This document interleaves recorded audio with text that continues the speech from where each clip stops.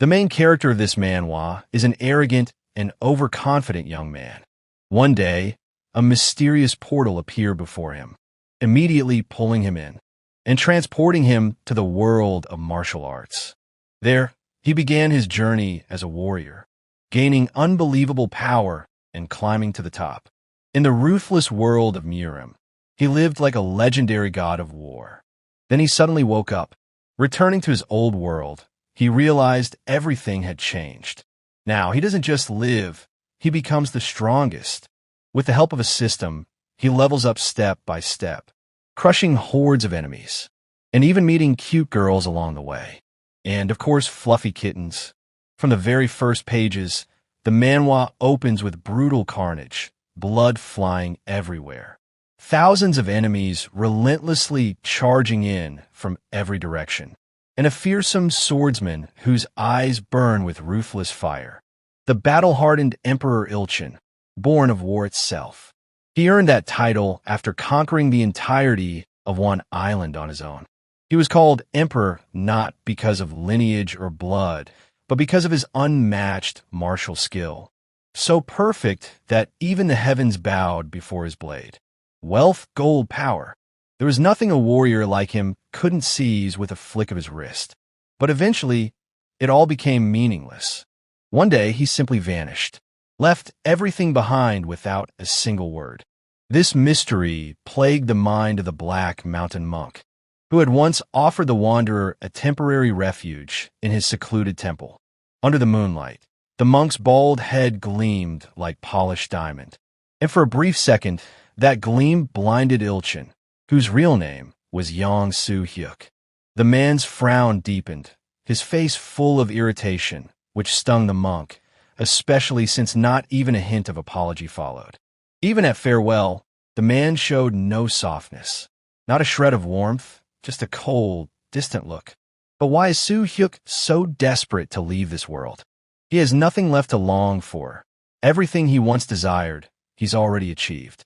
And before him lies nothing but peace, luxury, and eternal glory. Yet his aim reached far beyond pleasure and desire. The monk wrapped himself in snakeskin, lathered in a thick, foul-smelling substance. Only Ilchin could tame that serpent, for all the wonders of the world bowed to him without resistance. Somewhere deep in his mind, the wanderer still sensed a faint trace of regret. But even that couldn't reveal the true reason behind his departure. The solitude of a stranger in a distant world. The painful truth that he'd never see his loved ones again. The monk wouldn't hear a word. In silence, he drew the final artifact, asking one last, wordless question. Was there truly nothing this man regretted? Everything he'd built, no longer his. But the warrior's heart stood firm. No hesitation, no remorse. He just wanted to go home, no matter the cost.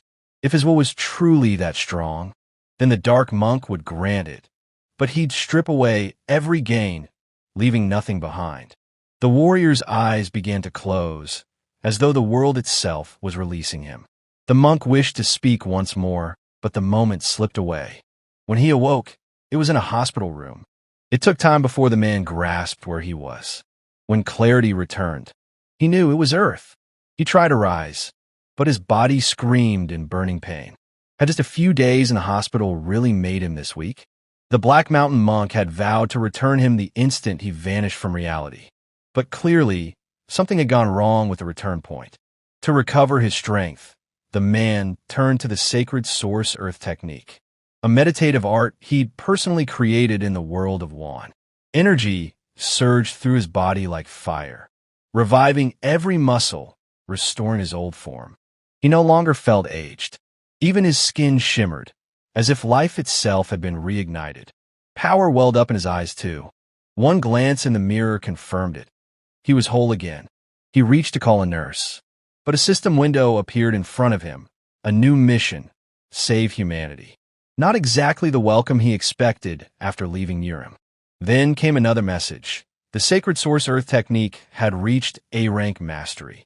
He stared in disbelief, and even slapped himself in the face in panic, confirming the glowing screen was real. Anger flared up. He began to curse the monk.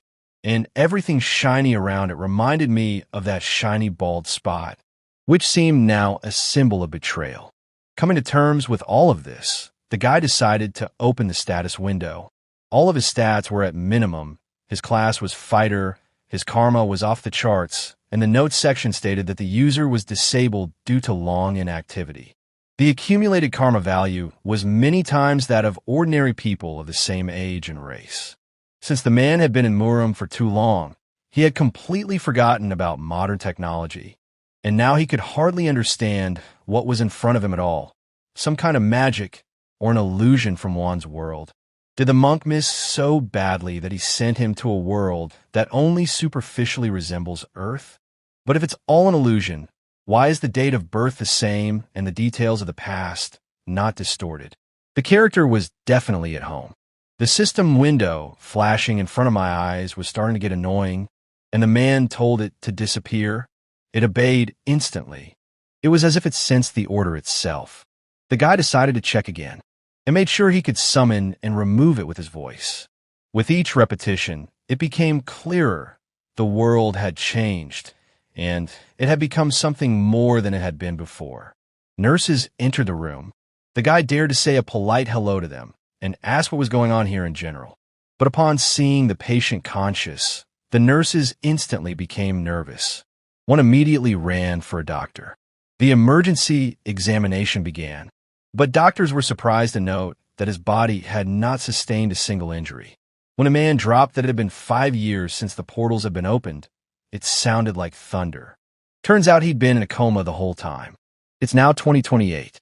The news made anger boil up in his soul, mixed with amazement and dismay. The guy wouldn't hesitate to strangle that bald monk if he were near him right now. The doctor walked away, leaving him alone, and the nurses reported that a relative had visited him. She came almost every day. All this time, 5 years in a row, that's how much she loved him. The door swung open abruptly, and Soo Hyuk's sister, Sua, appeared in the room, all grown up and so dear. Seeing that he was conscious, the girl burst into tears of relief and joy, and the man didn't even believe it was his sister at first. He remembered her as a little girl. Sua threw herself around his neck and hugged him tightly, as if trying to make up for the years of separation. And she started telling me how worried she was. Lived with the thought that she would never see him alive again. Now it was all behind them, they were together again, and nothing else mattered to her.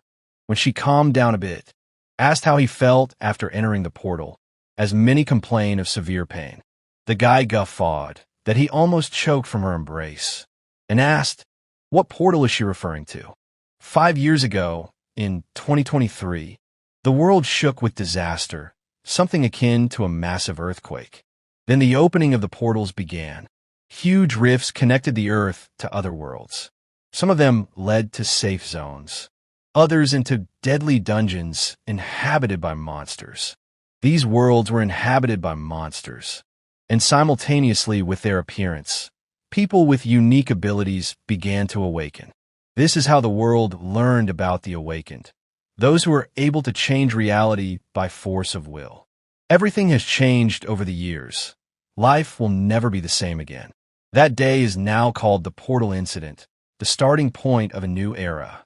The hero couldn't believe that the system window had mentioned the Awakened One. What if it was really about him? He decided to deal with it later, but for now it was best not to tell anyone about the system. Too much was unclear and could turn dangerous. The man inquired about his sister's studies, but I was surprised to learn that she never enrolled anywhere. It seemed strange because Sua had always done well in school and was a diligent student. Is this all because of him? According to her, she was just tired of studying and wanted to start earning. But the boy immediately felt behind these words hides something more than ordinary fatigue. As if guessing his thoughts, the sister hastened to assure him that she was telling the truth and immediately changed the subject, as if she were afraid he would ask another question. My parents were due to arrive soon. The hero was beginning to forget, but as far as he could remember, he had always had a warm relationship with his mother. My father, on the other hand, was more complicated. The man he called father was by profession what is commonly called a writer. Poet, critic, short story writer, but most often just a man immersed in his thoughts and almost always busy working. He rarely spent time with his children, not because he didn't want to, but because he was constantly in some sort of creative process. The life of a writer, especially without fame, is like a never-ending struggle with poverty. As the years went by, he continued to write, but nothing changed. The lad could not accept the poverty in which they lived, and was often angry at how little his father did to change their situation. One evening he saw the man sitting at his computer again, and then he couldn't take it anymore. His irritation came out, and he snapped, yelling at him. It all seemed a waste of time to him. Wasn't ashamed to continue such an existence, clinging to a dream that had long ago brought nothing but pain? For my father, however, writing became more than just a business. It was a refuge, the only thing still left of his former life. And he continued to work, even at night, even though he realized how much he was annoying his son. Eventually the man gave up his dream, as if giving in under the weight of resentment and recriminations. One day, after coming home with a fried chicken, he wanted to do something kind. My son was just about to go out with his friends, and that's when my father reached into his breast pocket, and he took out a couple bills and handed them to his son. But that only made the guy angry. He found such a gesture almost insulting. After all, they had almost nothing, and her father is trying to give them something for no reason. In the heat of irritation, he said the worst part, that it would be better if his father wasn't part of their family at all. At least it's good that later the hero realized what he really was, a stupid, impatient, cruel, and blind son. Had he known that this was their last meeting, perhaps things would have turned out differently. But probably not, for he was too young to realize the implications of what he had said. That very night, he accidentally stumbled into the portal, and everything changed. My father came running when he was already starting to be pulled into the other world, but he didn't have time to do anything, just stood there and watched his son disappear. After the hero woke up in the Huang country, he daily recalled that day and regretted every word he had said back then. Dreaming of his return, what he wanted most was to simply ask for forgiveness for everything that had happened between them. But it had been 5 years. When the parents arrived, they couldn't hide their emotions. Joy and tears were pouring at the same time, especially Mom, who just couldn't stop. Dad, on the other hand, remained reserved, as if he'd carried it all inside for too long and just didn't know how to show his feelings. He remembered that fight and was the first to apologize, saying he should have earned more to be treated with respect, but he couldn't. The guy held no grudge against him. On the contrary, he should have been the one to apologize. My father always took care of the family, did his best, and in return he heard only reproaches and contempt. Now the hero vowed that he would never again allow himself even a hint of such words. And they hugged each other tightly, as if trying to erase from their minds everything that had separated them these 5 years. Even Sua couldn't hold back the tears. Everything was so touching that she herself didn't realize whether to laugh or cry. Then her brother couldn't help himself and teased her. In response, she began to slap him lightly, but all she could read on his face was joy and relief. At that moment, the hero realized that he had come back for a reason. Everything he was looking for, everything he wanted had been here nearby all along. He was released from the hospital 3 days later. The doctor was shocked. He couldn't believe that a man who had just woken up from a 5-year coma could recover so quickly. He kept repeating the same question, how is this possible? At one point, he even asked if he'd had an awakening, but the guy decided not to talk about it yet. He didn't understand much of what was going on and wasn't about to share the details with the first person he met. But there was something useful in this situation. The doctor, interested in his recovery, offered to cover half of the cost of treatment on the condition that he would come for a checkup every month. So the hero, barely waking up, has already begun to gradually repay his parents' debts. He was glad to be back, not so much to the hospital as home to them, but he realized he would be indebted to his family forever. Even though it was due to his holy land source technique, it still eased the financial burden a bit for his loved ones. When his sister walked him home, he was shocked at where they lived. It was a shabby, dirty apartment where even the air seemed heavy. According to Sua, They had a move here, but the story was too long and the parents hardly ever showed up. The hero felt depressed.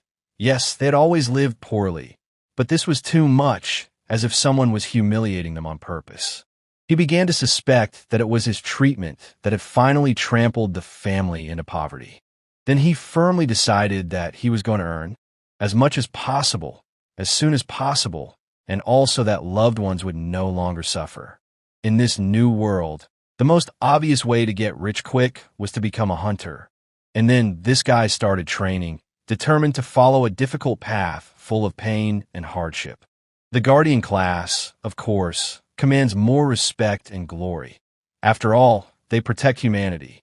But hunters earn much more. However, it is not that simple. Not everyone can bear such a burden. This man's body is in such a condition that it is too early for him to even dream of this profession.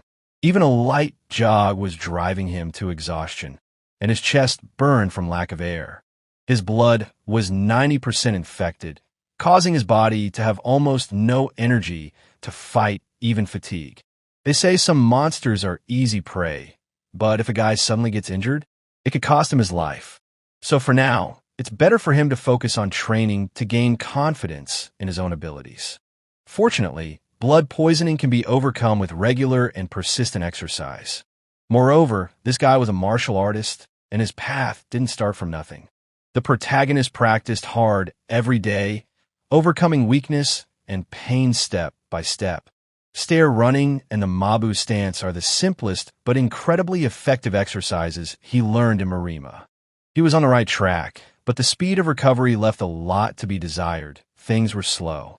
Blood poisoning was coming down agonizingly slowly, and one workout wasn't enough to make progress. He needed something drastic, something that would change everything and speed up the recovery. While he was in the hospital, his family worked nonstop to support themselves and pay for his treatment. And even if it is hard, this man is obliged to overcome himself because he has no other choice.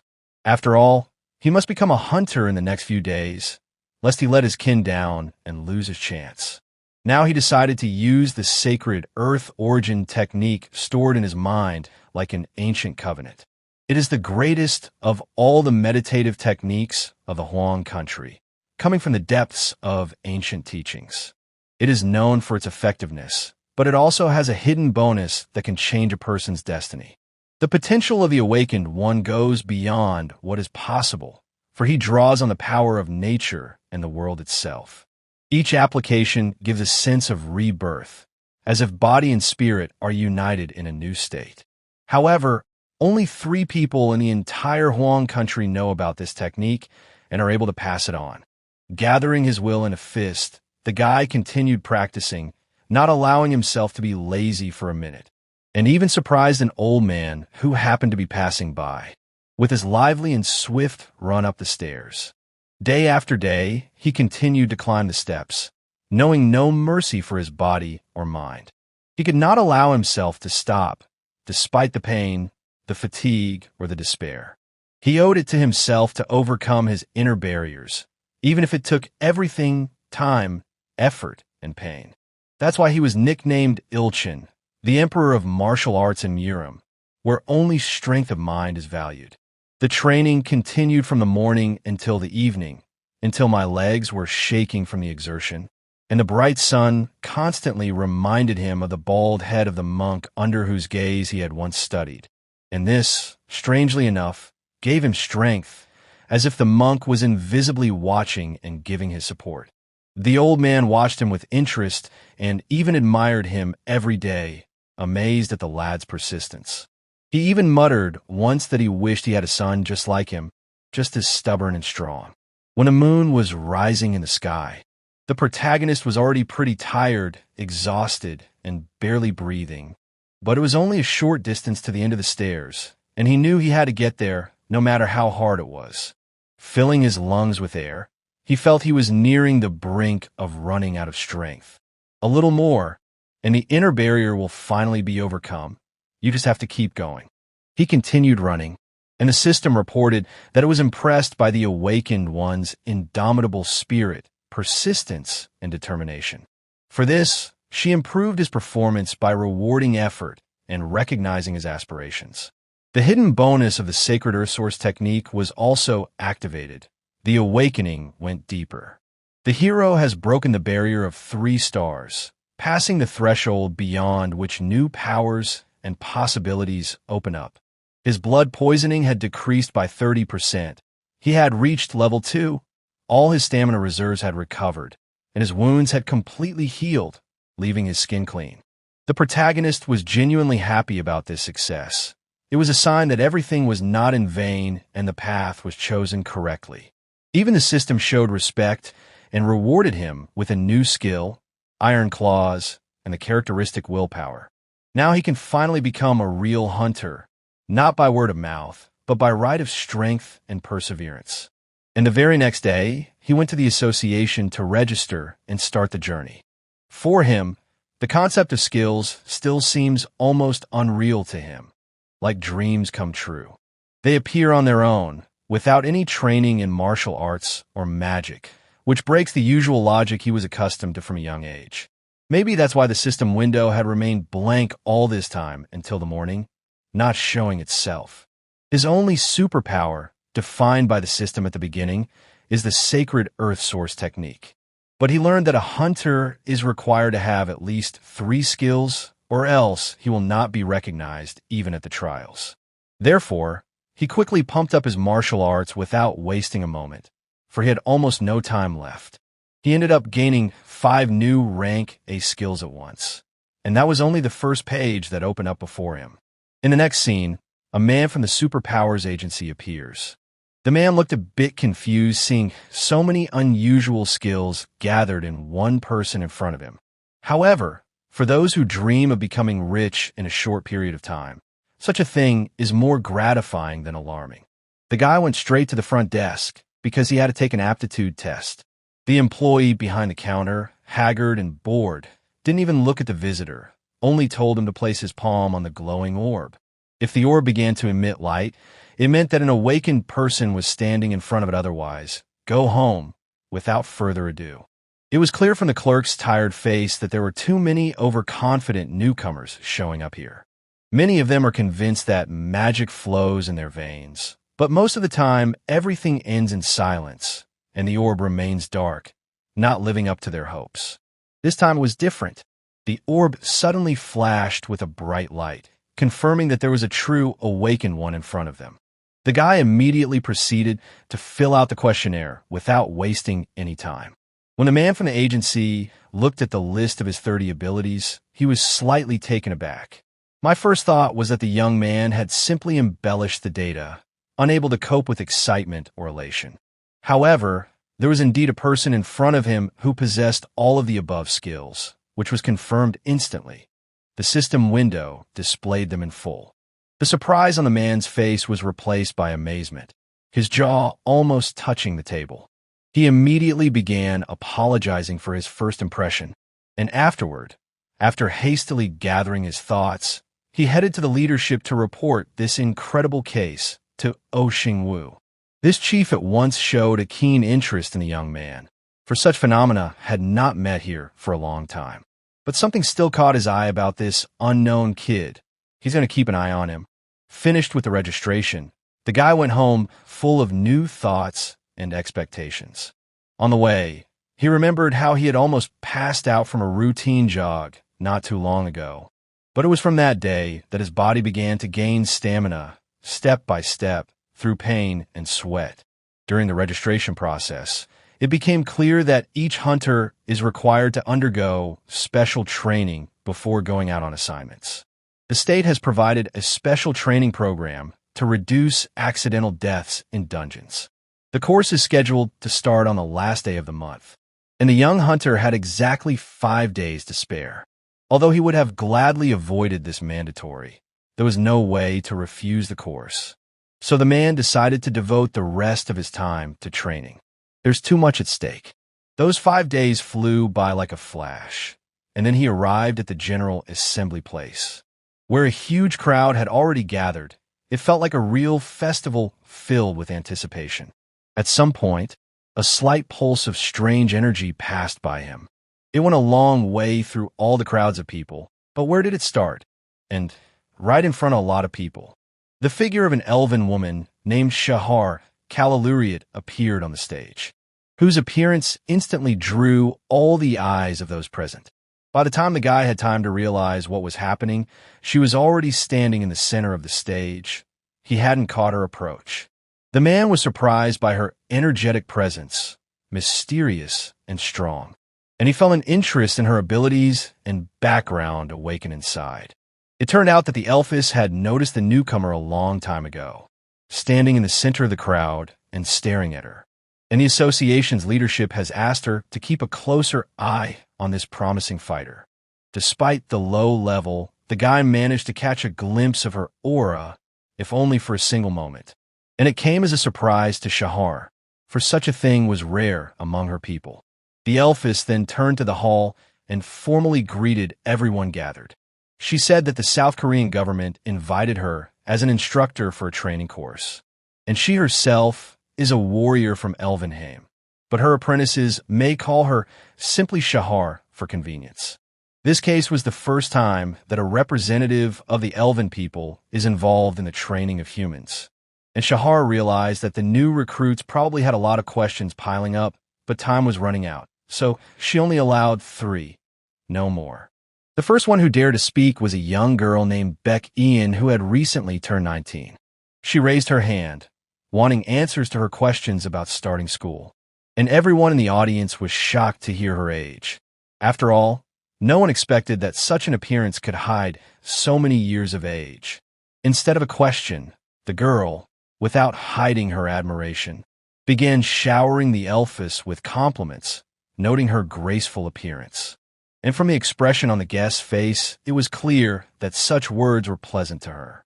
But as a member of an ancient lineage of sword masters, she preferred to be respected for more than her outward beauty, and for the feats on the battlefield and the services rendered in battles, where it is not the appearance that decides, but the steel and fortitude with which that appearance is ready to fight to the last man.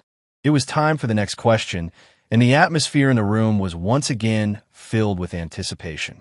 Many of the students pulled their hands up in the air, but the pixie's gaze stopped on the boy, named Jin Chong-hyuk, who was distinguished from the others by his prominent tattoos.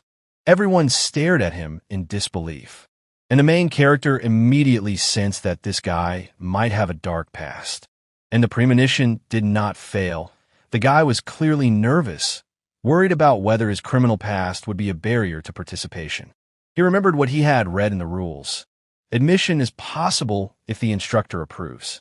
In fact, he had only committed petty theft, not the most serious offense, but still. The elfess couldn't approve of such behavior, though she wasn't about to condemn it. She stated that he would still be trained along with others like any other student. In Elvenheim, such are given the choice of redeeming themselves by protecting the people or remaining a criminal. And since he's here, it means he chose the path deliberately and in favor of justice. She told him to remember that a broken law is not forgotten and guilt remains. But this does not preclude the possibility of forgiveness if the soul truly desires to atone for sin. The boy only nodded silently, expressing his gratitude. And at that moment, the protagonist felt it was his turn to ask one last question. When he said his name, the elfess, unsurprised, made it clear that she had been watching him for some time now. The guy was a little embarrassed. However, he did wonder if she would be the only one teaching the class. Shahar confirmed. She is the head instructor for this program. But it will not work alone, because the helpers will be people born on Earth, and the elven woman herself will personally take over the battles in preparation for them. Shahar was about to finish her introduction, but suddenly a gruff male voice came from the audience, sounding like a challenge. The man stated that he wasn't going to trust her because the person in front of them wasn't a human being at all, and furthermore, without official rank from the association. Judging from his words, he doubted she was capable of a fight, citing her frail appearance. Shahar's face changed dramatically. Her emotions were no longer hidden, and in that second, she gathered such a powerful wave of energy. Let her go ahead. in a way that not only the bratty kid was affected by it, but everyone else gathered was knocked off their feet as well, as if a powerful wind had swept through the hall. She didn't even bother to say anything. The force said more for her. The elf is then reminded of the chain of command and clear boundaries of what was allowed, and warned that if it happened again, no mercy would be expected. The offender turned pale, and a wet spot appeared at the bottom of his pants. Fear had completely taken over his body. Shahar, noticing this, grinned, but suddenly her gaze darkened with surprise. Siak stood motionless in the middle of the crowd like a stone, unmoved by the pressure of its force, while the others remained defeated, pinned to the floor. It was now clear why the association had ordered him to be watched particularly closely.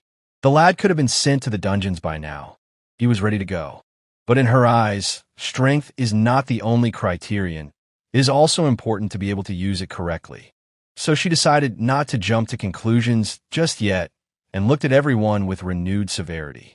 Then turned to everyone, warning them not to try her patience. And, having finished her speech, she left the stage, leaving behind a heavy silence and a multitude of questions.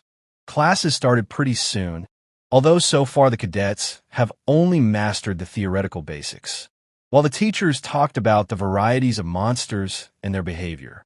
The protagonist was almost dozing off, but Shahar brought him to his senses lightning fast, leaving no chance of sleep.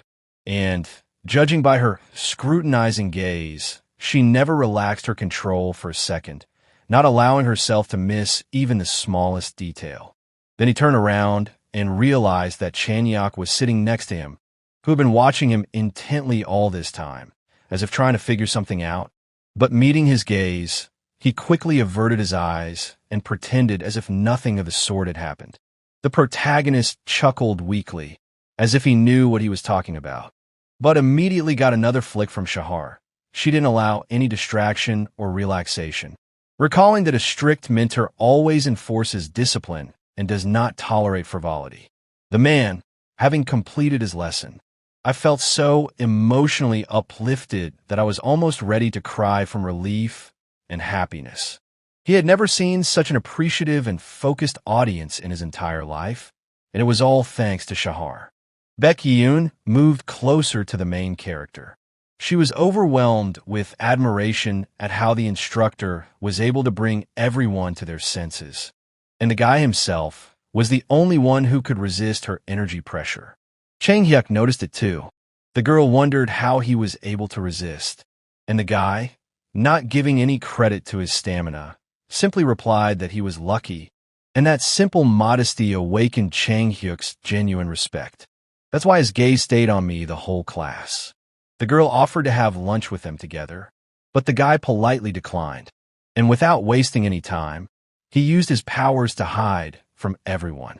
Theory classes will last exactly 30 days with no possibility of adjustment, since the Ministry of Education does not allow deviations in the regulations set in advance. The hero dreams of completing his training as soon as possible, successfully passing the exam and moving on to practical combat missions. Paradoxically, a significant percentage of cadets fail the theoretical part and drop out early before even getting to combat missions. Shahar does not let anyone down, and the teachers are confident that the current intake will show an outstanding result. But even this does not guarantee success. Although the exam is not too difficult, it requires diligence, concentration, and constant preparation. In addition, strange rumors are spreading among students, as if failure on the exam imposes a curse, and it will be impossible to retake it. Ion was seriously worried about these words, though the protagonist himself treated them as fiction, assuming that the reason for failure is much more trivial, in irresponsibility and disorganization. For example, someone skips lectures, someone wastes time partying. There are plenty of such cases. The main character left class that day and missed an extra class. After all, in his priorities, family always came first, and now he wanted to be near those he fought for. A month passed, and the day of the exam came. The tension in the air could be cut with a knife. Chanyak could barely hide his excitement, and Ion's heart was racing with anxiety and anticipation. Finally, the list of cadets who had successfully passed the test appeared, and among the lucky ones were the protagonist and his new comrades with whom he passed this test. Ion glowed with joy, unable to contain her emotions, and Chang-hyuk, without hiding his tears, burst into tears. After all, behind the rough appearance hid a kind and sympathetic man, capable of sincere feelings. The protagonist kept watching this guy, who showed amazing diligence in his studies. So he gradually began to learn the details of his life. It turned out that the young man was raising his younger brothers and sister alone. Their father died because of alcohol addiction, and their mother, unable to withstand the beatings and constant scandals, left the family, disappearing without a trace. Since his sophomore year of high school, the young man has taken on the role of guardian. He grew up in a dysfunctional environment, which left an imprint even on his appearance. However, behind the outward ruggedness, there was a reliable and responsible man. One day, he went on a stealing spree to feed his youngest. This resulted in a prison sentence, but after his release, he immediately got a job and paid off all the family's debts. Already that act spoke far more about him than any words could. Chang-hyuk felt a deep gratitude towards Suyok Dash. The boy was a living example to him of perseverance and willpower. He also felt an appreciation for Ion Dash. The girl patiently explained the study material to him until very late in the evening. The hero had previously thought her superficial, but found himself impressed by her intelligence and determination. The young man often shared his scholastic successes with the younger ones, knowing that there would be many challenges ahead. By the way, 42 of the 49 cadets received a passing grade, which was quite unusual because usually the selection is tougher and half of the dropouts. The instructor, named Char, turned out to be a true professional of his craft. Now began the second phase of training, physical training, which was scheduled to start the following week. The week passed like a blink of an eye, and Minter Shahar reappeared in front of the 8th group, which included all 3 comrades. It was she who broke the flow into teams, bringing the 3 of them together, for their goals and views were remarkably similar. It was as if fate had appointed her to lead this little group. Ion was genuinely excited at the appearance of her mentor, but the pixie quickly brought everyone back within the bounds of discipline dash. Her cold stare was enough to make all 3 of them straighten up and stand at attention. She announced that they would be heading for the portal and suggested that Chang-hyuk and Suyok explain its purpose. A portal is a passage to other worlds, and not all of them are equally safe. There are 2 broad categories. Some lead to friendly worlds, while others lead to dangerous and hostile ones.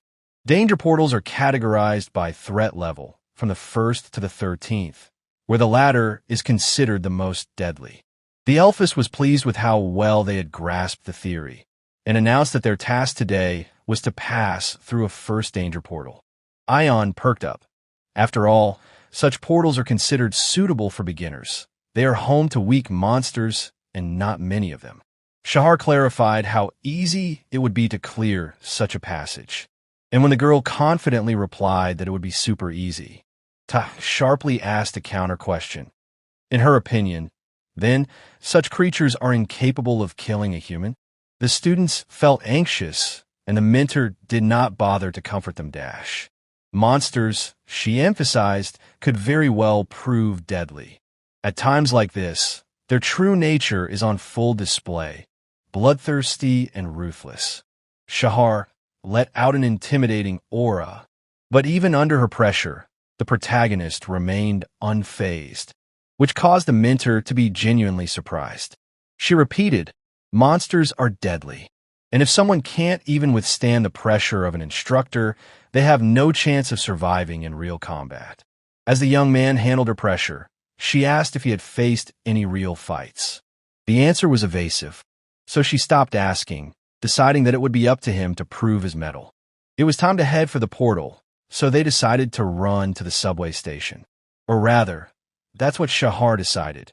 After all, neither public nor private transportation was unfamiliar to her.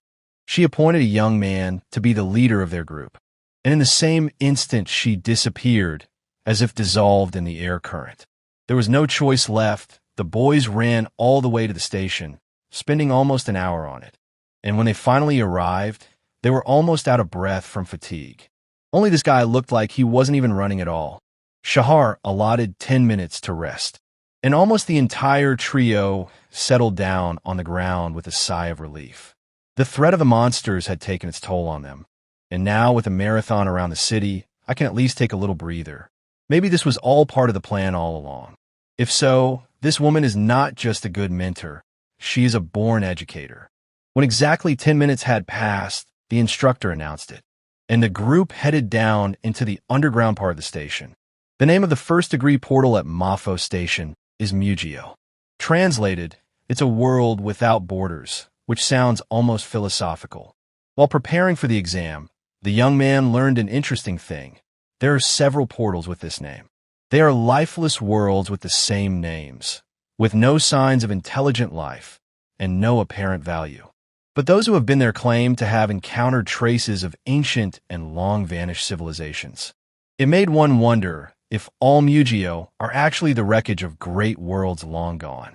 Shahar showed a special clearance, and the 3 students stepped through the portal, which immediately started sucking them inside, instantly finding himself among the cold sands and rocks of a lifeless desert. The instructor gave them free rein, but cautioned them against being overconfident. The group then began exploring the harsh world. This place is home to monsters that move on 4 powerful legs and look like giant dogs. They are about 3 meters tall at the withers. The main danger is the bite. Monsters attack sharply and suddenly, using the power of their jaws. They can jump great distances and attack in packs, usually of 3 or 5 individuals. Even though they are considered first-rank opponents, they are deadly for novice fighters. Although this young man is not an ordinary rookie. But where did he get his toughness from? The guy calls a lot of system windows to check and flex his skills. He didn't miss a single lecture, practiced every day, and within a month, he had seriously strengthened himself. And most importantly, he mastered the Sacred Earth Spring technique. Thanks to this technique, energy regeneration during combat is doubled, giving you a significant advantage. Getting into the combat system was hard at first, but thanks to the bonuses and constant practice, he had a noticeable lead over his bandmates. His battle experience, technique, endurance all made him almost a leader. With such progress in 1 month, it was simply ridiculous to be afraid of a first-degree portal. Suddenly, the man's gaze locked onto a silhouette. A group of 5 monsters were moving ahead. The instructor began to guide them, but the young fighter was already itching. He thought he could do it alone. He noted to himself that no weapons could be seen in the hands of his comrades, which caused slight concern.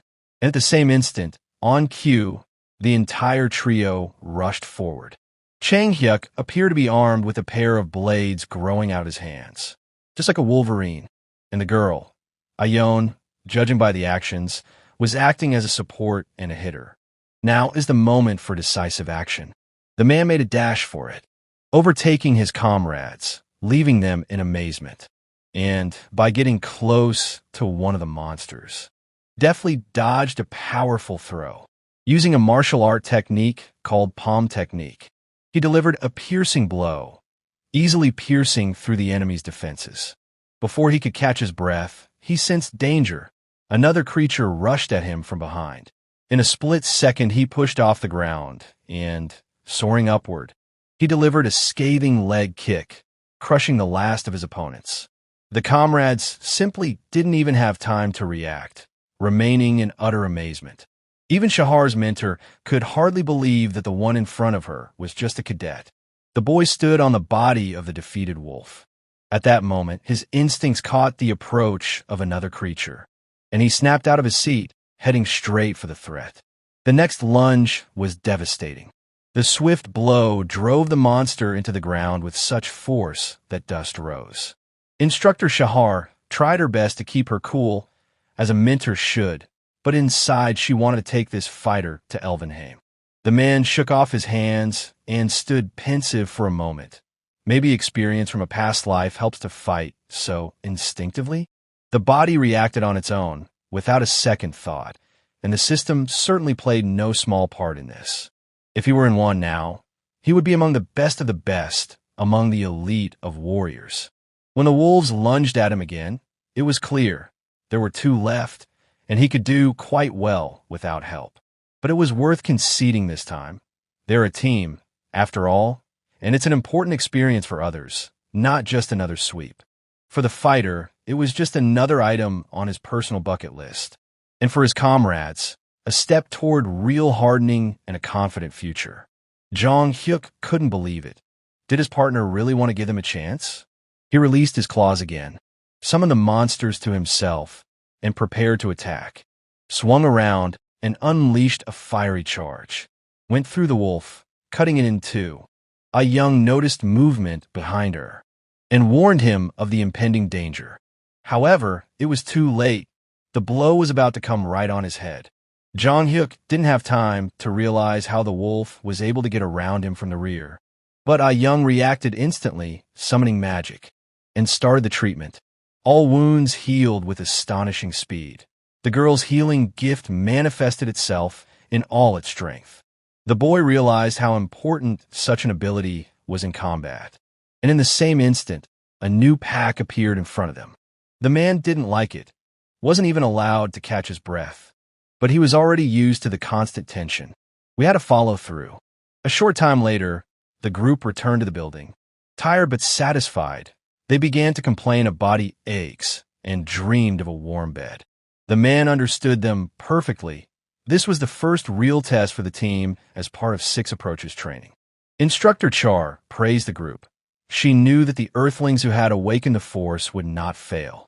According to her, the boys have not only become more resilient, but also noticeably stronger. And progressing right through combat is an accomplishment almost impossible. The man was in agreement with her. Each collision made them stronger. He had previously attributed his advantage to talent, but now he was beginning to suspect that the system had played a crucial role. The instructor had no doubt this team was almost ready for real assignments. And as a mentor, she felt genuinely proud of their efforts and progress. When she released the fighters, they were over the moon, but the man she asked to stay late, just for a minute. Char had a strong feeling that the martial arts technique this man possessed couldn't be just part of the system. It was too calibrated and perfect. What if her hunch was correct? The instructor didn't insist, but he still decided to open up. Yes, he did study martial arts.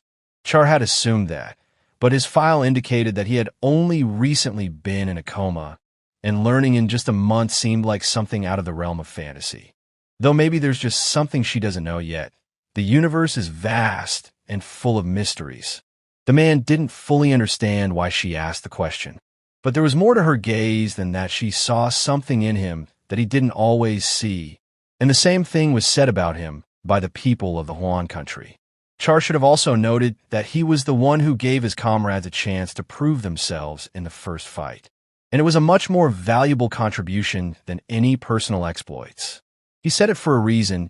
It was her decision that made him the leader of the group. According to Char, holding a position of responsibility doesn't mean you're a true team leader. Only a few are capable of leading others, and he was among them. The man felt a slight embarrassment at her words. It seemed like she was giving him too much credit, but the mentor spoke sincerely, without any exaggeration. After a while, he was on his way home. Thoughts swirled around the mentor. The elfess did have a striking beauty. Even by the standards of her people, it was a rarity, and even in one it was uncommon. He tried to switch. Romance was clearly out of place. There were so many important things ahead. The hunting today was of a high standard. But for him, it was just another phase. After all, it wasn't long ago that he held the title of martial arts emperor in Huang. The man is confident, moved to regain his strength, even though he knew it would be a long journey to the top. But there was no hurry. Either everything was going its own way, step by step without fuss. After a while, a man sat in the woods humming a song while cutting up the body of a goblin. If this continues, the young man will soon start earning more than 10 million won a month. On the third day of portal training, The team mopped up several first and second rank portals and was rewarded handsomely for it. Skin, teeth, and other components extracted from monsters have their price on the market. The guy decided not to tell his family about it yet. It could be told later, there's no particular rush. Suddenly, Yun inquired if the man was okay, because the guy looked too happy in that setting. The tattered corpses of the monsters lay before the man, and the young man didn't understand. Were the man's feelings really that obvious? Yun thought so. The young man was literally glowing. This booty turned out to be really valuable to the guy. Instructor Char pointed out that if anyone saw them now, they would definitely be considered dangerous lunatics. Yun was a little envious of both of them. Both fighters had adapted so quickly, especially Chang Hyuk. The young man had a hard time at first, but now this guy felt like a fish in water. The man guessed that the others were probably working just as hard for the reward. Suddenly, the guy spotted an arrow flying swiftly towards Chang Hyuk and rushed out to catch her. At this time, Chang Hyuk explained that the matter was usually not too difficult in second-level portals either. The man clenched the arrow in his fist, not hiding his displeasure. Chang Hyuk was actually shocked by that move. The man realized this was not a goblin arrow, but clearly a human weapon. They looked into the bushes, from which the very arrow had come out. The guys who saw the bloody goblins came out towards them. Kim Kalik only needed one goblin to level up. Lee Jong-guk regretted not coming here sooner. The guy couldn't understand why the third team was in this place. Recruit from the third team, Jin Cheong clarified if the group in question belonged to the eighth team, led by Char. Instructor Char replied with a question in return, reminding her of the third team under Jong Soo-young. Unless Char was mistaken, that one had not requested support in that portal and could not explain the reason for their presence. Kim Kalik, a third-team recruit, thinks they don't need to ask for help because hunting together is always better. Lee Jong-guk from the third team stated that he stopped seeing Char as his mentor. Yun became furious, accusing them of being completely inadequate, reminding them how dangerous it was to get close to Chan Hyuk. Jin Cheong tried to apologize, explaining that it was an accident and there were no serious consequences. Instructor Char insisted on a formal apology, and Jung Soo-young didn't understand what the problem was in the first place.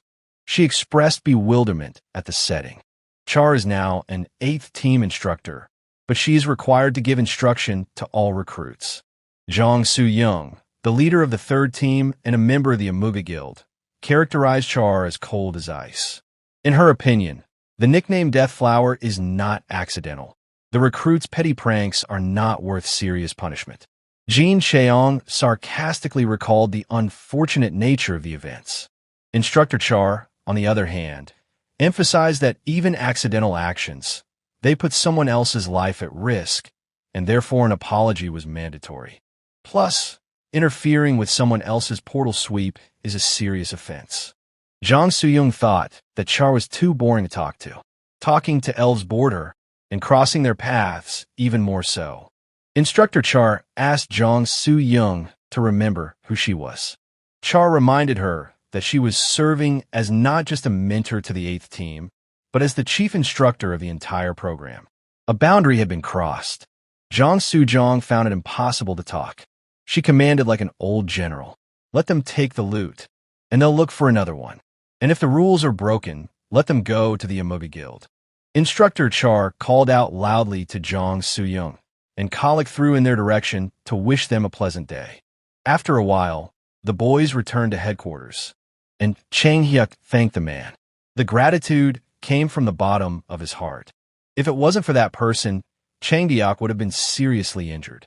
Chang Hyuk decided to thank the man with dinner at a restaurant. The guy thought coffee would be enough, and Yun was upset at being overlooked once again.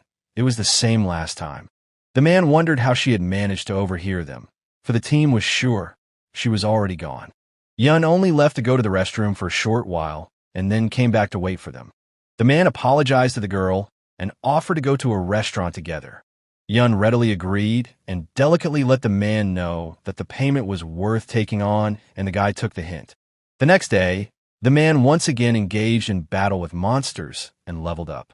System window reflected parameters. Age, 27 years. Profession, martial arts master. Chaotic neutral worldview with excess karma. Strength, 23. Agility, 25. Endurance, 29. Wisdom, 22. Will, 42. Accumulated karma far exceeded the average of those of his age and race. The body had been purified by 40%.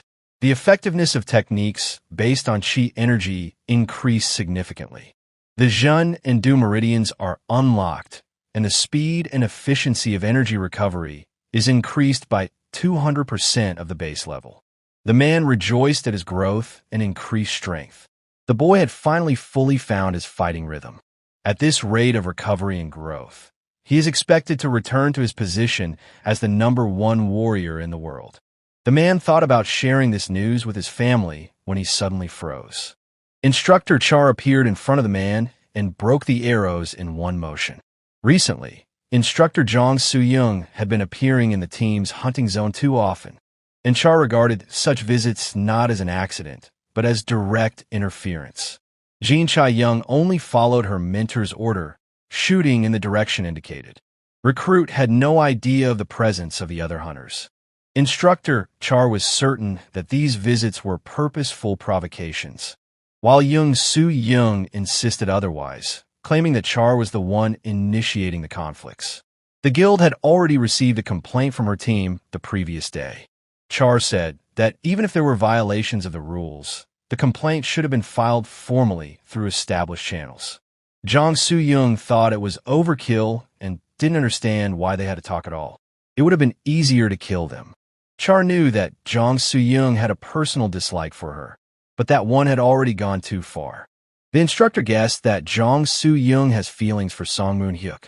Zhang Su-young threw a sharp demand for her to shut up.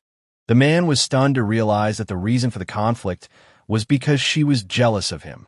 Char believed that the guild wouldn't turn a blind eye to Zhang Su-young's antics indefinitely, and advised her to apologize and stop before it was too late. Zhang Su-young refused to realize the seriousness of the situation. She asked, "And now what? The balloon will kill her?" Char's instructor wasn't going to kill her, but she would make sure she was held accountable by the law. But who is she to blame? Young Su-young never realized it.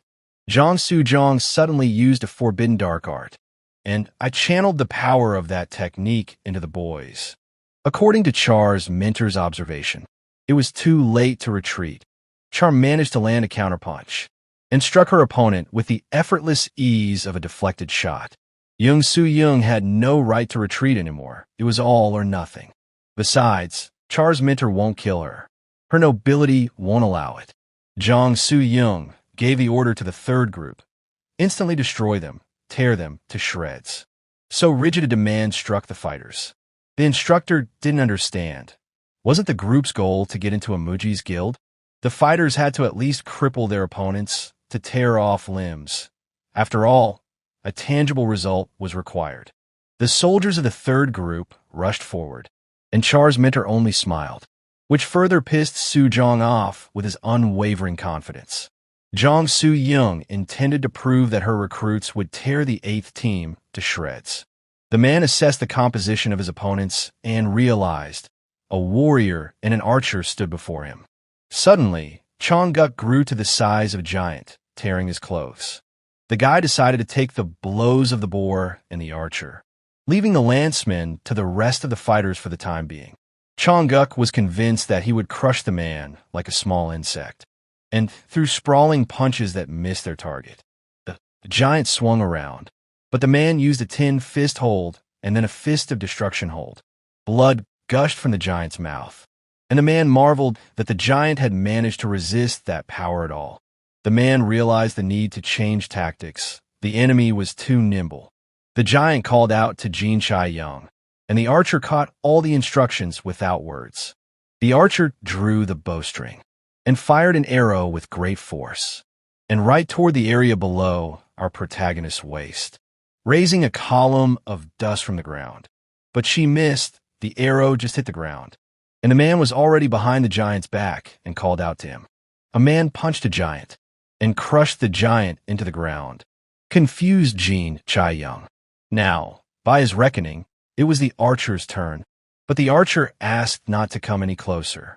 The man still threw a punch, seeking revenge for Jang Hyuk.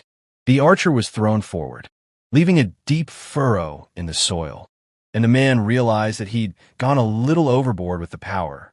From across the battlefield came a voice pleading for mercy.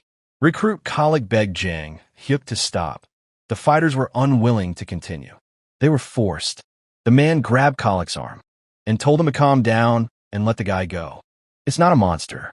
It's a human being. The guy thanked the protagonist for helping him stop in time. Jang Hyuk scrutinized Kalik's body, as well as the rest of the fighters who managed to get wounded. Jang Soo-young couldn't believe her eyes, and the man quietly inquired if everything was already completed. I think so. It's been proven to everyone. After a while in the Baek-Tusan Guild building, Vice President Im Seol couldn't understand how the 3rd and 8th teams managed to mesh in a fight. Sometime later, a council was convened on the matter. Im Seol asked everyone present a direct question. Do they realize what they're dealing with? According to the staff, the fight between the recruits and the referee looked like a full-blown battle. Usually such meetings were led by Instructor Shahar, but because of the current circumstances, Im Seol took over that role. The man regretfully announced his decision, expulsion of the 3rd team, although he realized that their guilt did not warrant such a harsh punishment. The 11th team's instructor, Lee Sang-wook, knew one of the 8th team's fighters had single-handedly put everyone down. Im Seol considered it forced self-defense, though he couldn't help but note the extreme cruelty. Jang Soo-young sincerely didn't understand what self-defense was about. Her students were lying in intensive care, and the 8th team had come out of the battle without a scratch.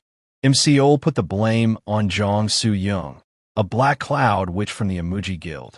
In his opinion, she arranged the provocation because of jealousy and petty grudges. He was acting as a judge now, and made it clear that she should be careful what she said. Lee Sang-wook didn't immediately realize if the chairman was really going to let it go without serious repercussions. Still, it was a matter of subordination. But that's what the meeting was called for. It has to be decided by a vote. The situation clearly pointed to one recruit, a guy named Soo Hyuk from the 8th team. Im Seol realized that this young man wasn't just a mere disciple. His talent was rare and intriguing. The mentor offered a show of hands to those in favor of Soo Hyuk's punishment, but not a single one went up. Silence hung in the hall, and one could even hear someone breathing. Lee Sang-wook felt like an outsider among these people, as if everyone had their mouths shut. Im Seol voiced the bottom line. Only Lee Sang-wook and Director Young Ho wanted to punish the new recruit. Now, it is the turn to move on to the suggestion about Instructor Shahar. The woman took the initiative to step down as chief instructor and hand over the position to Im Seol. The majority voted in favor. So Shahar remained just an instructor under the current program. And to be serious about the decision, she was obliged to transfer 100 million won to the association's fund. Im Seol clarified if she was willing to accept that condition. The instructor confirmed the agreement, for in her opinion, the bout was fair. Jang Soo-jong thought it was an insult. It all looked like a joke to her, a demotion and a fine. Is that punishment? Im Seol, on the other hand, found the decision to be fair. But the witch disagreed.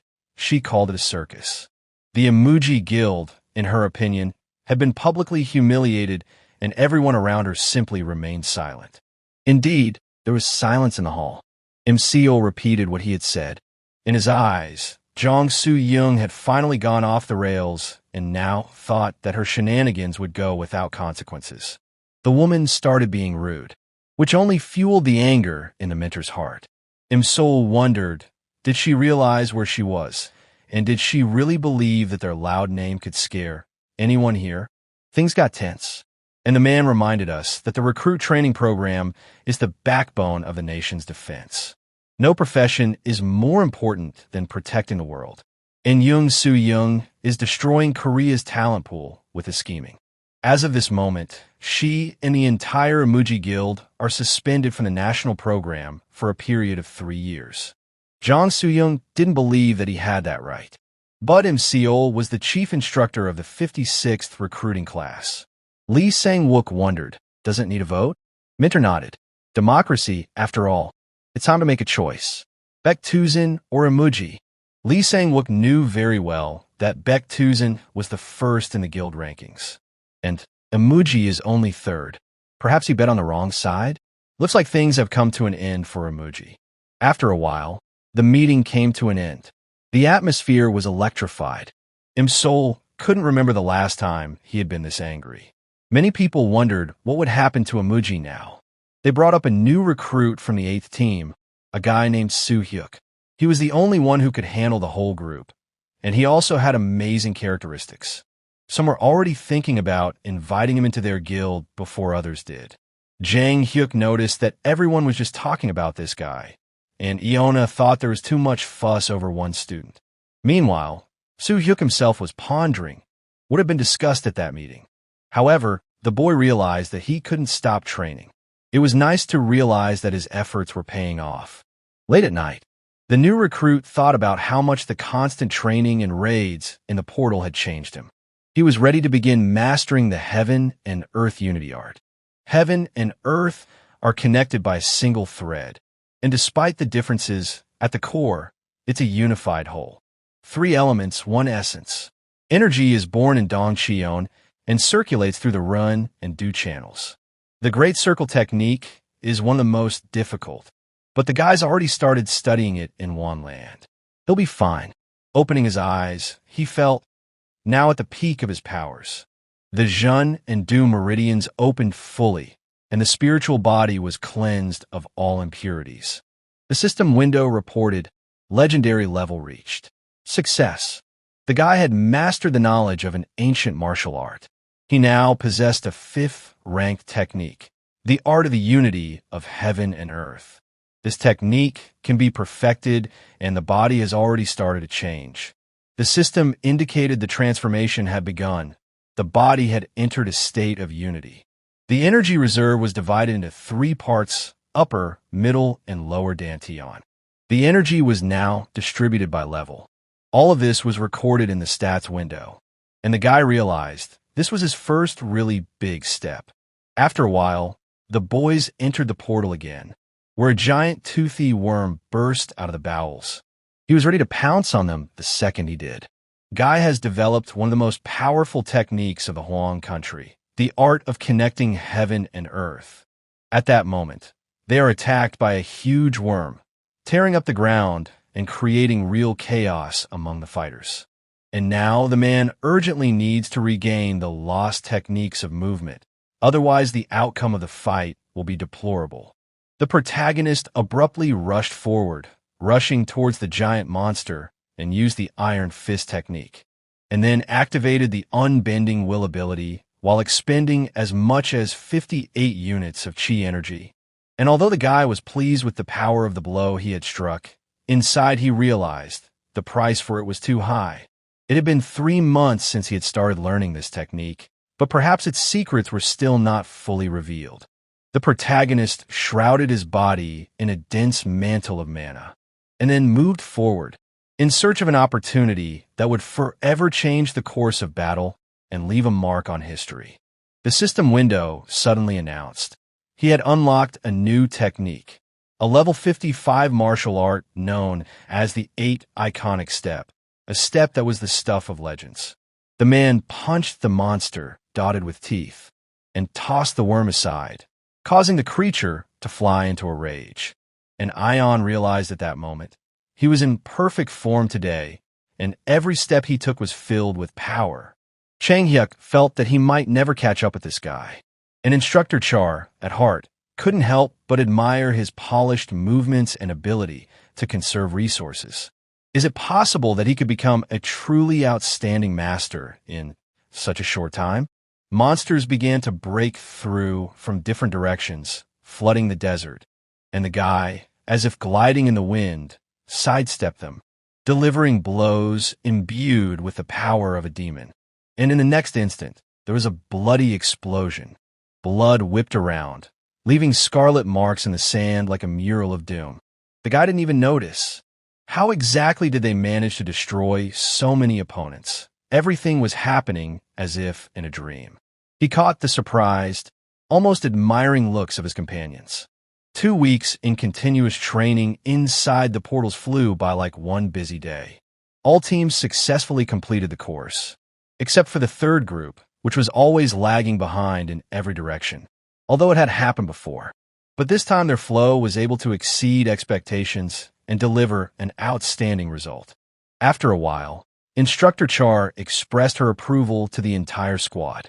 From now on, no one will dare call these fighters mere recruits without experience.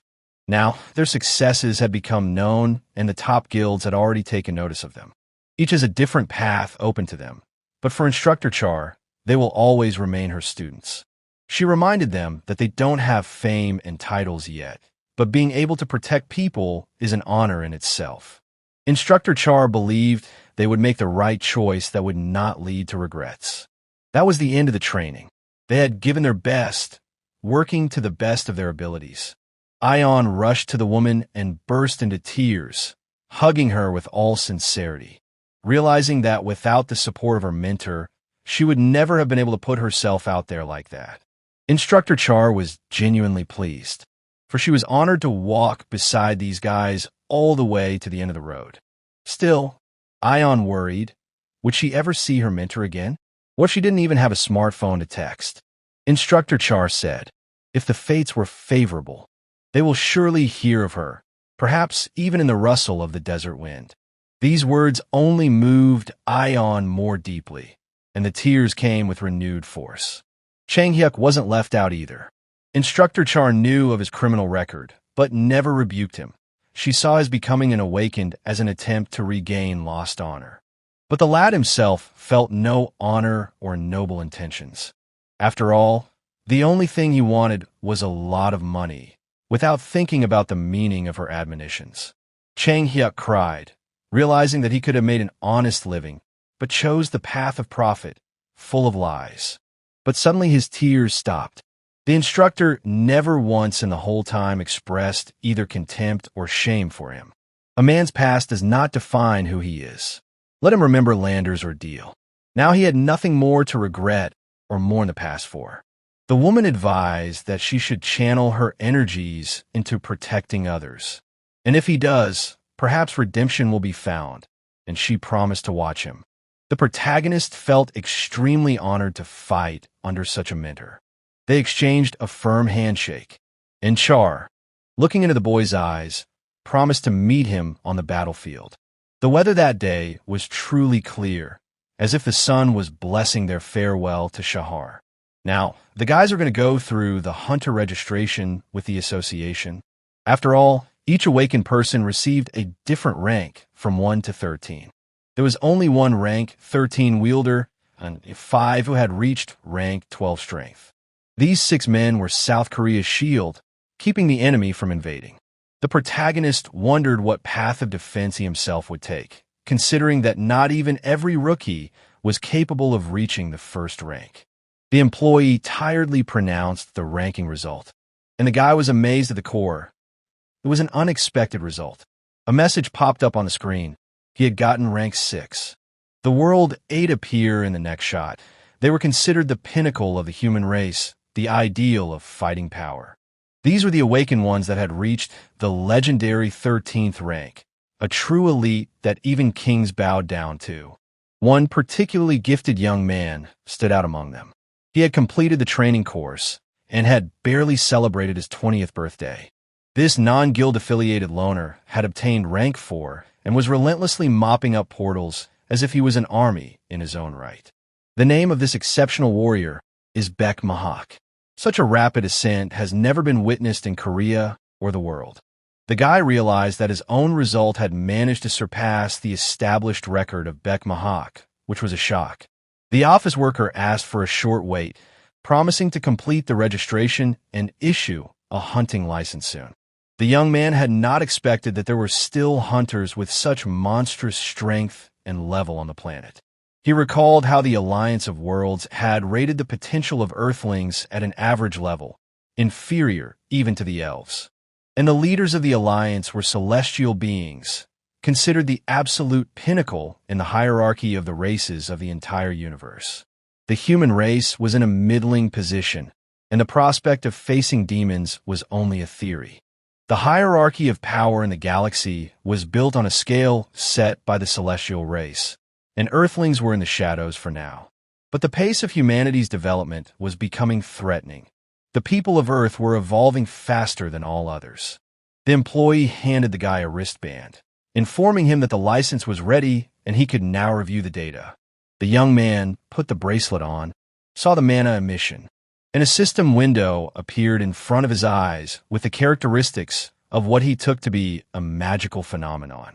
The attendant explained that the bracelets are created by dwarves and the spells for them are cast by elven spellcasters. The guy was impressed with the quality of the artifact, and the clerk curiously asked if he had any questions. Suddenly, an unfamiliar voice called out to the young man, and turning around, he saw Shinwoo standing next to him. Shinwoo apologized for the suddenness of it, and after activating his bracelet, he showed his license, in which the 11th rank shone, which amazed the guy. This fact aroused the young hunter's surprise, and Shinwoo, like an old friend, was happy to meet such a promising newcomer. He expressed a desire to socialize a bit. An upbeat music played in the office, as if to set the tone for the conversation. Shinwoo invited the guy to sit down, promising to treat him to something especially delicious, as if he was glad to have a guest. A loud melody caught the hunter's attention, while Shinwoo, not paying attention, continued to go about his daily business. The guy didn't like this noisy environment. The unexpected heater in the office surprised the hunter, but Shinwoo only mumbled to ignore it. He was sensitive to the cold, and it was starting to get chilly outside. And the latter came to the conclusion that before him was obviously a very peculiar person with non-trivial habits. After a couple minutes, Shinwoo poured coffee into a glass and offered treat, claiming that this drink is a delight to foreigners and he himself adores it. He asked if the guy minded, and the guy, though he recognized regular instant coffee, didn't refuse. Shinwoo didn't like having someone else prepare his drink. His assistants were busy with more important things, and he wasn't clumsy. The guy was beginning to wonder what Shinwoo was getting at, what his agenda was, and what was behind this friendliness. Shinwoo noticed that the guy wasn't the type who liked to waste time talking without meaning to, and that pleased him. He offered the young hunter to join the Awakened Association, but he briefly and firmly declined. Shinwoo noted to himself that the man in front of him was of a straightforward nature. It was evident from the start. He was not surprised. Hunters rarely seek associations, and so he asked a new, more pertinent question. The guy interrupted him and informed him up front that he wasn't interested in guilds and wasn't planning on joining anything. Shinwoo was amazed. Could the guy really be able to read minds? But the young man only remarked that he merely sensed the impending question and added that he had no intention of leaving the country. These words pleased Shinwoo, for he himself was loyal to his native Korea and understood this young warrior. The guy surprised him, especially considering he had recently come out of a deep coma and was just starting down the path.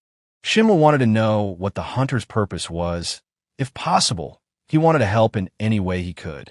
Later, the young man paced the street, remembering the vice president of the Awakened Association who had made an impression. He hoped to get answers from him, but his thoughts went back to Chang-hyuk and Yoon. How were they doing? A notification of new messages appeared on the screen, and upon opening it, the guy saw a cute photo of his friends, and with it, the news that they had reached the 3rd rank. The young hunter rejoiced. Now, they would not be bored, and the way to the peaks became closer for them. He sent them a congratulatory message and wished them to continue moving forward with the same confidence and drive. But suddenly, a piercing stream of energy was felt from behind, and the guy immediately realized it's not just a feeling. Something dangerous is obviously going on here. A bright light caught his eye, and the hunter realized that he must urgently find out the source of this phenomenon. Soon he came running toward the building, where a mysterious portal had opened, the origin of which, even to him, seemed inexplicable. City services notified the portal was open, and citizens were asked to head to the shelter at Shinshin subway station, keeping calm. A rank 5 portal appeared in close proximity to the station. This caused alarm. The security officer began organizing the evacuation and directed people to a safe shelter, reporting that 10 people had already been pulled into the portal and could be on the other side. It was decided to let the 5 awakened ones pass. Immediately, a group of 5 fighters rushed toward the portal, ready to engage the unknown threat. The townspeople crowded around the portal, confused and gripped with anxiety. They didn't know what to do except hope for the hunters' imminent arrival. The boy looked around in surprise. Was no one even trying to help those inside? Several of the men glanced over, as if they didn't understand how this man could not know the obvious. Civilians were urgently told to take cover. One of the hunters wondered if they were facing an awakened man. The silver bracelet gave away his status. The look of surprise on their faces betrayed that the man's rank was higher than they had expected. He coldly confirmed his affiliation with the hunters. A young hunter named Kim Yuman called himself a third-rank guard and explained that the others hadn't arrived yet. Would this guy really go there alone? The man recalled that in case of real danger, the guards had the right to enter the portal first, without waiting for the others. Kim Yuman nodded, but still clarified, only under really critical circumstances. The guy frowned. In his opinion, wasn't an obvious emergency right now? The portal was open, and lives were in danger. Yuman only shrugged. He saw no reason to risk the lives of those who might be useful in the future for nothing. A couple of lost civilians is no reason to throw yourself to certain death, especially if you're wearing the mantle of the awakened. These people are special, and the fate of ordinary citizens, alas, not always favorable. The man could hardly contain his contempt. How could anyone say such a thing out loud? But to Yuman, it sounded almost like common sense. The guy thought otherwise. If you have power, hiding is like being a lowlife, regardless of rank. Yuman grinned skeptically, as if he was facing a man who had decided that life no longer interested him. Though the lad did not speak of justice aloud, inwardly he felt at times like this, cowardice is unacceptable.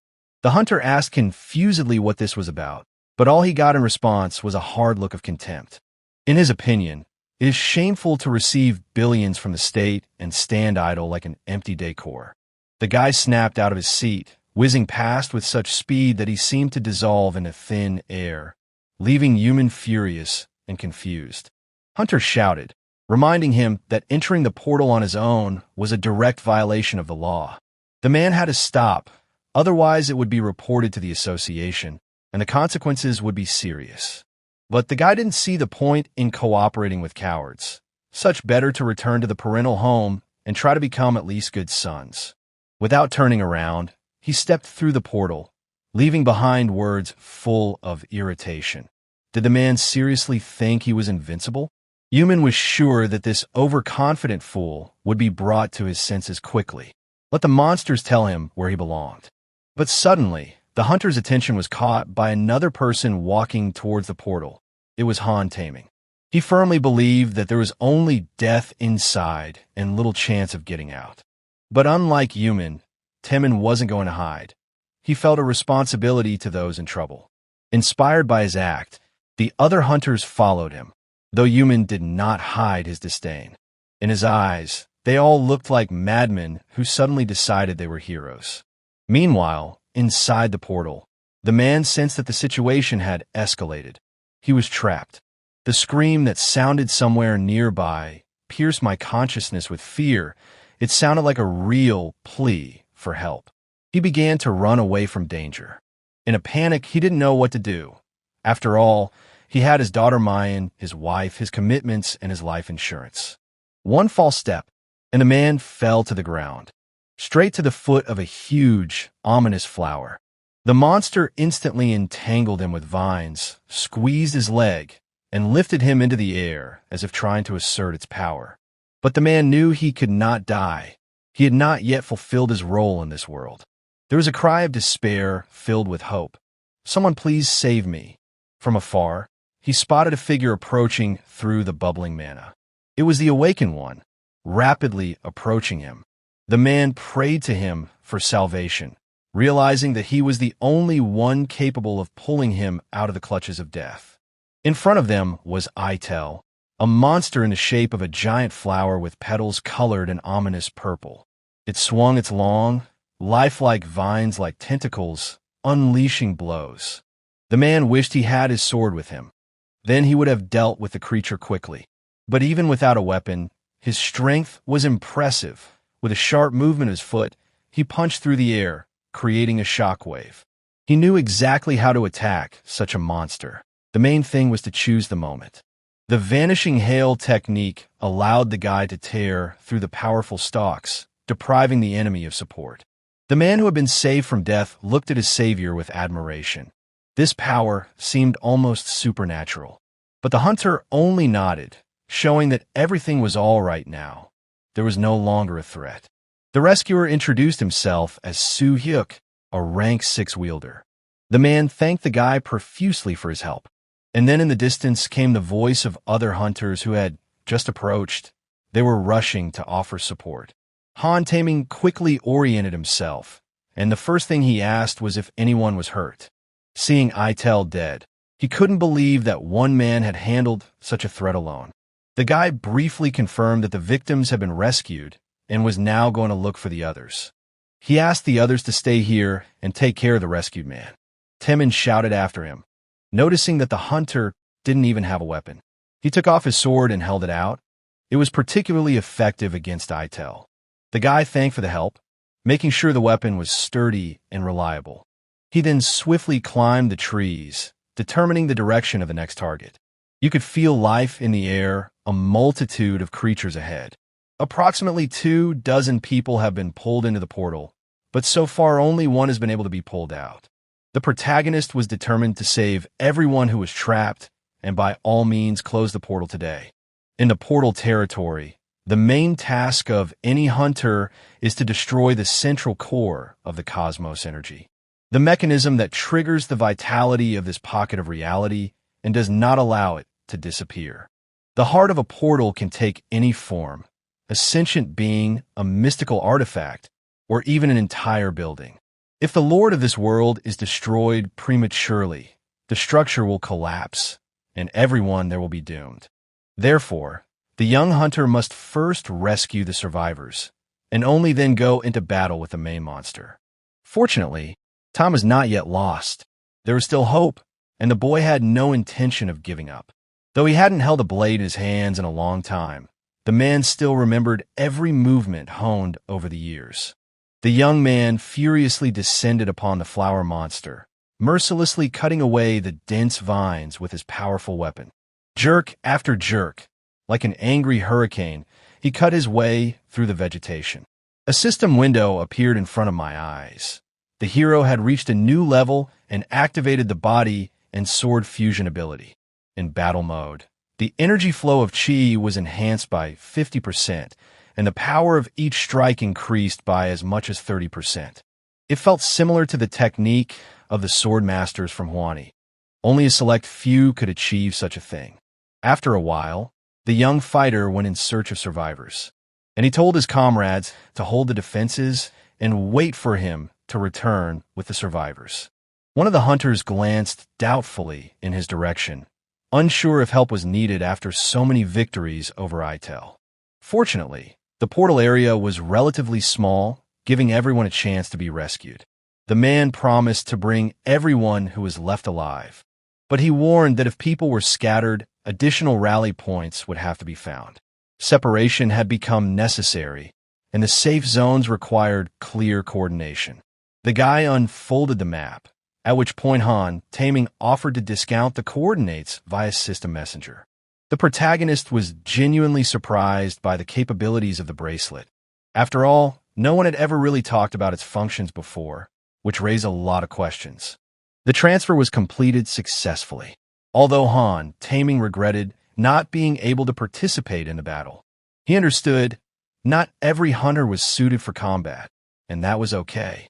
It was already important to the young swordsman that his comrades weren't scared and decided to help. Guy suggested they focus on finding and protecting the victims, and he went back into battle. The coordinated actions of the hunters bore fruit. The survivors were rescued quickly and without loss of life. After introducing himself, The young man carefully asked about his wounds and received words of gratitude and hope in return. After a while, Han Tamin broke the happy news that all 22 people had been found and rescued. This news truly inspired the hunter. For now, he could focus solely on the battle. All he had to do was destroy the power source feeding this portal and erase it forever. After a while, he came out to the boss. The creature towered before him, petals stretching upwards, each one 3 meters long. But we couldn't delay. Everything was going to the finale. The blade cut through the air with a whoosh and slammed into the monster's flesh. But the result was deplorable. The enemy withstood the blow. The fighter realized that a normal swordsman's technique is powerless here. The bosses were far more powerful than the other creatures. The guy wasn't a fan of forbidden power, but there was no choice. Before him was the possibility of using a top-grade technique powered not by the body, but by the will itself. A demonic sword technique capable of not just killing, but ripping the soul out of the body. If the young man manages to fully unleash this power, he will become almost invincible. But the danger lay in her dark nature. She had to be handled with care. Right now, his only enemy was a flower demon named Itel. It was to him that the deadly blow of the demonic technique was addressed. A blow that pierces the mind and cuts the threads of life. He killed the biggest boss of this portal with that one punch. The system notified the level growth again. The hero's power had increased. Inwardly, he fought the onslaught of the sinister will, but spiritual fortitude prevented the darkness from overpowering him completely. His new passive ability granted him immunity to powerful mental attacks. This gift amazed the fighter, for with such skill, paths to incredible possibilities opened up. He was now perfectly proficient in a rank 5 martial art, and, having cleared the mind of darkness, managed to single-handedly destroy this warped world, earning the title of Destroyer. Meanwhile, outside, the comrades standing at the exit were uneasy with anxiety. Every minute without him turned into an eternity. The protagonist relayed the message that he was okay and was soon out. But one of the hunters was already beginning to prepare for the worst. Han Taming agreed. The delay had been too long, which didn't bode well.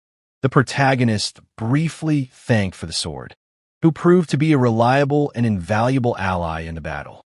Han Taming admitted that he had put all his savings into the weapon. It was a sword forged by the dwarves, and he was glad it had helped. But then the hunter was approached by the head of the KR Guild, a hunter of the 7th rank, named Kim Min. He reported that the group was about to enter the portal to do a sweep and suggested that the hero join them. But they were stopped by an aide, pointing to the disappearing funnel. The world froze, everyone realized.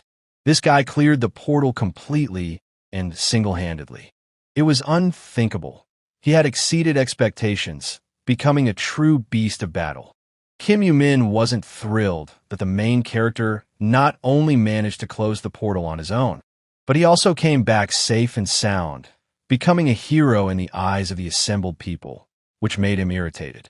In the official's opinion, all of this was certainly impressive, but the fact remained that the guy broke the rules, since he was strictly forbidden to go inside the portal alone, which was clearly stated in the laws. Han Tamin had a hard time understanding such logic, and simply told him to stop harassing the protagonist. After all, he wasn't alone. He was accompanied. However, the man was not going to back down.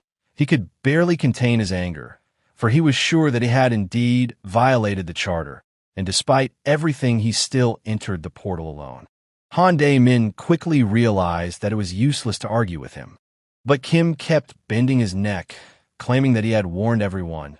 The guy was going to go in on his own, but no one listened to him. He was loudly indignant, insisting that if everyone did as they pleased, then the laws would simply become meaningless. Citizens began to gather in the streets, watching the unfolding scene in amazement and unable to understand why accusations were being made instead of gratitude. People did not hide their indignation. How can representatives of the association allow themselves such behavior in front of everyone? These words hurt the already irritated Kim Min a lot. His face darkened, and he became even more angry. In a fit of rage, the official decided to show the awakened man what happens to those who dare to ignore the statutes, grabbed him by his clothes, and growled a threat. The young man met his gaze calmly, not moving from his seat or showing any aggression in response. Kim Yu-min said that if he dared to hit him, it would be another offense, and he would personally make sure that the guy goes to jail and write letters of complaint to his mom from there. The protagonist silently listened to this stream of verbal aggression until suddenly someone's fist slammed into the official's stomach. Kim Yu-min bent in half and collapsed to the ground, losing control of the situation. It was Kim In-yu. He was furious at the official's absurd behavior and thought it would be better if he thanked the hero for saving lives and closing the portal. The man loudly declared that it was the height of ingratitude to accuse a man who had saved dozens of people of a crime. And anyway, did he even know why awakened ones existed? Kim Yu-min didn't even realize that the KR guild leader himself, the one who had struck him, was standing in front of him. Meanwhile, another person, Shin Woo, came outside and urged everyone to calm down. He had heard the entire conversation. This man, vice president of the Awakened Association. He began by apologizing to the townspeople for not being able to react in time, promising that this would not happen again. If someone is injured, they are entitled to free treatment at any hospital cooperating with the association. All costs will be covered. One elderly man, struggling to contain his emotions, said that without the young hero they would no longer exist and asked that he not be penalized. Another man cried, admitting he never even hoped to see his family again and is convinced the guy doesn't deserve the censure. Shin would try to calm him down by promising that no sanctions would be applied against the hero. He suggested that everyone update their bracelets so they work correctly and added that if the association goes back to the old ways, no one else will allow it. The young hero was surprised at such a fair decision, not expecting it to be resolved this way. Shin Woo said that single status officially allowed entering the portal without a team, and the hero hadn't violated anything. In addition, Soo Hyuk, who performed the feat, saved many lives and therefore deserves to be rewarded. He invited the audience to give the hero a round of applause, and the crowd responded happily, bursting into applause.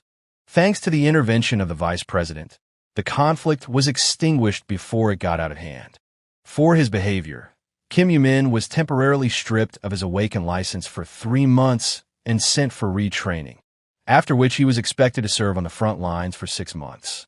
But the young hero was promoted to the 8th rank and given a cash reward of as much as 20 million won.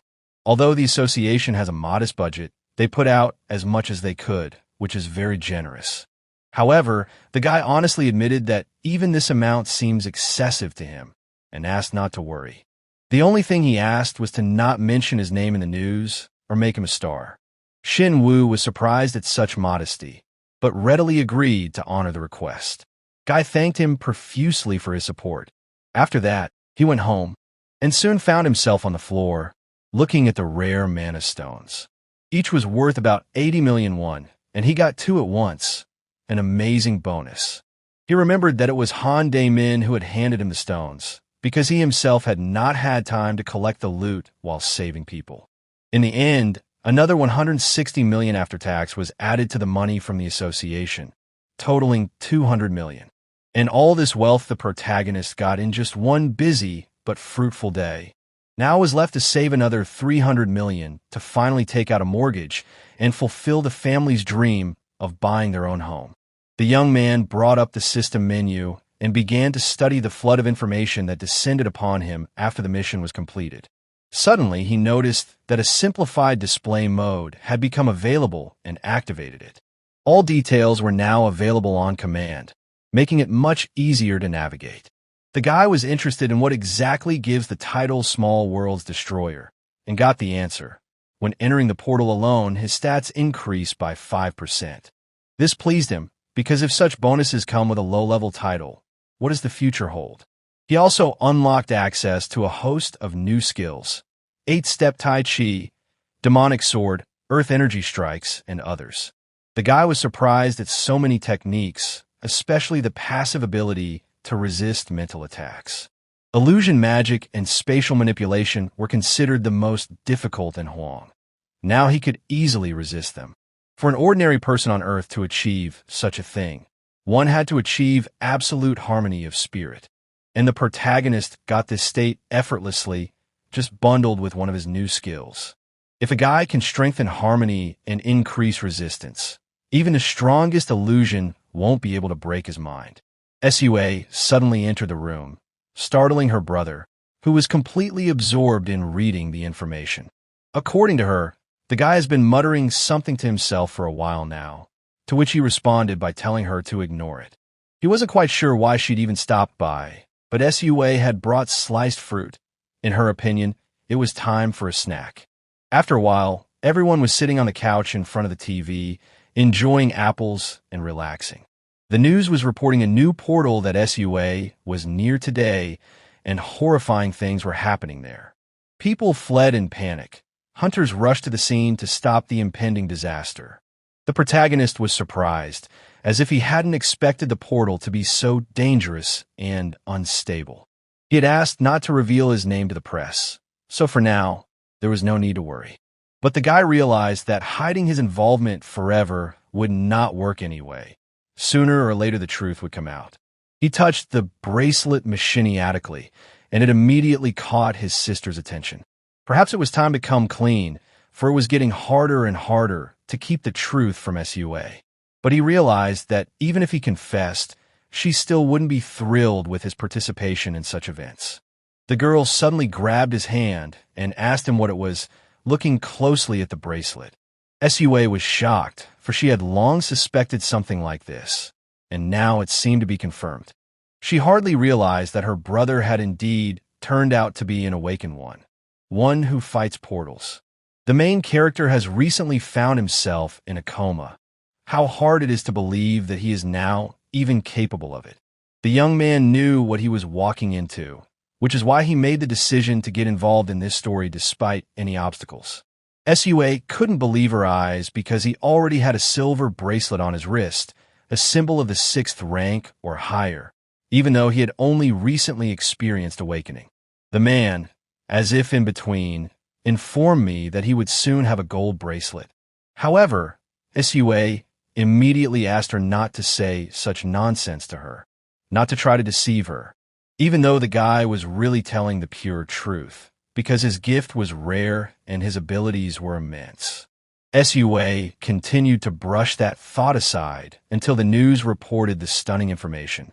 It was clear that a certain gifted awakened person had played a key role in eliminating the portal at Shinshin Station, although the association has so far refrained from official comment. The top leadership had already openly stated, this guy could repeat the path of Baek Mu-hak himself, a legendary warrior of the 8th rank. With a sinking heart, Sua wondered to herself, what if it was him? And if so, how strong was he? The host said with a serious look that this young man was the first person in the history of not only Korea, but also the world to receive the 8th rank on the day of his awakening. It wasn't just his abilities. A guy with an incredible sense of justice threw himself into the thick of it without hesitation. Sua experienced a real shock when she heard about the 8th rank, not believing her own ears. Meanwhile, the awakened man himself looked a little displeased, for he had asked the vice president not to talk about him. The man he first rescued from the death trap said in an interview that at that moment he was thinking only about his family, his daughter, and his beloved wife, wanting only one thing, to survive. When that young man appeared, tears came to my eyes. Relief gripped my body like the warmth of the spring sun. He honestly admitted that since childhood he had not believed in heroes, and yet this time his faith was reawakened. Nevertheless, the guy himself could not consider himself a hero in any way. After all, he was sure every awakened person was obliged to do just that, without hesitation. Since that day, tension had been in the air, as if something was about to happen. This world might not be lost yet. Everyone hoped that this guy would succeed, because the news about the genius awakened traveled around the globe. Shinwoo strictly followed the man's request and did not reveal his name, convincing even the survivors to remain silent. In response, the awakened man expressed his gratitude, and Shinwoo remarked, "Let him just enjoy the moment, because despite the chaos and dangers, he had performed an act worthy of legends." Shinwoo had become a sincere fan of this nameless hero, and if he had less responsibilities, he would have started a fan club without a second thought. When the man asked with a smile if he was the one writing all those enthusiastic comments, Shinwoo replied cryptically, as if hinting his identity was shrouded in mystery. Discussing it all with Sua, the boy didn't mind. It might be worth it to confuse his parents a bit. After all, if they learn the whole truth, they will not stand it. Their nerves simply cannot cope with such a revelation. The next goal was clear. The gold bracelet must be obtained as soon as possible. After all, it is a symbol of the 9th rank and above, entitling you to government protection and privileges. The third and equally important rule is to stay out of trouble at all costs. Even Sua realized that there was no way to keep this guy down for long. But if he really listened to what she said, then it really mattered to him. Nevertheless, the young man realized that if things continued like this, sooner or later the people around him would begin to recognize him, and there would be no way to hide. The solution came quickly. He decided to buy a mask. Even though it sounds silly, it's better to look ridiculous than to be the victim of other people's attention. Meanwhile, the internet was in complete turmoil. Users were making theories, suspecting conspiracies. But for the man, it has become something habitual, like breathing that just happens by itself. In Huang country, rumors always hovered behind his back like the winds that were always blowing. In 1 month alone, the guy had single-handedly cleared 20 portals, an accomplishment worthy of legends. Although there was no word about it in the press, people couldn't help but notice the mysterious masked man silently leaving the portals. And the public began to question, because this nameless hero was no longer a myth. He became a reality, stepping out of the shadows. All eyes turned to him. Who was he, this mysterious protector? Meanwhile, within the walls of the Paiktusan Guild, the guy was not finding a place to be. His thoughts were as heavy as rocks that pressed down on his head, giving him no rest or peace. Sayul, with a note of annoyance, advised him to stop pressing his phone buttons relentlessly. The young man did not understand what he was being asked to do, for him inaction was a real torture, worse than pain. Sayul couldn't even imagine that in front of him was the future leader of the strongest guild in all of Korea. He remarked that if the fellow was so impatient, perhaps it was time to think about meeting. It wouldn't do any good otherwise anyway. The boy wondered if it was a joke, to which Sayul nodded discreetly. It seemed like it was time. It's useless to sit and torture yourself waiting. If the meeting happens, you won't be able to ignore it. Suddenly, ice shackled the young man's legs. Sayul's antics had made him angry. Because no one warned me not to act with such haste. Calls came in, messages too, but there was no response, which made it clear that the guy showed no interest in the guild. The young man was seething with anger. Would they really just watch the nameless one slip from their grasp like sand slipping through their fingers? Baekma Hak's name sounded like a taunt. He manipulated the situation as he pleased. The guy in the austere suit was sure that the nameless man was the hero everyone was looking for. But even if that turned out not to be the case, the significance of that fact was not diminished in the slightest. Soo-hyuk's potential was similar to what Nameless showed, which only meant one thing. Events would inevitably lead them to clash. During training, Sayul noticed that the guy was too influenced by other people's opinions, and it fit well with his character. This man could have made a contract with anyone. He was subject to no one. He was free. Trying to pressure him is a mistake worthy only of inexperienced amateurs. But there was one, Shahar Califuriat. The boy wondered why her name had come up. Sayul calmly explained. She was his mentor. Although the woman herself denied it, there was definitely a special bond between them, and their friendship was as strong as steel. The guy understood perfectly well. His charisma might not be enough because she was not just a person, but something much more than one could imagine.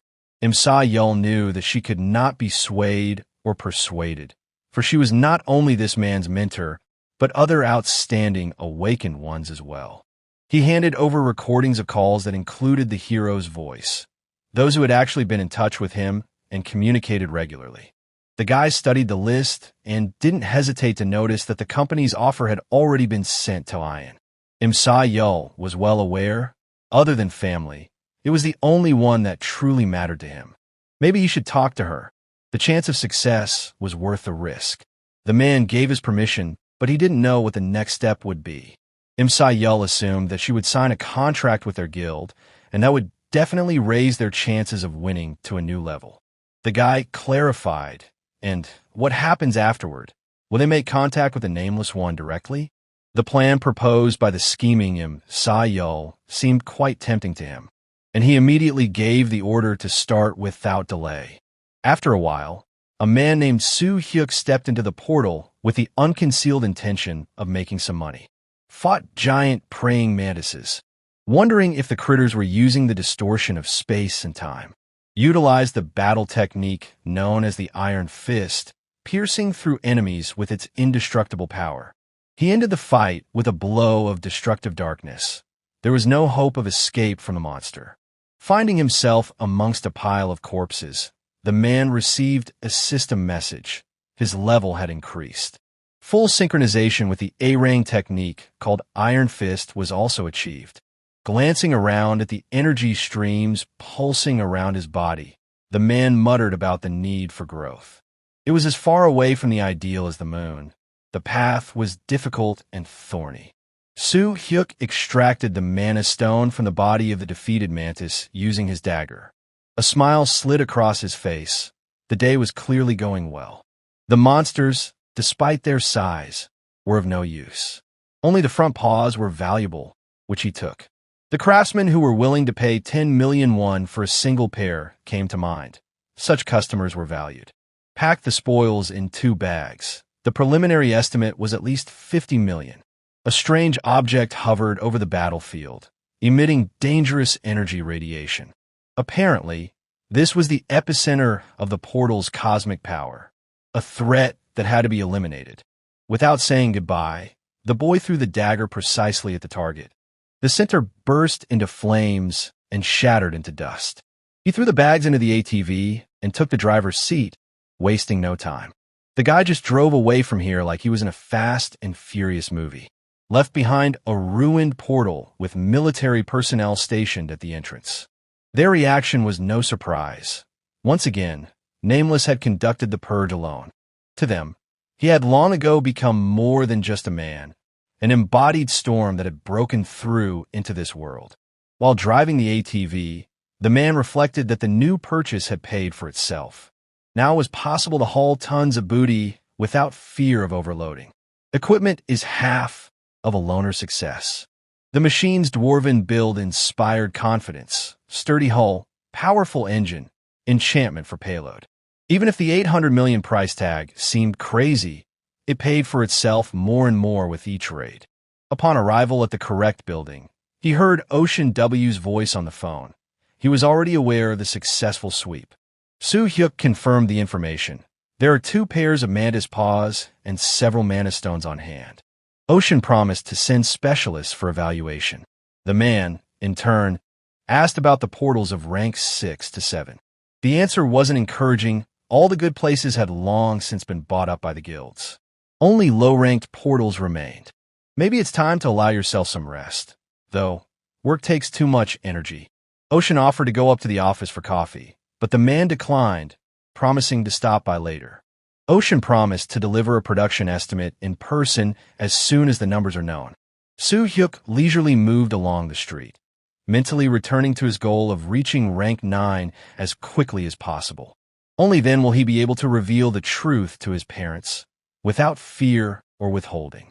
His gaze fell on his phone screen, a message from Soa, the girl telling him to get back immediately. He swaps and sees a message from Baekhyun as well. She had received an offer from the Baekdu-san Guild. The terms were so favorable that it was hard to believe. Asked for advice on whether to agree right away or whether it would be better to deal with the guild's internal politics first. Was excited to the core and, if things worked out, suggested we celebrate at a restaurant. Soo-hyuk replied with a slight smile. Let him report. Once everything is approved, he'll try to be. After a short correspondence, the man ordered food from one of the empty cafes. Too early for lunch. That was the silence that reigned inside. He heard the scraps of someone else's conversation. The two were discussing Nameless. It turned out that he had recently visited the association, having surrendered mana stones and paws. Even a vice president got in on the sale. It's not every day you see a rookie with that kind of power. No surprise, the guy, albeit recently awakened, had already caught the attention of the powerful.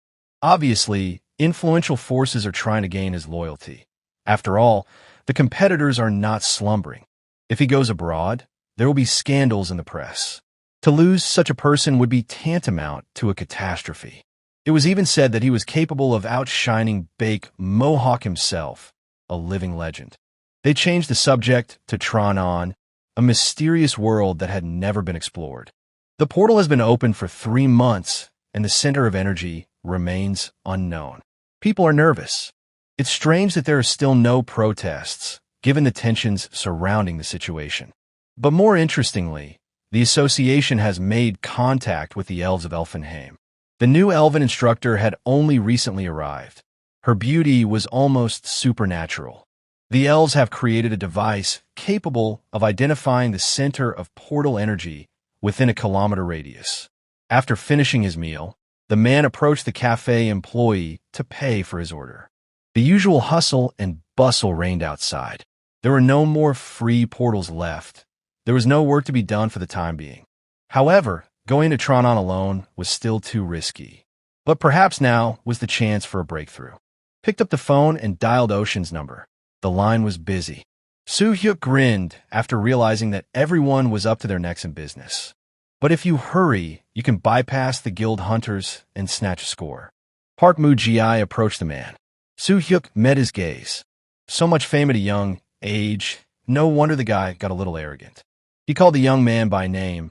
Grinning, Nameless Hero was quite the appropriate nickname. The man stated that he is a busy man and added that he doesn't have a lot of time, so he will speak to the point. Does the guy know who is in front of him? Soo-hyuk was genuinely surprised and made it clear that he didn't know. An annoyed Moo-ji called out his name, noting with a tinge of bitterness that his interlocutor didn't seem inclined to socialize. The protagonist glanced at him with a slight chuckle, silently letting him know that he wasn't much for idle chatter himself. Is it a complex or a stubborn desire to prove something? In a world where power decides everything, such questions look naive. The mage suddenly began to emit a dark, pressurizing energy with a hint that if this was where things were going, he would show what true power was. Guy summoned a dragon woven from dense shadow and directed the creature straight at the opponent. Soo-hyuk deftly dodged the monster's first blast of fury, realizing that he possessed an ability that made him almost invisible, a shadow shaman moving at lightning speed. Not surprisingly, such a technique became his primary weapon in battle. Easily evading the attacks, he realized that holding back wasn't going to work. He was going to have to make a real effort. Or get the hell out of here. Moo-ji smirked as he continued to cast magic, noting to himself how deftly his opponent dodged the deadly blows. But, he added mentally, tricks alone aren't everything. Eels can't be trusted. The boy felt anger boiling in his chest and clenched his teeth, snapped into a swift dash, intent on ending this farce. Concentrating his strength in his fists, he rushed forward. But the attack could not be completed. A new outbreak of aggression from the creature was too close. Using an illusory technique, he created copies of himself, sending them into battle to surround the enemy from different directions. Slightly dumbfounded, the mage was surprised to note what was happening. This was something he had clearly not expected. He threw flaming spells, radiating excitement dash. Looks like things are starting to taste like a real fight. The protagonist appreciated the moment and realized, now, while the enemy was distracted by deceptions, was the time for a decisive attack. But Moo-ji quickly oriented himself, and while changing the direction of the flames, he managed to spot the real enemy. The boy noted to himself, even though fire is magical, it remains fire. and thus has a weakness. With a movement of his foot, he summoned a deadly gust, a deadly wind that could disperse even enchanted flames. Visibly disturbed, the mage caught himself thinking that this newcomer had only awakened a couple months ago and was already doing this sort of thing. The guy stood in a fighting stance, and his entire figure was filled with a powerful aura that heralded the release of a secret martial arts technique. He unleashed the 100-step divine fist, a legendary technique that carried an air elemental strike behind it. Mu Ji miraculously stayed on his feet, but when I opened my eyes, I saw, as two of his opponent's fingers were already resting on his chest.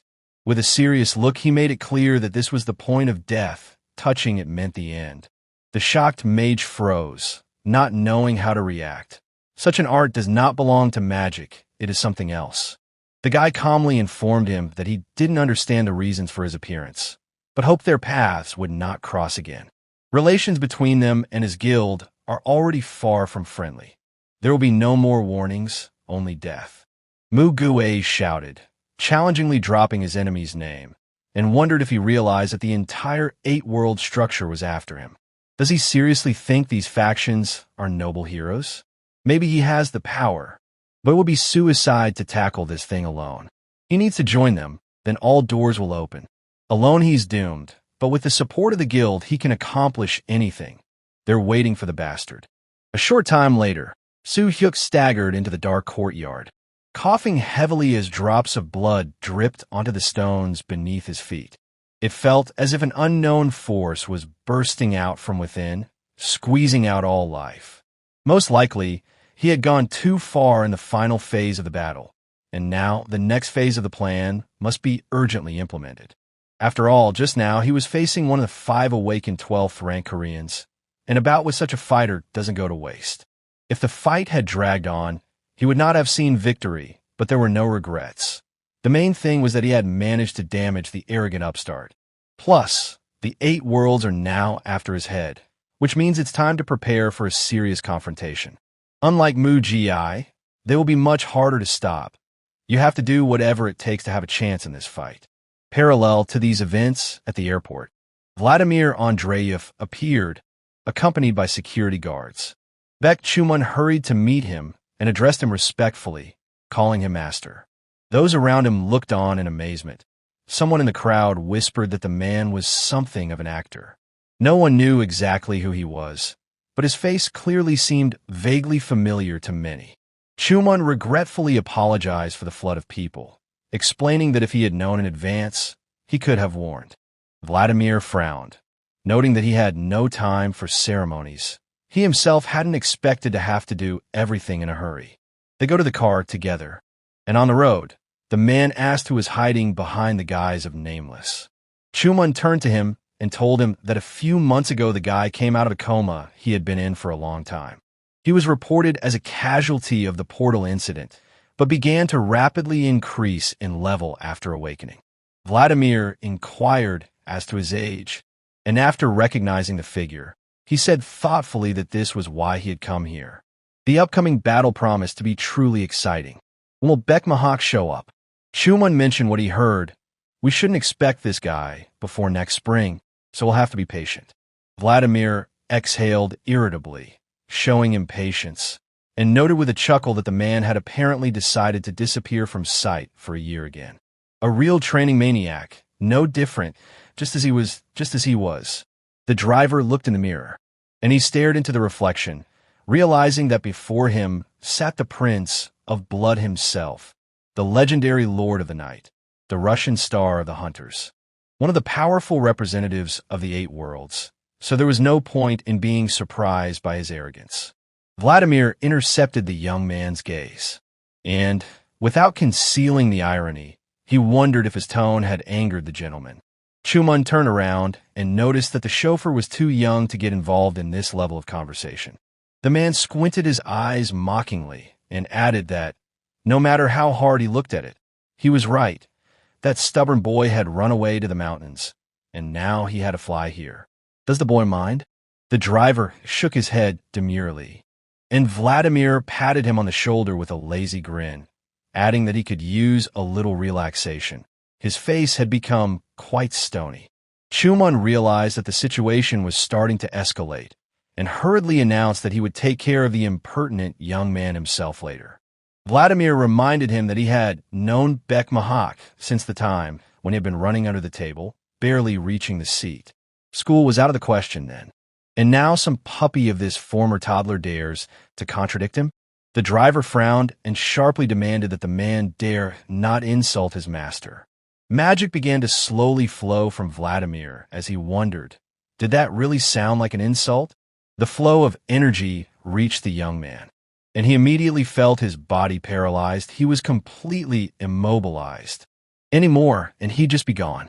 His body trembled with uncontrollable fear, and Chumun, catching the change, asked what had happened. The driver stared ahead and wasn't sure if he had just stood at the edge of the line, or was it just a trick of the senses. Chumun discreetly clarified if there would be no objection if they made a quick stop. Vladimir agreed with a lazy chuckle, noting that just look at this guy, pale as chalk, still alive, so it's not as bad a day as it could have been. The next morning, Soo-hyuk woke up in bed and immediately felt the painful echoes of yesterday's battle. His insides still felt like they were burning from within. I think he's really overreacting. If he keeps jumping through portals and getting into fights at the same pace, it'll just drive you insane with this overwhelming sensation of pain. You have to stop and recover. His mom walked into the room, and she was surprised to notice that he'd slept at home again. It hadn't happened in a long time, and it suddenly coincided with her day off. My father came up next and suggested a family outing. Since everyone was free, why not spend the day together? Sua ran up to them with a joyful squeak, glowing with happiness, and joined in the offering. The guy shifted his gaze to his loved ones and clarified, "Is it really everyone's day off today?" They nodded in response, and he threw in a half-joking remark. They could have informed him in advance. Then he wouldn't have other things to do that morning. My father, grinning, ironically remarked that he didn't seem to have a job. What other plans could there be? Soo-hyuk, humming, replied that even the unemployed have their own businesses, albeit unofficial ones. The father went on with a thoughtful look that the boy came home late every day and talked about training all the time. Was he hiding something?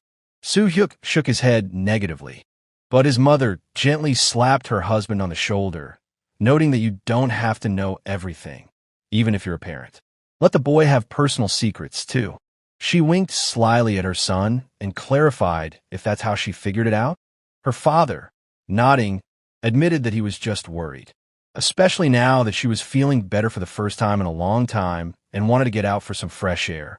He suggested a walk along the Hangang, maybe hit a movie afterwards, and end the day at a cozy restaurant. Sua was enthusiastic about the idea.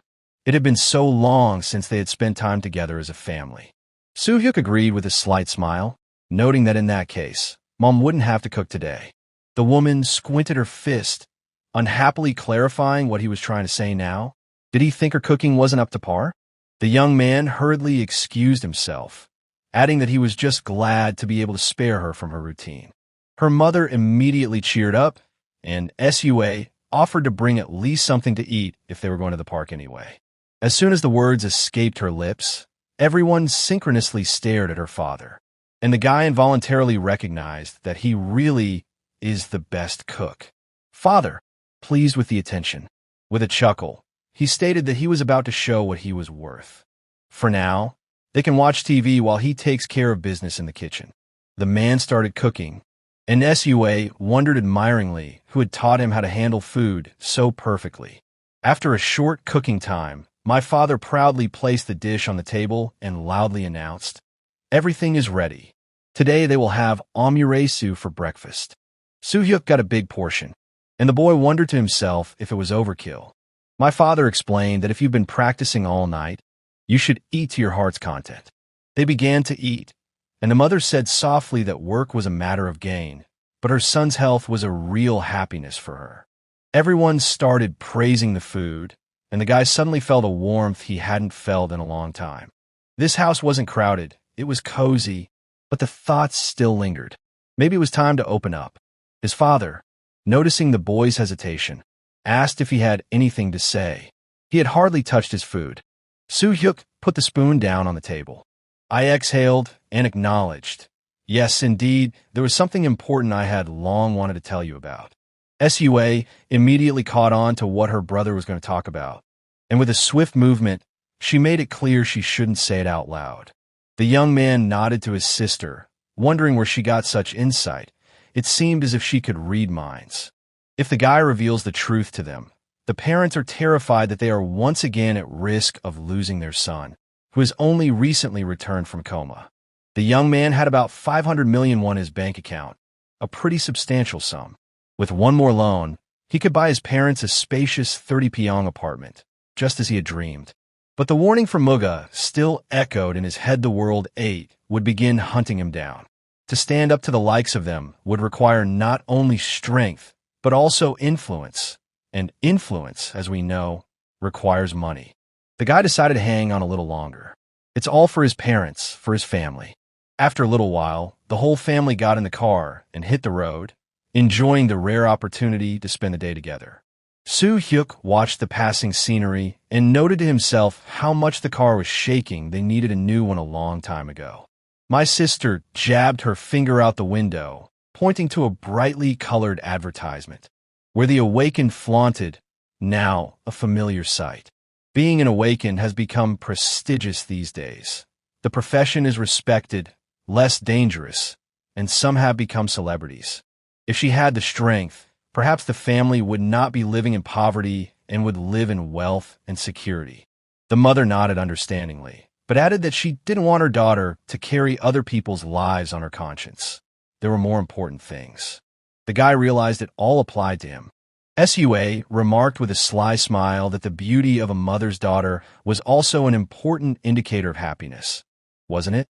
The man blushed and asked with slight embarrassment what was going on with the girl today. It was like being switched. When they arrived at the park, the family had a small picnic, enjoying the simple pleasures. Soo-hyuk gazed into the faces of his relatives and realized that it was moments like these that were real life, not fuss and pain. It had been a while since they'd been able to get together as a family. Work, errands, illness.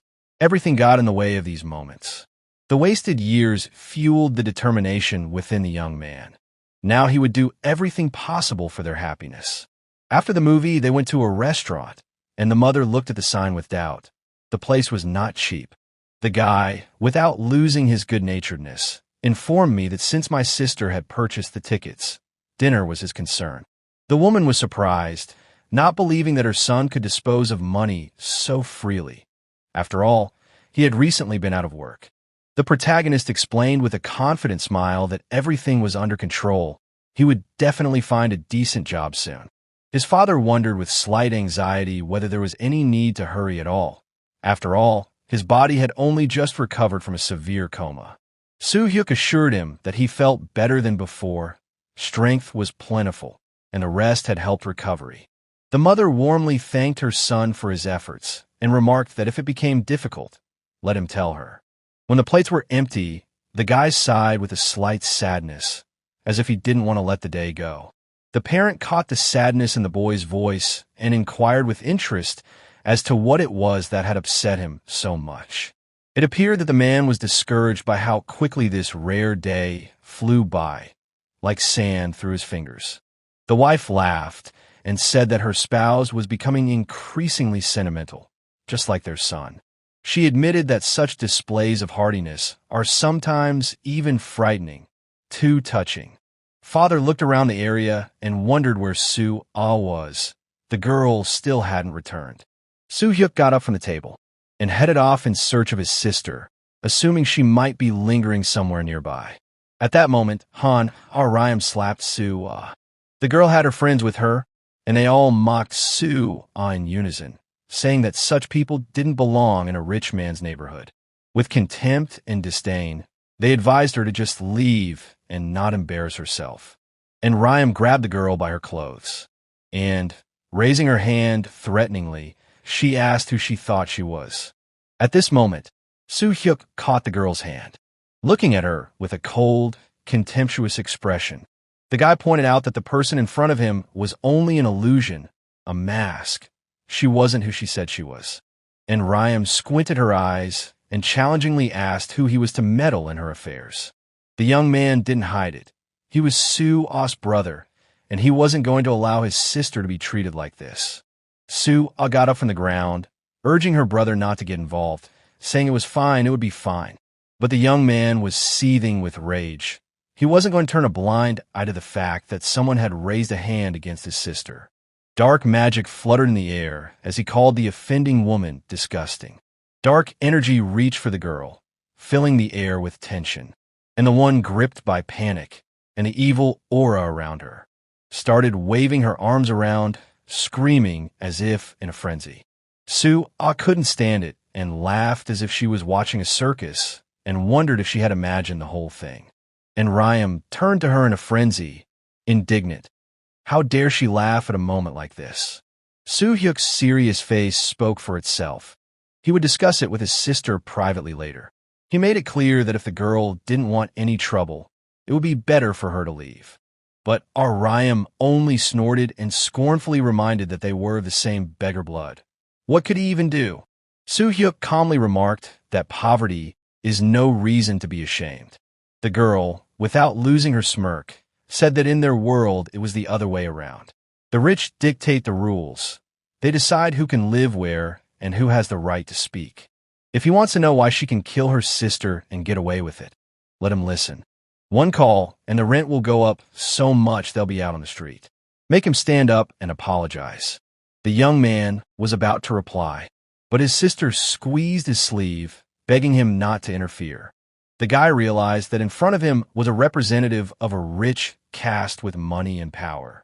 But to him, she remained just a spoiled, shouty fool who wanted to seem important. Neither clothes nor status could hide her cheapness. And Ryam jumped up in a rage and hit him with her bag. The young man, without losing his cool, easily intercepted the bag, which pissed the girl off even more. She yelled that he had no idea how much this accessory cost. Damage a stitch and you die. The young man shook the bag with a chuckle and wondered why he was waving it around like a rag then. And Ryam disdainfully declared that the thing was worth more than he made in a month. The guy said it's weird. She looks like a beggar and humiliates everyone. He demonstrably ripped open the bag right in front of her eyes, and an expression of shock contorted the girl's face. It made her fall to the ground, and, with a trembling voice, she asked if what was happening was really real. Soo-hyuk calmly looked at her, smiled slightly, and assured her, "This is not an illusion. This is real life." The girl froze, not believing her eyes. After all, her expensive bag had just been ripped open in front of her. With fury on her face, she pointed her finger at the guy, certain that he should be punished. Two aggressive girls rushed toward the man, waving their fists. But Soo-hyuk effortlessly picked up his sister in his arms, and with grace, as if participating in some dance, dodged all their clumsy attacks. And Ryam turned pale, looking at him with real terror in her eyes, and thought, did this disgusting guy really turn out to be awakened? The man pulled out his cell phone, which he had left on record beforehand, and confidently stated that it was time to see what the video captured. Turns out all of their taunts were captured. Just at that moment, a large sparkling ball flew towards him. But the guy reacted in time, stopping him with one hand without even flinching. With a grin on his face, he looked at the girl, as if to ask if she had a guard here too. Since he keeps talking about his wealth, I'd like to see how the public takes this video online. Made it clear that this was his last warning and she'd better leave her sister alone. Let him be glad he was limited to a torn bag and not something more devastating. Later, when the tension subsided, they sat down on the benches. Soo-ah admitted with a downcast head that she felt very ashamed. She didn't want her brother to see her in such a miserable state. It turned out that they had been in the same class for 3 years, but a friendship never developed. There was some need in the girl from the beginning to humiliate others, a little at first, but by the second year it became unbearable. Her father seemed to be doing well, and it was starting to get annoying, especially after Soo-ah's brother woke up. Besides, Soo-ah herself was not only intelligent, but also beautiful, and irritation in such situations was quite natural. The boy remembered how, upon waking up, he had immediately noted how beautiful she was. He only exhaled heavily, asking not to take his words to heart. His emotions were literally bubbling. Sue raised her head and said, trying to remain calm, that she didn't really care about Ariam. She was too arrogant to deserve even a drop of real anger. However, perhaps it wasn't that simple. It wasn't just envy that was in her gaze. When exchange students came to the school, one young man became interested in Sue and then confessed his feelings to her. But the week before, it was Ariam who dared to confess to him and was rebuffed. Sue, despite the guy's feelings, rejected him. His mother was sick and his brother was in a coma, and there was no time for love back then. And all she could do then was to laugh quietly at the girl, thus avenging all wrongs, though small, but from the heart. The guy irritatedly remarked that he shouldn't have torn the bag, but should have torn the girl's hair out. Embarrassed, Sue blushed but recognized his act was indeed funny. She even smiled, saying that he seemed like a real hero to her at that moment. You could consider it a small retreat before the big win. Days like this don't repeat. If the guy got stronger, he'd have a chance for some real, serious revenge. But it was time to go back. The parents were probably getting worried by now. They headed back, and Soo Hyuk said he would walk his sister home. He'll stop at the store on the way. When a man was already pacing the sidewalk, suddenly, Ariam appeared in front of him again, accompanied by 2 bodyguards. The guy grinned slightly. He hadn't expected to run into her so soon. The girl irritably extended her hand, demanding her phone back, promising that she would then forget about the bag incident. The guy couldn't help but grin, looking at her with slight disdain. Surprisingly, she still didn't seem to realize that the situation was already out of her control. Ariam's voice became as sharp as a knife blade. She made it clear that her patience was coming to an end. And if he continues, the bodyguards will deal with him without further ado. Besides, she reminded herself, awakened ones aren't allowed to attack regular people. Soo Hyuk calmly raised his palms. He hadn't broken any rules. The man admitted to using force, but only against an object, not touching any person, while his sister was actually hit. The anger on Ariam's face grew even brighter. She moved on to open threats. She pointed her finger in his direction, demanding that the phone be taken away from him, even if she had to beat him up. 2 men rushed toward him, but the guy instantly ducked and reminded, if attacked first, he has the right to self-defense. Without wasting time, he slammed a powerful kick into the knee of one of his opponents, and the man, unable to bear the pain, screamed so loudly that he could be heard in the neighborhood. The man didn't stop. He ran on, while noting that acupuncture techniques are great for temporary paralysis. He jabbed his fingers lightning fast at the vulnerable points of the second enemy, and he immediately started choking. His throat was bleeding. The remaining guard, a man named Kim Man-soo, did not intervene immediately. All he said was that he'd been wanting to try out his black marble for a long time. Soo Hyuk smiled when he saw that he had made an impression. Man-soo questioned with a slight anger. Doesn't he know who he is? After all, he is this girl's personal guard.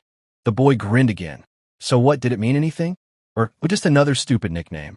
The man wondered, could it be that there really was someone in front of him who wasn't following the rumors? After all, he almost became vice president of the deportation device company himself. The aura he began to emit spoke of serious intentions. After all, only luck had saved the guy from the balloon, and he seemed to have gone a little too cocky. The guy had made it clear beforehand that if he didn't back down, he wasn't just going to get hurt, but something much more serious. The man threw the ball with force, putting all his anger and determination into the throw.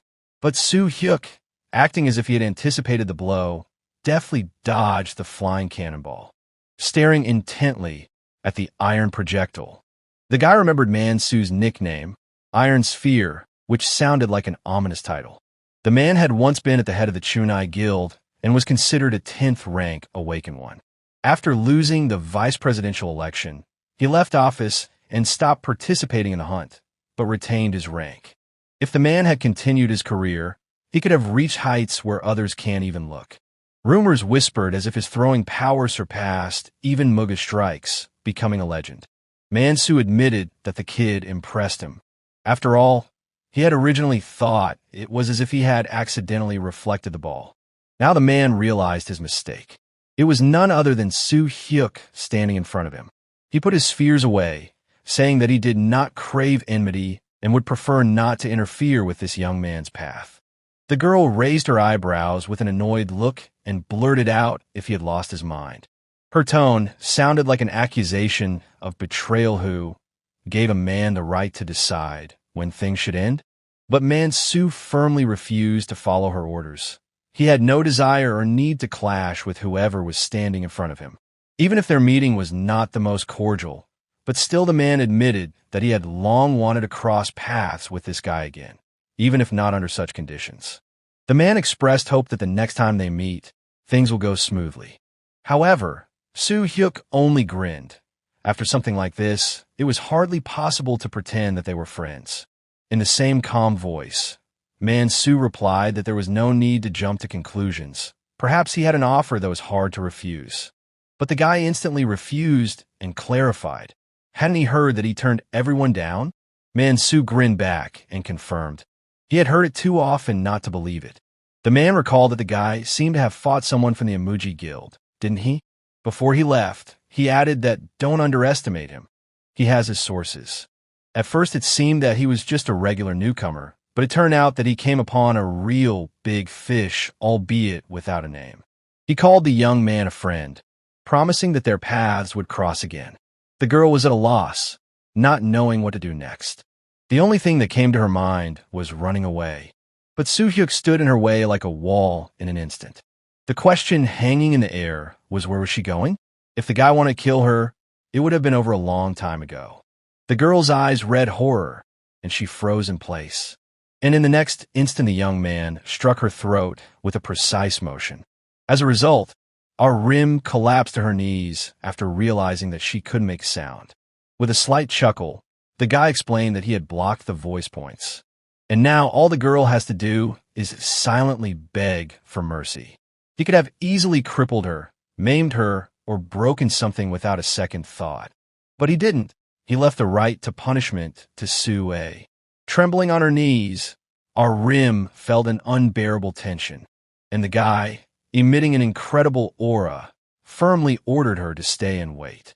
It won't be long before she realizes that her whole life, all her beliefs and pride, are nothing but rot and ashes. The young man turned around and left the place, leaving the girl and the bodyguard in a mute daze. After a while, National Assembly member Han Gij asked one of the guards with annoyance, was he unable to get the video? The guard remained silent, and the deputy said with anger in his voice that the man should have drowned himself rather than come back with such a result.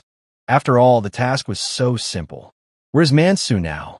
The response was that he had resigned from his position. Chi-Soo slammed his fist on the table with fury. How dare he act like he was above him?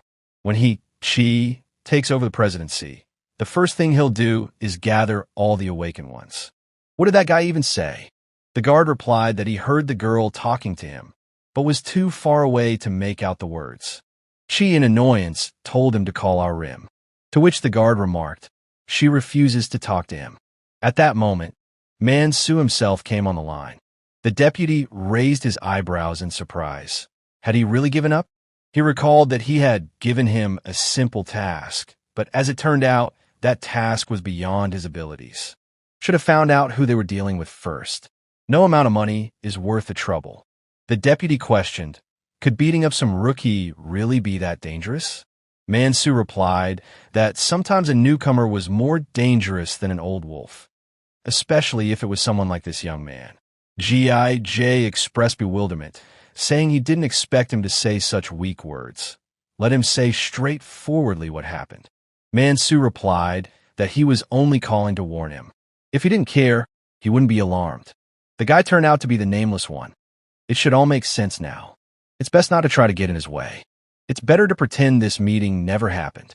With these words, Man-Soo ended the conversation, and Gij, seized by rage, threw the phone against the floor. A shout of anger broke the silence. How dare he? How dare this boy threaten a member of the National Assembly?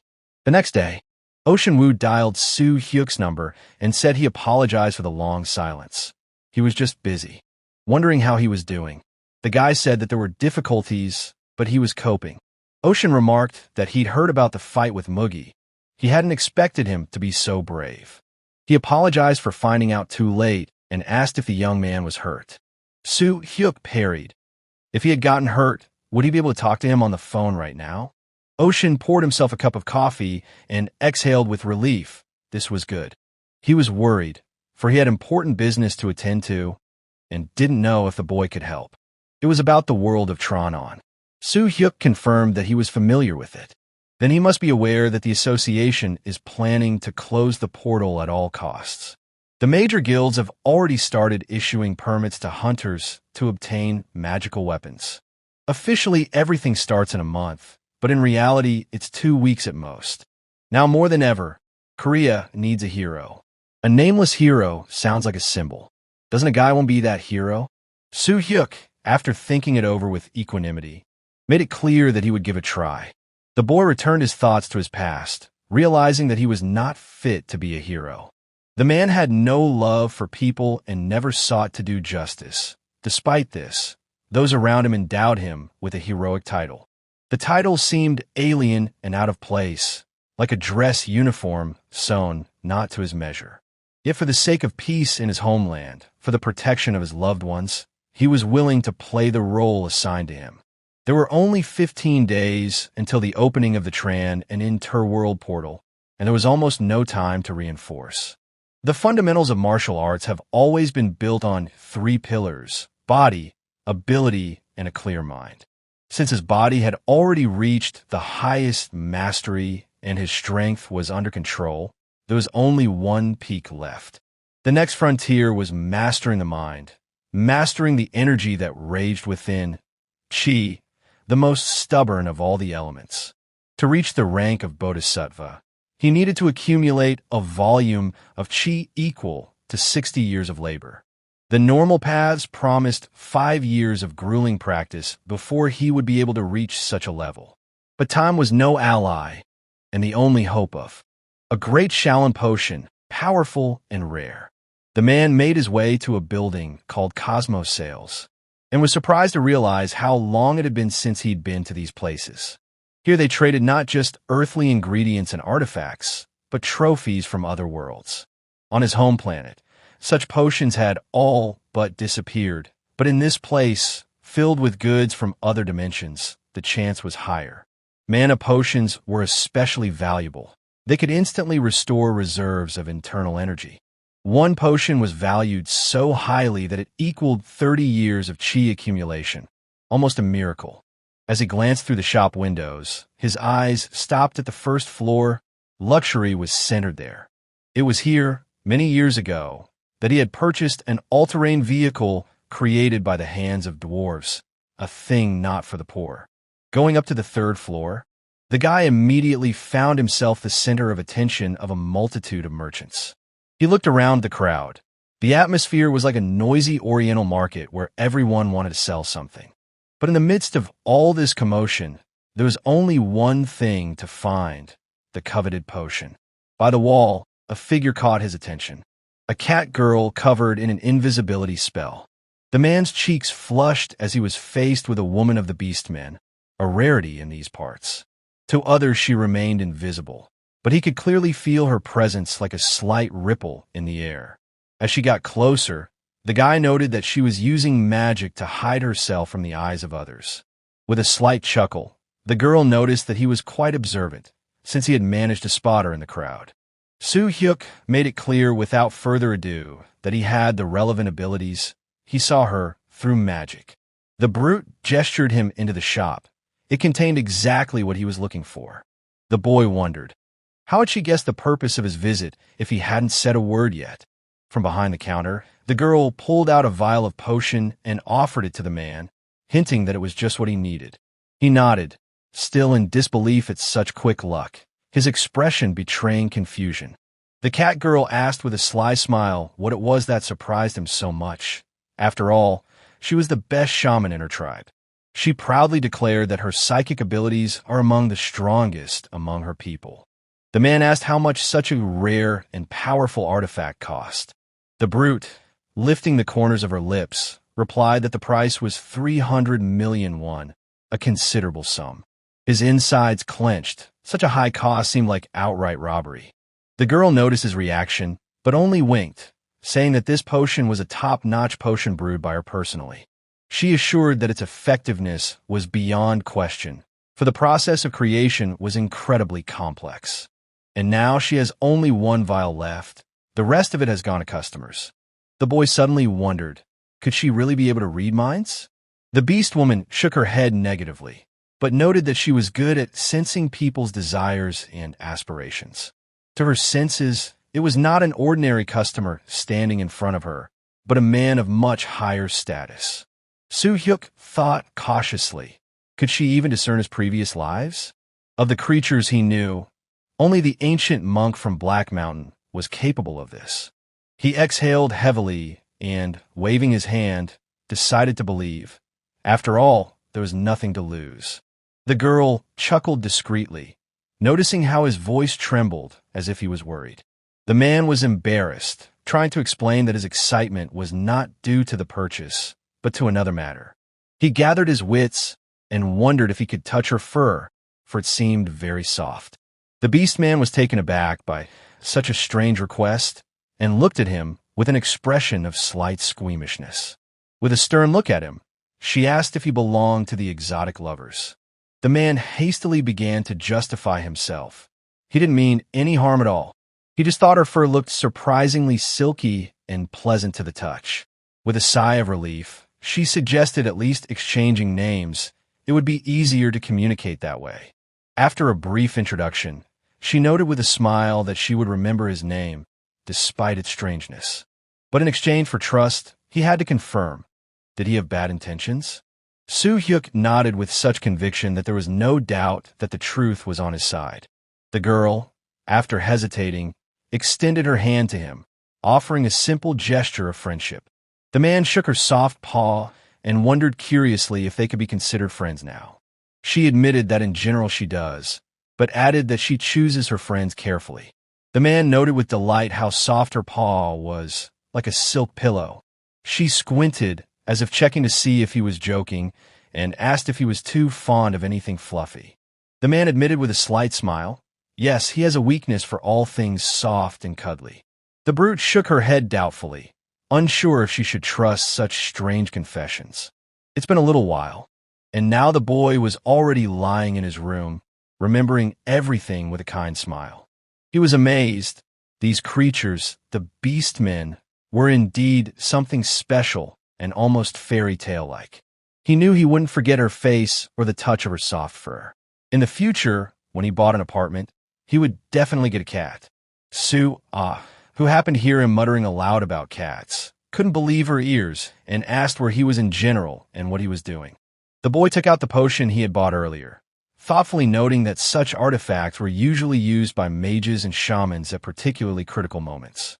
The power of these potions lay in the instantaneous restoration of magical energy. It could be crucial in battle as well as in a healing ritual.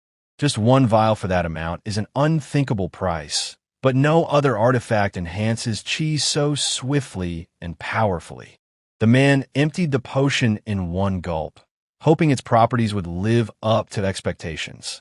When he channeled the energy through his body, it was clear he had not a fake, but a genuine elixir in his hands. No sign of cheap substitutes, just pure power that demands full absorption without residue. The system displayed a message that the 5th rank technique of the heaven and earth unification art had been upgraded to 4th rank. From that moment on, the path of development opened even wider. The purification of the body was completed, the energy within it doubled. When the body is fully cleansed, the unity technique unlocks hidden potential, speeding up recovery many times over. The bone renewal process has been activated. The first stage of 2 has been started. The guy grinned, realizing that there were only 3 years of chi energy left to accumulate before the bodhisattva rank. It was the system message that quickly caught the man's attention. The bone renewal was a true miracle. Inwardly, he realized that the cleansing of his body had completely opened before him paths that had previously seemed out of reach. Every martial artist secretly dreams of energy flows flowing without the slightest obstruction through the body. The myth of bone renewal has long been considered nothing more than a beautiful legend, inaccessible to the living. In the land of Huan, those who had achieved such things were called demigods. He had never been able to approach them in his past life. The man wondered what else it would take to fully complete such a rare process. And then a system window opened up in front of him, filled with new conditions. As he read the text, he realized all parameters strength, stamina, and agility must exceed 200. To reach such heights, it was necessary to reach at least a level of 180, not an easy task. Yet the man felt no disappointment, knowing that this path still had to be traveled. In exactly 15 days, Soo-hyuk raced down the street on his ATV, sensing that the moment of challenge had arrived. During that time, he managed to reinforce himself with 2 more years of chi, and the unity technique was calling to test its limits. The ATV pulled up to a fortified complex, a Tronon portal, where he was stopped by a soldier for inspection.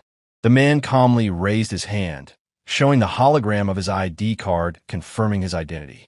The gatekeeper confirmed authenticity and added that a license registration is required before entering.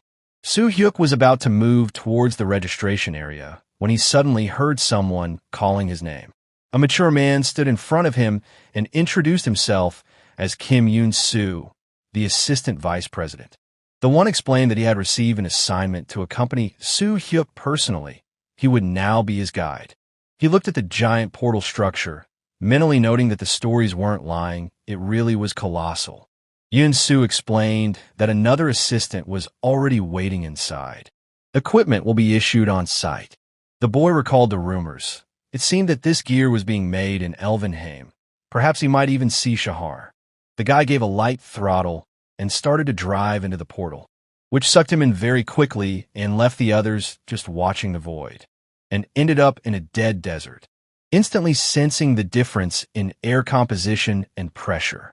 He remembered that his new assistant should be waiting for him on the 3rd floor of the saloon. Looking around, the boy wondered where all the hunters had gone. They just seemed to disappear. Upon reaching the establishment with the pioneer sign, he realized this was a right place. It was surprisingly crowded inside, and he realized why the streets outside were so empty. A bartender named Kim Ji-woon noticed the new visitor and immediately apologized that all the tables on the 1st floor were occupied. Everything is more expensive at the 2nd place, but even there is not a single free table left. Too many customers. Soo-hyuk calmly said that he wanted the 3rd floor. The bartender was surprised, as this floor was only available by reservation, and the prices were the highest there. However, that's where it is, private rooms that are magically soundproofed and cozy for special guests. The 3rd floor was mostly used by VIP clients, so you should check the list first. The guy said that they were waiting for him there. That was enough. The bartender only wondered why he hadn't told him right away. He escorted the visitor to the stairs, inquiring his name for collation. After checking the list, he reported that his companion had arrived and was ready to escort him to her. The guy motioned for him to follow, wondering if there was really a separate manager for one floor here. When they got upstairs, it was clear this floor was indeed radically different from the rest. The bartender opened door number 328 and pointed to the call button in case anything additional was needed. The boy saw a hooded figure. The girl sat on the bed as if she knew for sure he would show up. Soo-hyuk thought that this must be the assistant he was promised. Where her face opened, he mistook her for Shahar for a moment, but quickly realized his mistake. Taking off her hood, she expressed her respect, indicating that she was honored to meet Soo-hyuk in person. Serenial introduced herself as the 2nd apprentice of the Calaliriot clan, also known as First Finger. Bowing gracefully, she expressed her joy at hearing of his exploits and merits. They say he has bravery, justice, and that he will one day be the greatest hero of his time. She is honored. She is too frank in her words, and if they made him uncomfortable, she apologizes. The guy replied that wasn't quite true and motioned for her to sit down. They settled at the table, and he inquired as to what kind of tea she offered him. Serenial explained that it was a tea made from the leaves of the golden moon, a rare plant that grows in the Elaine clan. Such a plant was extremely rare in his world, and she decided to bring it as a subtle gift.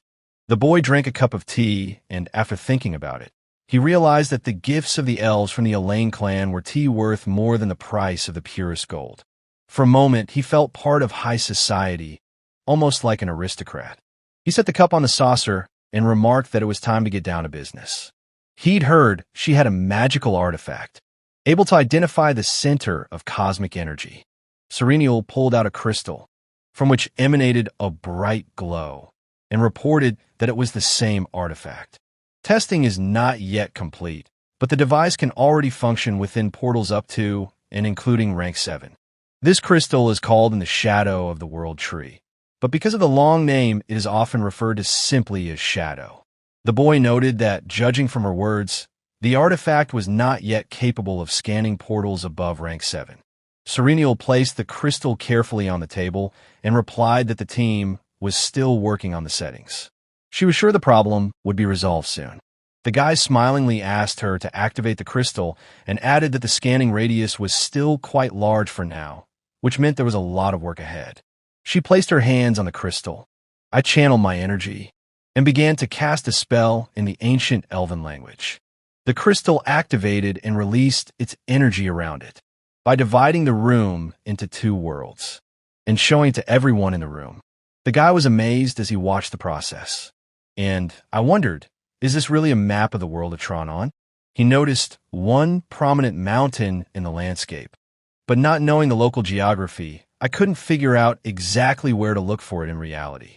He noticed that Serenial's face had gone pale and her body was trembling slightly from fatigue. As he came closer, he saw the worry in her eyes. She replied that she was fine, just needed some rest. The important thing is that the center has been found. It's only 300 kilometers away by human standards. Doesn't anyone want to go there right now? She looked at the guy in surprise when he offered to wait until tomorrow. With a disgruntled look on her face, she wondered if she was the reason he had decided to postpone the hike. The lad again refused, adding that he was not going to go immediately, as he himself was also tired. He was about to leave, but she asked him to wait, saying it was his room and hers was next door. She left, promising they would see each other early in the morning. Then the door closed. The guy spent the night in meditation, but was interrupted when someone knocked on the door. He got dressed, opened it, greeted Serenial, and asked if she was feeling better. She agreed and thanked him for his concern. They went outside and approached his ATV. He thought he'd forgotten about it and realized that 2 people would be a little cramped on it. He asked if she would mind if she had to sit in the back. She didn't see what the problem was. After that, they sat down. The guy reminded her that she'd better hold on tight, or she might fall out. He felt a little embarrassed, but off they went. At this time, Chiun told the bald man that he saw them leave on the ATV. The one coldly replied that he would get his reward when they were done with them. Ji-woon became indignant and reminded him that he had been promised money in advance. The man calmly said it was nothing personal, but he didn't take his word for it. He may have seen them leave, but he can't prove it, just words. If he has to eliminate the elf girl, he'll get another billion on top of that. Chi-woon wanted to say something, but he didn't have time as the man hit the wall next to his head with force. He asked, hadn't he told him before that he rarely kept his promises? It was better not to risk his life because of stubbornness. He and his accomplices then left the premises. Ji-woon thought with a disgruntled look that he had given him the information and now he was going to ditch him. We'll have to see how the situation with these 2 turns out. Guy and Serenial were driving through the desert, and she said they only had 17 kilometers to go in a straight line, and then they had to turn right. After that, another 20 kilometers of travel, and they'll be in the right place. He saw the acid rats right in front of them, and loudly announced it. Serenial calmly used magic, summoning the earth's spirit. She used it to create a large wave of sand, and pointed it at the monsters. Then she summoned the spirit of water, Undine, and attacked another group of rats. The boy turned around and thought, is she really a spirit summoner? Does she have such a rare power? Suddenly, a giant rat crawled out of the ground, and it surprised him very much. Serenial spotted a huge monster and immediately summoned the spirits of the earth. It created a powerful wave of sand, but the attack had no effect on the monster, which struck her. The boy jumped forward resolutely and declared that he would take care of that rat himself. He used the wind fist technique, and a powerful stream of energy instantly destroyed the monster. After the threat was gone, he wondered what the difference was between him and his 800 million. Sereniel wondered if it was a wind spirit, but immediately realized a human couldn't use that kind of magic. The guy turned around and clarified that it's not really a wind spirit. He simply gathers the air around him into a fist and directs it into a single jet. It was like an explosion of chi energy. Serenial was stunned. He spoke so calmly and confidently about such a powerful technique. This ability requires tremendous skill, and he uses it without hesitation, growing stronger and stronger. Now she begins to understand why the ladies admire him so much. The guy noticed a huge fireball flying towards them and loudly warned her of the danger. The ball almost hit them and exploded very hard. He managed to grab her, jump to safety, and wonder if she was okay. Serenial thanked him and replied that she felt fine. She noticed cars approaching and asked if he knew who it was. The boy calmly replied that he himself would like to find out from her. He noticed a magical barrier on these cars, and I realized it was useless to attack now. He asked if she knew how to drive an ATV. Sereniel nodded and announced that she had an inter-world driver's license and 3 years of experience behind the wheel. She got behind the wheel, and the guy wondered if she could get between those cars. Serenial readily agreed, and he said with a smile, "Then let's go." One of the men leaned out of the window, started concentrating energy, and declared that these idiots had decided to jump right into the tiger's jaws. It was their mistake. He released an ice crystal, but missed. The other man used earth magic, and Serenial, with a serious look, advised her to hold on tight. She began maneuvering from side to side, avoiding magical attacks. When they got close enough, the guy jumped onto the roof of the car. The men inside noticed his movement. He grabbed the roof of the car, and with as much force as he could, he started pulling her towards him. A bald man sitting in a nearby car laughed and wondered if the idiot knew what he was trying to break with his hands. It was hardened steel made by the dwarves. He was stunned to see the guy easily tear off most of the roof. Enraged, he loudly ordered the attack on him. The man climbed out of the car window and began using fire magic, saying he would smash it. The guy blocked the attack with the roof of the car and calmly asked, "Are you using that again?" He then pulled the driver of the car and quickly applied a few strokes to his acupuncture points. The bald man, seeing this, asked in surprise what kind of monster was standing in front of him. When his gaze turned forward, he saw a large stone wall that appeared right in front of them. Sereniel watched with a slight smile how their car hit a wall and started to roll over. The bald man thought in confusion, would he really lose so easily? He felt his strength increasing and decided he could not afford such a disgrace. Gathering all his strength, he jumped out of the car, and after landing on not quite human feet, covered his body with stone, promising to kill him. Suhek encounters a monster of unusual appearance. His opponent taunts him, calling himself a werewolf of rare power. The man calmly assesses the threat, preparing to attack. His gaze is confident, despite the obvious danger. The monster lets out a loud roar in an attempt to intimidate the enemy. Suhek remains unfazed as he analyzes the enemy's weak points. The guy sharply dodges the blow, showing a lightning-fast reaction. The monster's body is covered in strange stones that make it impenetrable. The girl drove up in a transport and said that it was time for Suhek to retreat from the battlefield. The guy decides to change tactics, as the monster is most likely above rank 10, and one-on-one he can't handle it. The monster suddenly disappears from the enemy's sight. Suhek looks around in confusion, trying to spot him.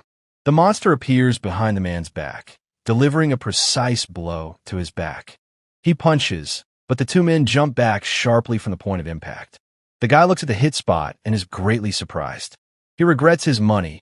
A rock block broke his ATV. The guy is furious. The monster has destroyed his months of effort. He tells the girl to stand and watch and turns to the bald man. The guy offers to help the bald man recover his losses with his blood. The guy challenges his opponent without wasting words on empty threats.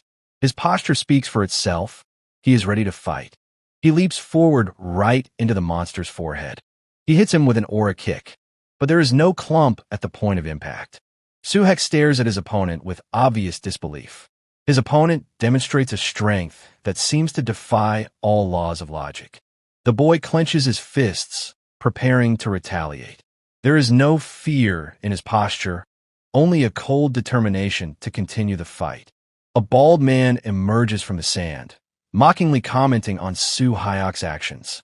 The man analyzes his new adversary, noting the strange abilities. Suhek watches as the enemy pierces the ground as if it were paper. The technique resembles drilling, but with the destructive power of the elements. Guy notices his opponent's dual ability of controlling ground and fire. This complicates the fight, but doesn't stop him. He hits the ground near the guy again, but he manages to dodge. The guy realizes his only chance to win is to break through his skin. He thinks there's a man under the rock and aims to punch him in the stomach. Guy's activating the gut destruction technique, creating auric spikes around himself. The man sneers, calling his opponent a fool. His words are a provocation to throw his opponent off balance. The guy below is already seeing a swing at his head. The block hits, and cracks creep across the ground. The girl calls out for Suhek in shock. She thinks he's finished. Boulder rocks and says it's the girl's turn. He claims he's tired of the protracted battle. He'd love to be alone with her. The girl interrupts the monologue, attacking with renewed vigor. Her goal is to save the guy.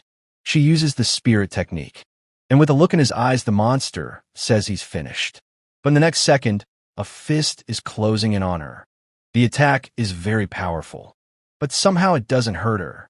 The guy protected her by stopping the huge monster with his hand. The enemy is shocked at the unexpected turn of events. Suhek calmly quotes the saying. Guy demonstrates how his attacks, like water, shattered the stone defenses of the enemy. Suhek admits his mistake by underestimating his opponent's strength. The man coldly inquires about his opponent's rank, emphasizing the difference in their levels. At that moment, the stone is swung. The opponent suddenly loses the ability to move. Su Hyok reminds him that he thought he was weak not long ago. The boy approaches the immobilized enemy, his steps measured and ruthless. The tension of impending retribution hangs in the air. Suhek explains that space is permeated with invisible lines of force. His hand points to one of them, as if drawing in the air. The man demonstrates how these lines can be used in combat. His fingers tremble slightly from the concentration of energy. The lines begin to warp, creating chaotic patterns. Suhek shows how their breaks become vulnerable points. The guy brings his hands together sharply, causing a wave of energy. The space around him vibrates, amplifying the effect of the attack. The rock with the ancient symbols is cracked by Su Hyok's power. Shards of rock fly in different directions. The man stands at the epicenter of the destruction, his gaze fixed on the distance. Even the chaos around him does not break his concentration. The hard stone is starting to crack. Suhek declares that the enemy's days are numbered. Suhek faces an opponent using a technique called ARGH. The monster falls to his knees without strength. The guy watches the unexpected development of events. His opponent is frozen in shock, unable to believe his own eyes. He can't believe his ability is gone. His opponent screams in rage, demanding his lost power back. But at the same time, he pleads with him. The man calmly watches his enemy's emotional outburst. His silence contrasts with the chaos around him. Su Hyok is examining the whole gang of pathetic criminals, all captured. Data about the international organization IANTIS flashes on the screen. Suhek studies the tattoos. He realizes they're all members of this group. The scheme of machinations of the organization is revealed. Most members are not even officially registered. which complicates the investigation. Suhek notes Mantis's ties to criminal gangs. His hand clutches the pen. He's ready to act. Guy is discussing with an ally the impossibility of solving the problem without embedding an agent. His voice is firm but not nervous. Almost all the bandits are already loaded into the car. Suhek reflects on the difficult conditions of the operation. The adversaries operate covertly, leaving minimal traces. He can see how Serenil cares about it too. She looks at him and orders him to go. He wonders, are we going to Black Fong? The report of the assignment to find the Cosmostergy Center makes Su Hyok frown. He is a little hesitant about this decision. But the woman bloodily says criminals deserve harsh punishment. The gangsters themselves are in shock, of course. Su Hyok nods affirmatively, confirming his willingness to follow the plan. His gaze is forward, as if he's mentally scrolling through each step. The man makes a gesture with his hand, signaling to his allies, and begins to move forward. They have a long way to go through the desert. After a while, they dreamily arrive at the saloon. Someone in white shoes walks inside.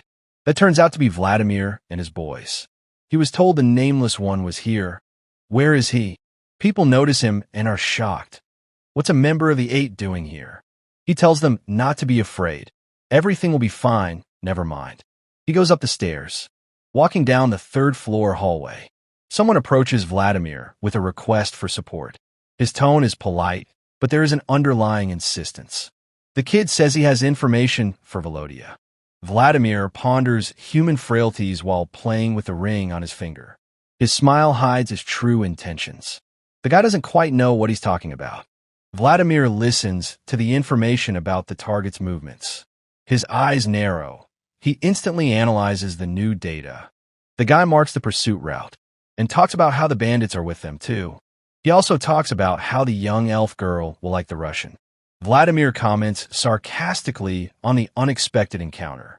His posture expresses superiority, but there is a flicker of interest in his eyes. The man catches his interlocutor's gaze, assessing the potential of the alliance. The silence between them speaks more than words. At this point, the guy in white cuts off the informant's head. Suhek grins at his opponent, who is covered in the dust of his own blood. His posture shows his superiority, as if he had foreseen the outcome beforehand. The man coldly comments on the futility of his opponent's ambitions. He asks another guy on the staff to clean up this abomination. The action moves to the rock of the Black Fong. The boy studies the cave with markings of monster clusters. His gaze lingers on the area where the search has so far failed. Su Hyok wonders about the location of the Cosmo Energy Center. The disappointment in his voice is mixed with determination to continue the mission. An unexpected flood of water blocks the group's path. Suhek analyzes the source of the anomaly, trying to find a logical explanation. The man takes a step back, avoiding being hit by the jet. He sees a bat with red eyes in front of him. It scares him. The mouse takes off and activates his voice to shake the walls. The girl can't stand the sound. She's in pain. Guy activates a sound barrier, blocking the enemy's attack. Waves of energy disperse, creating a protective sphere around the allies. Suhek adjusts the strength of the barrier while watching the monster's reaction. His concentration doesn't weaken for a second. The monster's body emits cosmic energy, distorting the space around it. Suhek fixes the anomaly, preparing to counterattack. The girl notes the creature's connection to external sources of power. Suhek faces the main monster, whose armor resists even the blows of the wind. Guy changes tactics, looking for any vulnerable spots on his opponent's body. The wind energy concentrates around Su Hyok's hands, forming a vortex. His eyes sparkle with determination, his body tense for the final blow. The man releases a blob of energy, sending it into the monster's core. A blast of light obscured everything for a moment. She's dodging, and sends his energy in return. The guy barely manages to dodge that fireball. Suhek watches as the mouse activates a defense mechanism when threatened. Its shields absorb the attacks, forcing it to seek a new approach. The man approaches the mouse, studying its structure. Each movement is careful, as if he is solving a puzzle. Su Hyok prepares to attack the flying nasty thing. The man pauses for a second, assessing his punching technique. There's a slight weariness on his face, but there's determination in his eyes. He's throwing a hail of punches at her, and the mouse takes too much damage. She literally vaporized. The girl looks on in shock. The guy has exceeded all her expectations with his strength. The enemy with its wings padded soars through the air, flying over Soo-hek. Guy notes the enemy's lack of options. The wings were the backbone of his attack, and now he's gathering his energy in his fist and preparing to finish her off. He delivers a crushing blow to her. The charts of chi energy are displayed on the screen. Soo-hek analyzes the data, comparing it with previous readings. Soo-hek demonstrates the technique of multiple wind fists. After a series of strikes, his energy remains at a critically high level. Guy checks the speed of chi recovery, surprised at his own abilities. His body reacts faster than he expected. The man examines the scars from the battle, noting their rapid healing.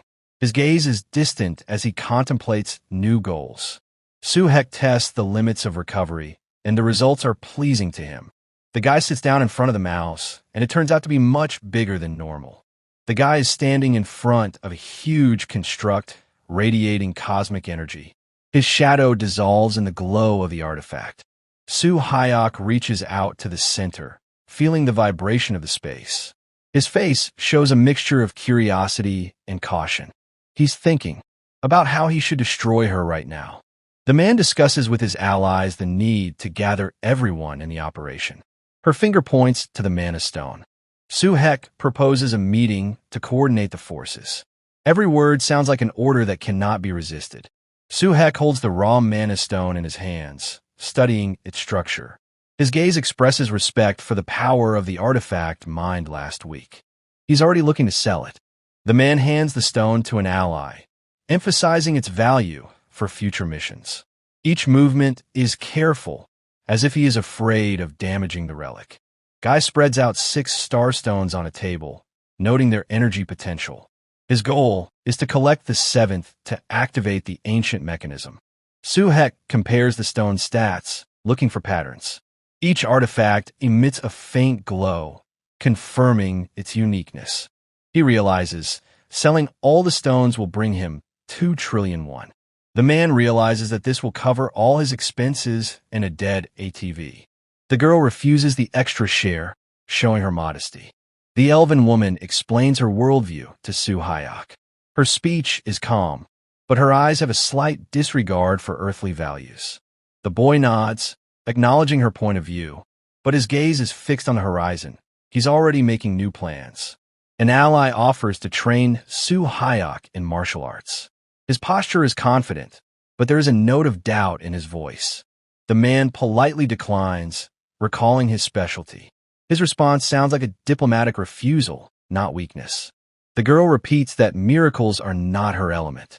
The girl turns the conversation to tactics, avoiding further questions. She's also embarrassed. The man is discussing plans to visit her home country with the elf. His tone is friendly, but there is an undercurrent of interest in new knowledge. They decide to go back, and already the car is driving on the ground. More specifically, on the sand in the desert. The guy talks about almost arriving at dawn. The girl stares wistfully out the window. She says to stop her. She'll come out here. The guy turns around, sadly, realizing it's already time to say goodbye to her. He stops where she asked. The elf girl thanks an ally for his help. Soo-hek says that without her, things wouldn't have gone as smoothly as they would have liked. Soo-hek exchanges parting words with an ally, reminding him of his promise to visit Elvenheim. His posture expresses confidence, and his gaze is fixed on the horizon. The boy nods briefly, confirming the agreement. There's no doubt in his voice that he'll keep his word, even if the journey is difficult. The girl expresses the hope that the next meeting will be held in a calmer atmosphere. Soo-hek thanks her for their adventure together, waving her hand briefly. His words sound sincere, but not overly emotional. The elfess says her name is actually Riel. Let him address her as such. The guy admires her and agrees to her request. The girl turns to leave, signaling that the conversation is over. She waves to the boy. The guy puts on his mask. Pressure on the gas pedal. and he says he's going to give them an entourage now. The car roars and rushes straight into the portal, bouncing at speed and flying into the portal, flying out of there at high speed. Everyone around here is shocked. They surrounded the car. The guy in the mask pulled out his trophy and showed it to everyone. Everyone is shocked at how he got the Cosmo Energy Center out of such a dangerous place. He comes out and raises the artifact above his head, flaunting it in front of everyone. People are happy and shocked how Nameless did it faster than Vladimir. The man exchanges a glance with his ally, questioning the artifact's authenticity. The questions remain unanswered, but time is running out. The allies thank the Nameless hero, offering to submit to the authority of the center. Their voices sound convincing, but there is an undercurrent of anxiety. The boy nods, accepting the terms. His decision seems hasty, but there's a cold calculation behind it. After determining authenticity, the chief praises the hero. He takes him by the hand and celebrates his victory and the success of the mission. But people aren't happy, they're shocked. Someone shouts the nickname Nameless angrily. Now the whole crowd is chanting his name. The report of the target's sudden disappearance makes Vladimir frown. He rereads the lines, looking for a catch in every detail. The man notes a discrepancy in the report. His intuition whispers the enemy is closer than it appears. The enemy cleverly confuses the tracks, leading Vladimir along false routes. Every turn is a new trap, but the guy doesn't let his guard down. The man slows his step, analyzing patterns of deception. His patience is a weapon against the enemy's haste. He discovers the portal's connection to the Korean Association. His fingers slide across the map, connecting the dots into a single conspiracy network. The guy makes the decision to leave the area. If the target is gone, there's no point in staying. He's walking on the first floor. Suddenly, he hears something. A couple of scoofs speculate about how there's nothing special about the guy. The enemy leader contemptuously calls the men pathetic plebs. The man turns to leave, ignoring the taunts. His goal is not to win the argument, but to complete the mission. An ally warns Beck Muck of the danger. His words sound like a threat, but the boy only grins. He's used to taking risks. The man thanks for the advice, but continues on his way. Danger is his element. The action switches, and in a camouflage environment, the bodyguard meets someone. It turns out to be the vice president. The allies suggest that Soo Hyok start working together, pointing to the hidden entrance. His gesture is confident, as if he's been waiting for this moment for a long time. The man nods, following him. The man nods as he follows him. His gaze wary doesn't trust new suggestions blindly. A stranger in an expensive suit addresses Soo Hyok, mentioning his recent exploits. His smile is filled with hidden meaning, and his eyes assess every reaction. The guy remains neutral, neither confirming nor denying what he hears. His posture says, "I'm not looking for approval." The opponent asks, ironically, if Soo Hyok liked the attention to his person. His voice is provocative, but there is fear behind it. The man shrugs, showing indifference to other people's opinions. His silence is more eloquent than any words. The screen flashes data of an association linked to a secret organization. Suhek highlights a key name, noting its association with crime. The guy switches to the next document, his fingers quickly flipping through the pages. Time is working against him. The ally acknowledges the group's affiliation with an international organization. His gaze avoids meeting Soo Hyok's, as if he's hiding something.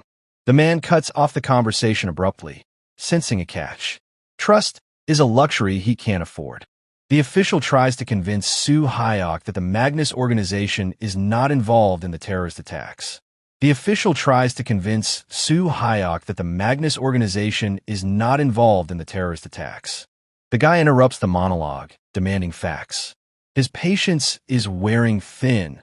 He is not interested in playing politics. The message about the information leak causes Soo Hyok to think. He rereads the text, noting the threats to the higher-ups. The man closes the file, realizing that he has become a pawn in someone else's game. His next move must be flawless. The ally apologizes for involving Soo Hyok in political intrigue. His voice trembles, but the guy doesn't believe that his remorse is sincere. The man almost silently walks away, but wants to ask one last question. Soo Hyok receives information about Magnus members losing their powers. He confirms it's his work. Guy nods briefly, not revealing his part in this. Some secrets are better kept in the shadows. The message about the possibilities of keeping secrets makes Soo Hyok chuckle. He folds the documents neatly, stashing them in the safe. The man switches the subject to his promotion and the fact that it's time to give him money already. He rejoices, remembering his cool ATV. Vice says the association will legalize transporting criminals and give the boy. The guy examines the Jeep handed over by the association. His fingers glide over the hood, assessing the quality of the illegally modified vehicle. Soo-hek nods, accepting the gift. His silence is more eloquent than words. He knows the commitment behind it. An ally demonstrates the machine. Soo-hek studies the techno shell, noting its value in the billions. The man asks a question about the transfer of the artifact, keeping his tone businesslike. His interest is hidden behind a mask of neutrality. Vice says it's still a small honor for a national hero. He says he'll call him back when the car is ready. Soo Hyok ironically accepts the title of national hero. His smile is fake and his eyes are as cold as ice. Now he's getting on the bus.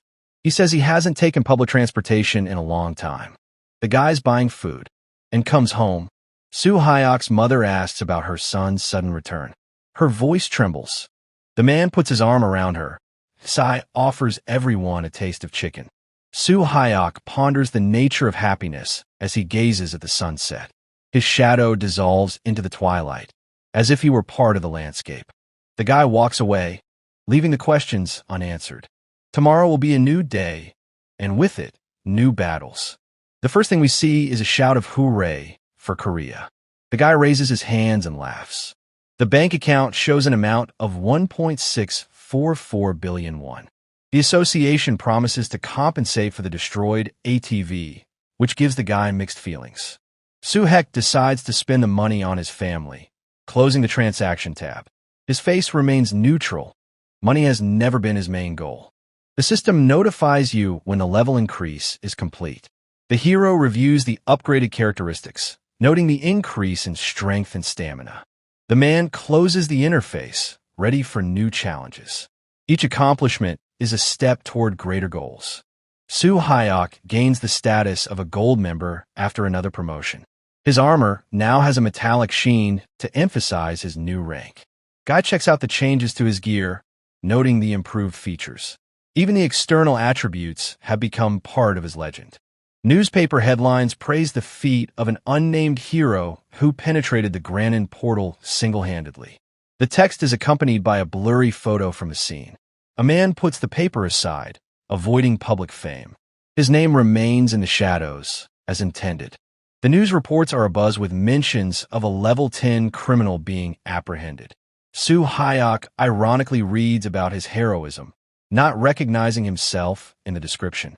Guy notices the appearance of a representative of the World 8 in the portal. His interest in the case grows, but he maintains a mask of indifference.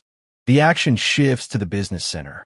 The ally displays an ancient ring that only 5 Koreans possessed. Soo Hyok examines the artifact, noting the fine engraving and the aura of power. The boy had heard legends about this object, but holding it in his hands was a different reality. His silence is more eloquent than his rapture. The ring created from mithril combines magic and technology. Soo Hyok is surprised that such an artifact was given to him despite being below rank 12. The man questions the reasons for the choice, but gets no answer. The trust in the giver remains in question. Soo Hyok is officially recognized as Korea's 7th Awakened One. The message is accompanied by a hint that this is only the beginning of his journey. The boy thanks with a nod, not expressing any emotion. His gaze is fixed on the future, where there are no limits. Soo Hyok studies the status bar on the status of Korea's top 10. His gaze lingers on the phrase about national patrimony, but his face remains impassive. The man celebrates the benefits of his new position, but does not allow himself to relax. Prestige is a tool, not a goal. The guy looks over the contract with the association, which spells out the terms of providing a personal secretary and a driver. Each clause is carefully analyzed. Soo-hek eschews unnecessary luxury, emphasizing minimalism. He'll give the car to his dad. Ally complains about high taxes, waiving a financial statement. Soo-hyok listens silently, noting the irony in his words. A man offers to work together, but his tone remains businesslike. Money is only a resource, not a reason for emotions. Soo-hek nods approvingly as he reads the terms of cooperation with the association. He is satisfied with the balance between freedom and obligation. The guy signs the document, finalizing the transaction. Every movement is confident and deliberate. Soo-hyok's sister is shocked at his new rank. Her eyes are wide, and her hands are clutching a newspaper with headlines about the hero's accomplishments. The man shrugged, avoiding unnecessary explanations. Fame has not changed his attitude toward his family. The sister insists on publicly recognizing Soo-hyok's accomplishments. Her enthusiasm contrasts with his restrained smile. Guy asks to break the news to his parents first. Even in moments of pride, he remains tactful. Soo-hyok warns his sister about the risks of being too frank. His fingers tapped nervously on the table, letting out a slight tension. The man suggests forgetting the conversation, but the sister is already determined. Words, as always, are ahead of thoughts. The boy ponders how to inform his parents of his status. His gaze is fixed on the window, where the sunset colors the sky purple. Sister chooses a moment when mom will be in a good mood. Even the heroes are afraid of parental gazes. The man sits in silence, waiting for the right time to speak. His posture is relaxed, but his thoughts are running wild. Soo-hek goes through the variations of phrases, rejecting each one as too pathos. Simplicity is his guiding principle. The screen displays training schedules and new techniques. Soo-hek concentrates on practicing his skills, ignoring outside noise. The guy repeats the movements with his eyes closed, bringing each one to automaticity. Mastery requires sacrifices, and he is ready to make them. Soo-hek studies the technique of energy absorption, noting its average efficiency. His hard training has allowed him to maximize his strength gains. A man ponders the existence of better methods. His ambition pushes him to explore new horizons. Guy is happy with the decision to develop one skill instead of superficial training. It accelerated his progress in critical situations. Soo-hek continues to focus on the essentials, ignoring the secondary. Discipline is his main ally in battle. The man has mastered the highest level of martial arts, but has no intention of stopping. His goal is to surpass his own limits. Soo-hek is planning new training sessions to keep the lead. Each victory is just a stepping stone to greater things. Guy compares the human body to brittle steel, emphasizing vulnerability in combat. However, proper pressure enhances strength. Soo-hek ponders the limits of the body's endurance. Even steel can be strengthened if you know its secrets. A man faces an unknown limit of human capabilities. His adversary is shocked by the hero's incredible resilience. Soo-hek continues to test herself, knowing no boundaries. Each challenge is an opportunity to become stronger. Suddenly, Vladimir appears in front of him, greeting the kid. The boy listens to taunts about his monstrous nature. His calmness contrasts with his opponent's panic. Vladimir ignores the provocations, keeping his cool. Words lose power before his determination. The man realizes that his true nature is difficult to unravel. This gives him a tactical advantage in fights. Soo-hek uses his mysteriousness as a shield. Opponents underestimate him until it's too late. The boy notices that the enemy has realized his maneuver. An attempt to use magic fails, causing confusion. Soo-hek instantly changes tactics to adapt to new conditions. Flexibility is his main weapon. He asks him to wait, but Soo-hyok quickly grabs him by the scruff of the neck. He's shocked that the little guy has paralyzed him. It only piques his interest. The man is annoyed that his opponent escaped the trap. His interest in the battle grows, fueling the excitement. Now he's ready to fight for real. Soo-hek activates the technique, a reddish glow enveloping his body. The energy concentrates in the palms of his hands, preparing to be released. The man maintains a steady stance despite the pressure of the force. His eyes narrowed. He's controlling every aspect of the spell. The guy slowly raises his arm, gathering energy for a counterattack. Every movement is calculated to the millimeter. The opponent is challenging, demanding to prove Su Hyok's strength. His posture is aggressive, fists clenched in anticipation of an attack. The opponent's energy strike approaches Su Hyok. The hero's spiritual level exceeds the norm, creating a protective barrier. A man analyzes an anomaly in the enemy's power. His karma, contrary to expectations, neutralizes the threat. Su Hyok deflects the psychic attack using the immunity skill. The waves of energy dissipate without causing any harm. The guy picks up on weak points in the opponent's technique. His next action will be decisive and precise. He spews out a blue aura that suppresses the demonic Vladimir. Su Hyok becomes completely resistant to his attacks. Vladimir doesn't understand. How is it? And then he gets punched in the face. The enemy was shocked that Su Hyok had survived the magic strike. His face was distorted with a mixture of fear and rage. The man coldly observes his opponent's reaction. Even death threats don't break his concentration. The guy swings and strikes again. But this time, the guy in white blocks the punch. The opponent screams, accusing Su Hyok of using a forbidden technique. The blood on his hands proves otherwise. He lights up his red aura again. The enemy vows to demonstrate his true power. His aura intensifies dramatically, distorting the space around him. He sends a bunch of spikes towards the protagonist. The kid is shocked by this, but activates the technique, and now all bullets go through him. Su Hyok counterattacks by lunging at the guy. Vladimir is in complete shock. After a while, Vladimir opens his eyes and sees the main character in front of him. The opponent scoffs, doubting Vladimir's abilities. His words are full of disdain, but the man remains unfazed. Su Hyok defiantly makes a provocation, focusing on energy control. Every movement emphasizes his superiority. Vladimir says he has never heard such words from a human being. The message about the vampire makes Vladimir chuckle. The boy ponders the unexpected strength of his opponent. His gaze slides over the map, noting the coordinates of the last fight. Su Hyok decides to investigate further. Every detail could be a clue. The enemy demands an answer about the nature of Su Hyok's powers. His voice trembles with a mixture of fear and curiosity. The man turns silently, demonstrating that the secrets will stay with him. Some secrets are not for other people's ears. Su Hyok examines the unarmed opponent, noting his naivety. Even in weakness, his opponent tries to save face. The guy backs down, giving the chance to surrender. His mercy is a rare but strategic gesture.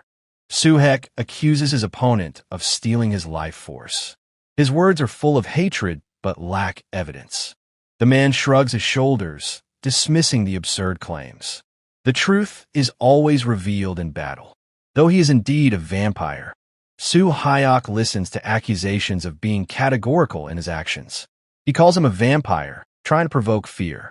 The man parries that his true nature has nothing to do with mysticism. The calm gaze betrays confidence in his rightness. A guy is faced with the question of his origins. The adversary assumes he is using the precious body to travel. Vladimir denies evil intentions, reminding of the purity of his actions. His words sound like a challenge to further dialogue. The man explains that blood theft is a myth that breeds only hatred. His speech is rational, devoid of emotional outbursts. He suggests that Su Hyok trust him, emphasizing the lack of risk. His body is a tool, not a source of evil. Guy analyzes the imbalance between his opponent's physical and magical power. Attempts to break the connection with the energy fail. Su Hyok notes that even in the mind, the enemy remains dangerous. His conclusions are accurate but require further action.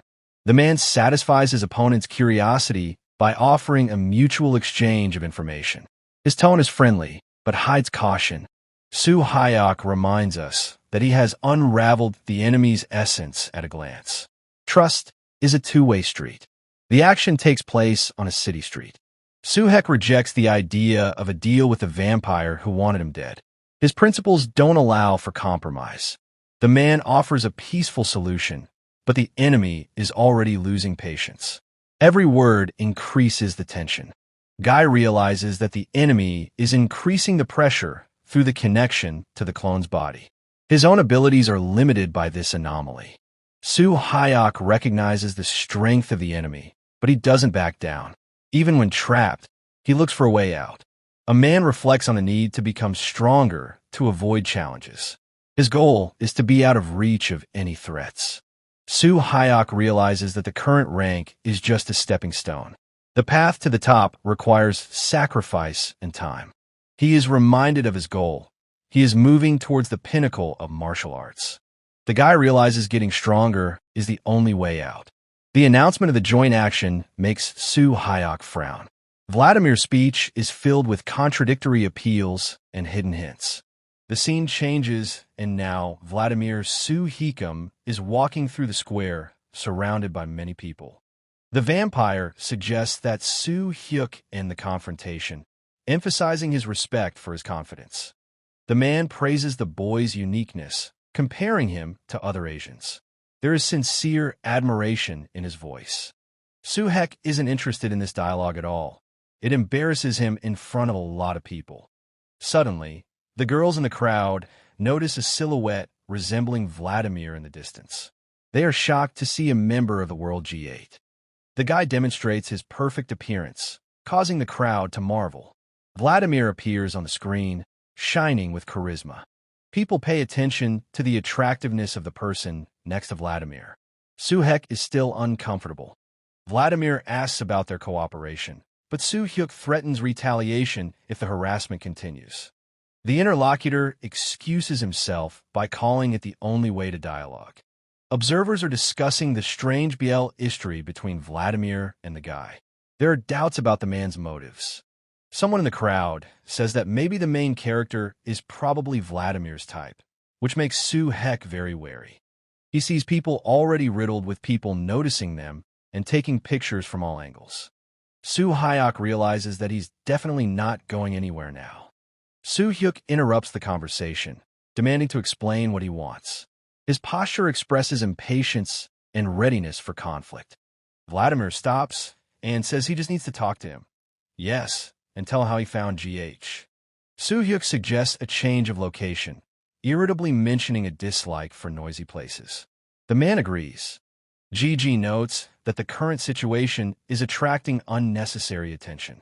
A glance is cast at those around him, as if anticipating trouble. Gotta run. The guy abruptly starts running, intending to leave first and demands to follow him. The interlocutor is outraged at the sudden decision, trying to stop him. The crowd runs after them. The scene shifts, and both characters catch their breath. Vladimir remarks that they seem to have broken away from the crowd, and Soo Hyuk confirms this. But suddenly he looks up, and he sees something. He sees a crowd of school children in front of him, and one of them is squatting in the middle of the crowd. Vladimir mocks the young man, comparing them to just a bunch of hustlers on the street. A gopnik orders the group to leave as they are too old for their company. But girls notice the attraction of men. Their interest increases. A girl in the crowd confidently states that the guys look like actors. They seem to be popular in TikTok. Soo Hyuk is surprised at Vladimir's popularity. A group of girls are discussing the attractiveness of men, and their boyfriends are persistently asking GG and his friend to leave. The vampire suggests stopping interacting with the youth, emphasizing the importance of other things to do. Suddenly, some rock flies into them. Something is about to start. An irritated man mumbles about the band's imminent departure. Every word is imbued with the desire to get rid of annoying gawkers. A menacing grin appears on his face. His fingers clench into fists, revealing the growing tension. A sharp exclamation interrupts the silence. The gopnik is indignant at the ridiculous sigh. The situation balances on the brink of conflict. The aggressor hisses about being ready to retaliate and comments wryly on the Adol's self-confidence. He rushes forward. But Soo Hyok quickly stops him just by stroking his hand on the goon's face. He is stunned by the show of force. His eyes widen with surprise, registering the power of the blow. And in the very next second, the guy sends the goon with force into the wall, almost punching it. The girls on the sidelines are just shocked at this turn of events. After a while, there are 3 guys lying against the wall asking to call the police. But our heroes just stand there and stare at the 3 self-righteous losers. Vladimir says that today's youth don't understand boundaries at all.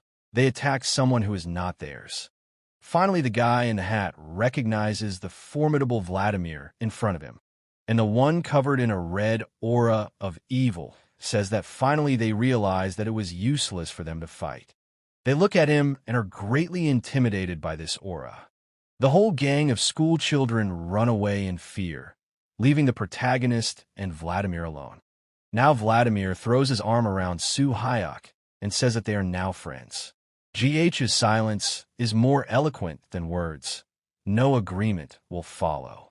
The man interrupts the dialogue, demanding to get to the point. A sharp gesture removes Vladimir's hands, and his opponent's smirk only irritates him. The interlocutor limits himself to 3 questions by raising a finger. His gaze studies Soo Hyuk's reaction, as if trying to anticipate the answer. The first question is about escaping from magical captivity. Soo Hyuk averts his eyes, making it clear that the secrets will stay with him.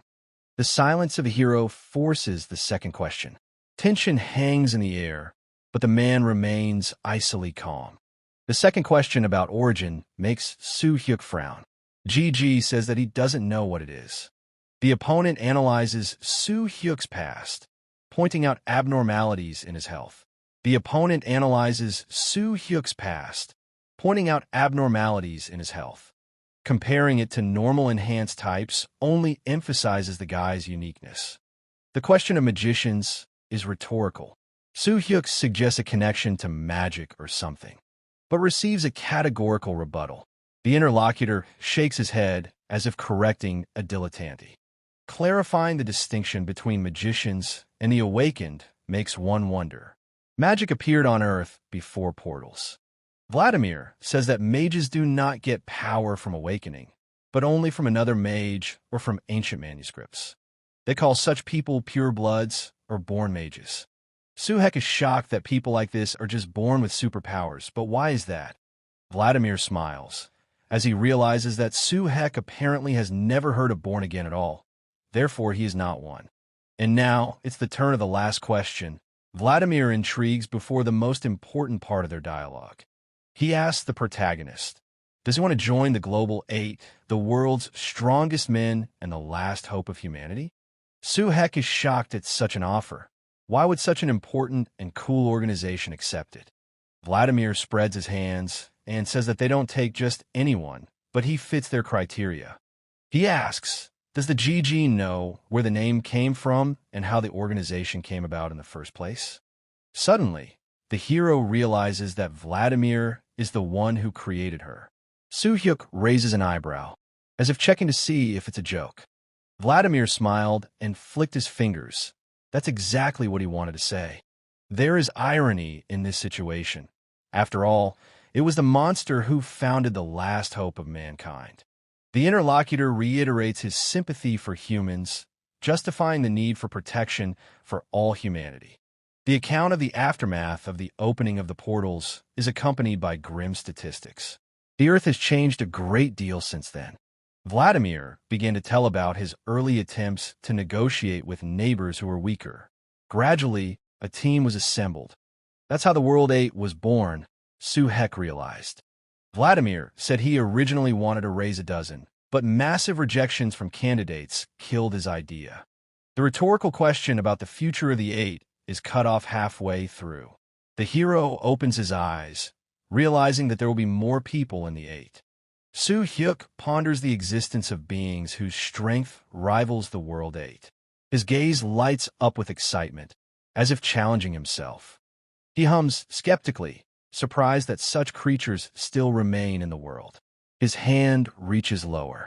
The hero realizes that his fighter instinct has awakened in him unnoticed, and has been pointing all along to danger nearby.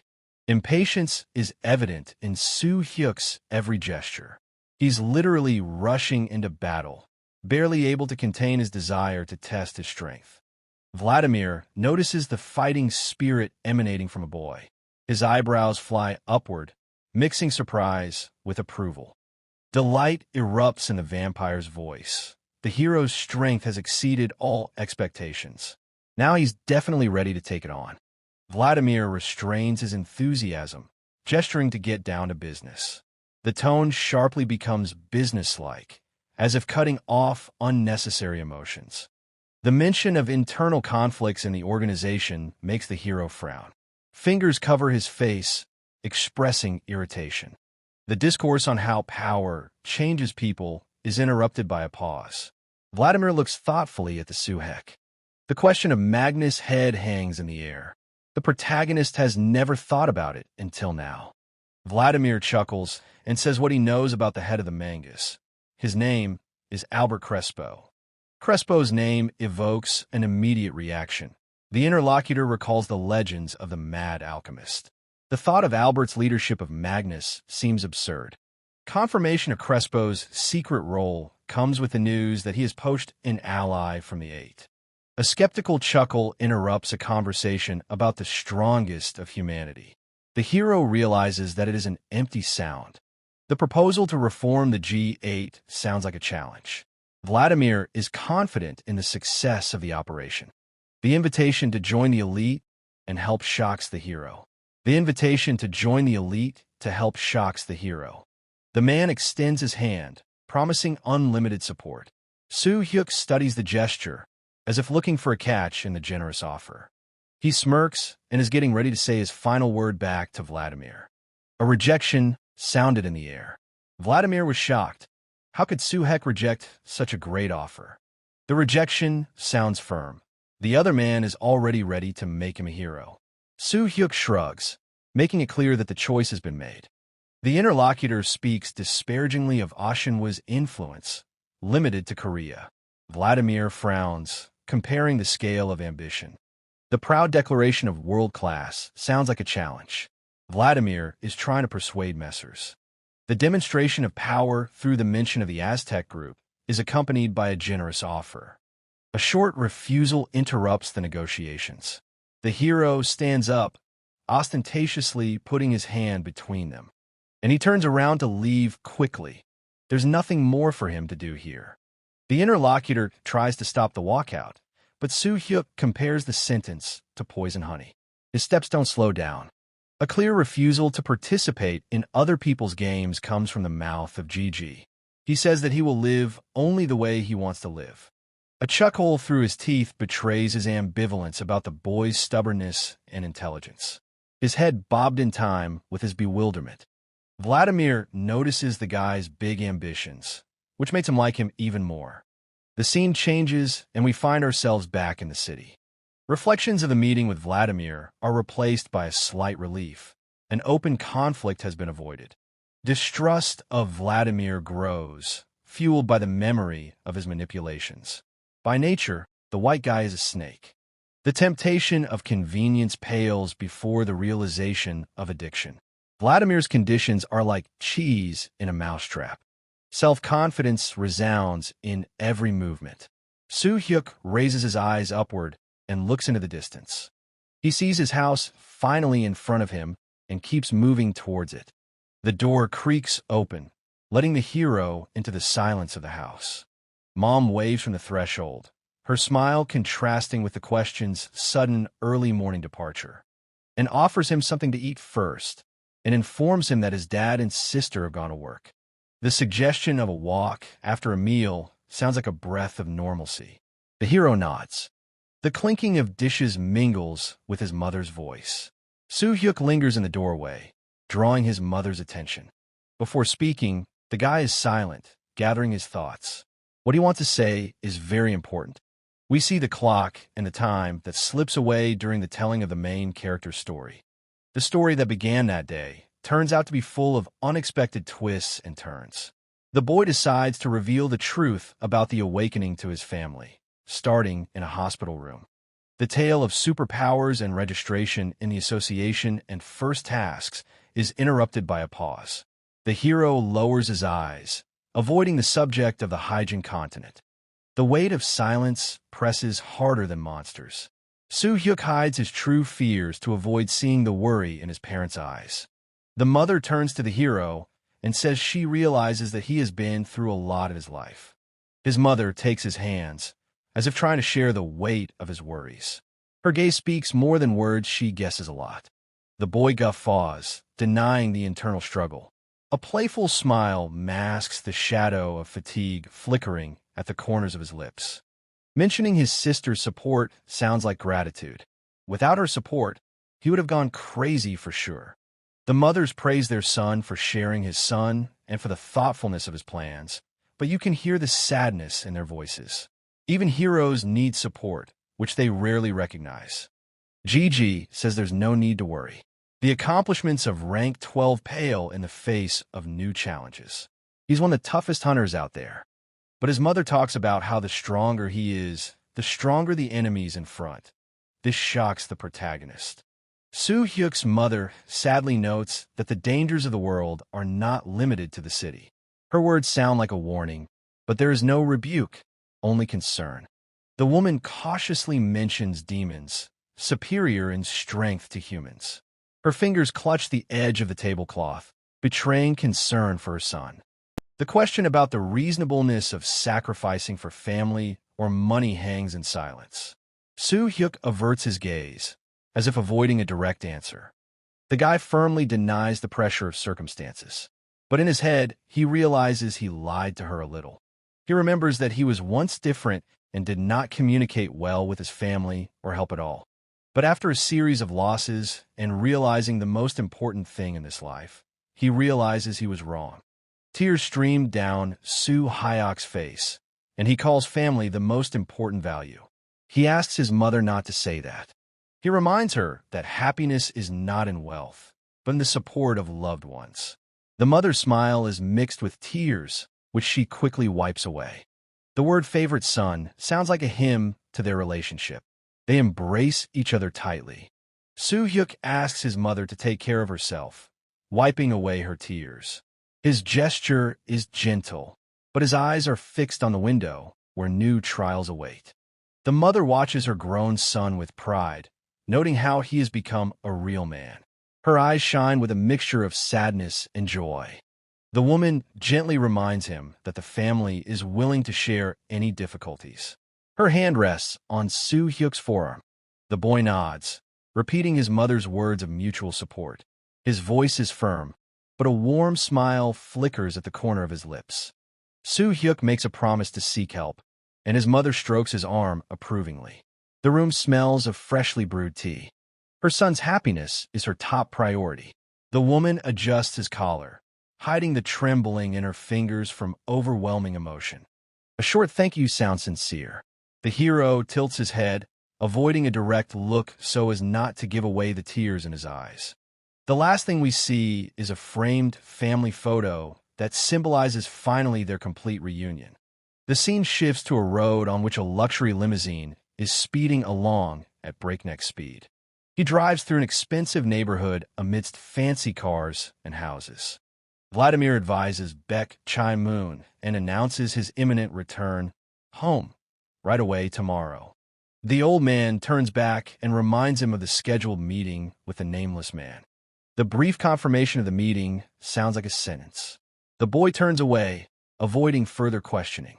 The old man realizes that apparently the meeting didn't go so smoothly and lags behind the kid. Finally, the limo pulled up to Vladimir's mansion, and everyone except the driver got out of the car. Before parting, Vladimir admires Soo-hyuk to the old man. Fantastic is the only word he finds to evaluate. He calls the new acquaintance cool, and it makes him fall in love with their little country. Vampire admits defeat when he fought Soo-hyuk. The interlocutor freezes in shock, not expecting this turn of events. The old man apologizes, but the boy immediately clarifies that it was a joke. A smile slides across his lips, mixing irony with slight embarrassment. Even if his body was a clone right now, He couldn't think that anyone other than the old man could defeat him. Vladimir asks the old man to get Su-Hek into their organization by any means necessary. The old man says their clan head will be against it. Master's order to wait for the completion of the training sounds like a test. Vladimir says under no circumstances to provoke Su-Hek to hostility. And if someone decides to do it, Vladimir will take it as a personal feud. The message will be delivered personally, the old man promises. Vladimir turns to leave, showing determination. One last errand before his departure interrupts his thoughts. Gather all the media tomorrow before his flight. The agreement sounds automatic. The old man wishes Vladimir good night. The vampire goes home and pulls himself up. Spending all day in the sun is very detrimental to a clone's health and strength.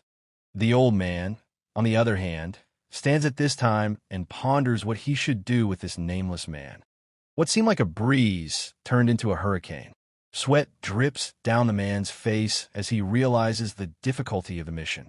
An attempt to enjoy the peace of old age fails due to new commitments. The old man's gaze glides over the mansion. The scene changes to Korea International Airport. This is where Vladimir will be flying from. He walks to the gangway, and the people around him take pictures of him, blinding him with multiple flashes. The vampire has 2 bodyguards with him and waves goodbye to all the journalists, saying goodbye to him. Finally, he walks over to his booth and prepares to begin his speech, welcoming all who have gathered here. Already in the phone, we see his recognition of the exclusivity of the nameless sounds like a challenge. The man crosses his arms, assessing the hidden potential of his opponent. We're presented with this very phone. Rumors about it are spreading around the web with incredible speed. Vladimir's interview, the strongest in Russia, exploded the media space. His words turned public opinion upside down. The global audience is excited about the new developments. Nameless fans are already close to the 1.5 million subscribers mark. The debate online is heating up. Some are predicting the decline of Nameless fame, while others are fiercely defending his reputation. Things get out of control, but the hero realizes this is just the beginning of a long journey. His gaze is full of determination. A phone call interrupts his thoughts. Soo-hyuk picks up the phone with his usual restraint. When asked about business, the guy answers briefly, "Everything is fine," and talk about being busy looking for a place to live lately. The vice chairman expresses concern, but the hero assures that the worries are in vain. His tone remains impenetrable. The question of emigration hangs in the air. Soo-hyuk sighs, saying that they had already discussed this topic. The conversation returns to the topic of trust, where the interlocutor cautiously hints at a possible change in Soo-hyuk's decisions. Anxiety is heightened by Vladimir's activity. The interlocutor justifies his anxiety by referring to the morning events that went beyond what was expected. Despite the lack of concrete proposals, the joking remark diffuses the situation. Laughter masks awkwardness, showing that there are no serious reasons for conflict yet. Soo-hyuk emphasizes the importance of maintaining the current arrangements. His words sound like a promise, but there is a hint of a conditional agreement. A joke about nameless managerial status ends the dialogue. The vice president still doesn't believe it. The offer to visit the association is presented as an informal request. The intrigue is enhanced by mentioning undisclosed details. The idea seems promising to the interlocutor, but he insists on a personal meeting. The pause before the answer reveals hidden fears. The question of urgency remains without a clear answer. Soo-hyuk agrees to consider the proposal later, showing control over the situation. The request for exclusive rights to the portal comes out of the blue. The response is delayed, creating a moment of uncertainty. The statement about the imminent use of rights brings the interlocutor back into the dialogue. But the vice president is still shocked by such a statement. Exclusive rights to portals are usually only available to awakened rank 12+. Few find any real use for it. The reason for the restrictions is simple: resource monopoly. On the table in front of him, the distribution schemes of magic stones are spread out. Control of the portal means power over all the world's resources. A warning about conflicts between guilds reminds the GG of the danger. The vice president asks the protagonist, is he sure he's ready? It's a big risk and danger. Danger is not frightening. The nameless one's name has become a shield. A nod in response to doubt confirms a willingness to take risks. The consent is given without hesitation. The contract is signed. The seal leaves an impression on the paper, as if to put an end to the dispute. Preparations for the assertion of rights are in full swing. Soo-hek thanks his manager and says that their next conversation is postponed until after the portal is cleared. The scene changes to the crown of trees. After the call with Oh Shin-woo, the training becomes more intense. He spent a lot of time training and gathering information about portals. Routine inspection of the rank 1 to 3 portals is not difficult. Soo-hyuk reviews the reports, noting that there are no anomalies. Soo-hyuk rejects small targets, focusing on the big score. His demands grow in proportion to his ambition. Level 80 seems insignificant against the standards for rank 12. Guy compares his progress with guild expectations. Martial arts help get to this point, but now a qualitative leap is needed. The eye is set on new horizons. Leveling up requires risky moves. Capturing high-rank portals becomes a priority. The rarity of strong portals appearing is annoying. Soo-hyuk flips through the reports, looking for even a hint of a suitable target. A rank 6 portal is not ideal, but there are no alternatives. Disappointment mixed with determination to take a chance. Doubts flicker before choosing whether to enter the rank 6 portal or wait for more. Suddenly a system screen appears before his eyes. He can't believe his eyes. Notification of the 10th rank portal in Fianan City pops up on the screen. The protagonist can't believe his luck. The interlocutor is surprised by Soo-hyuk's absence again. The question about the reason sounds more like a rhetorical rebuke. The timing of the trip to the province remains uncertain. Guy brushes off his worries, trying to minimize the anxiety of his loved ones. The request to look after his parents is accompanied by a brief nod. There's a familiar responsibility in his voice, devoid of emotion. The consent is reluctant through gritted teeth. The sister covers her face with her hand, as if resigning herself to the inevitable. Finally, GH gets in the car and hits the gas. Now he ends the conversation with the fact that it's time for him to go about his business. His Geländewagen is on its way. Soo-hek is very focused on his route. He's smiling as his destination is Pohang. The scene changes, and for some reason we see a huge hand sticking out of the ocean. The size of the portal amazes even an experienced hunter, and the crowd of ordinary people is shocked by such a sight. Someone in the crowd cries out that such a large portal would definitely need at least a rank 12 person. Noise builds up at the edge of the restricted area. The guards are blocking the way, demanding that you leave the area immediately. A military man shouts, demanding a retreat. Panic grips the group as they plead for something to be done to keep them safe. The ID check procedure is delayed. A security officer stops Soo-hyuk's car and asks for his ID. A border guard officer looks in the window of a car, and in front of him appears already Soo-hek in his superhero mask, showing his ring that symbolizes his rank. The military man acknowledges Nameless and salutes him. He says that he will now quickly open a passage to the portal for him. He opens the barrier, and we see our Mr. S. white Geldwagen heading straight for the portal. The portal's classification as hostile is confirmed. The data on the screen flashes red, warning of an increased threat. The biggest dilemma in his life is that even rank 12 doesn't guarantee victory over an equally powerful portal. Standard tactics recommend choosing portals 3 ranks lower. Exceptions are rare and require special training.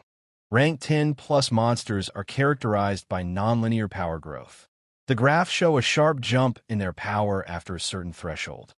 3 years ago, a group of 3 rank 12 awakened ones ventured into a level 11 portal. Their story was a lesson to all guilds. Of the 3 participants, only 2 were able to return after the portal was closed. This case is still being discussed in professional circles. A call from the vice president pops up on the screen of Soo-hek's phone. Warnings of risks from him sound like concern for nothing more than a national treasure. The vice chairman insists on revising the plan, but in vain. A question from SU Heck about the relationship between high ambition and future success perplexes the vice president.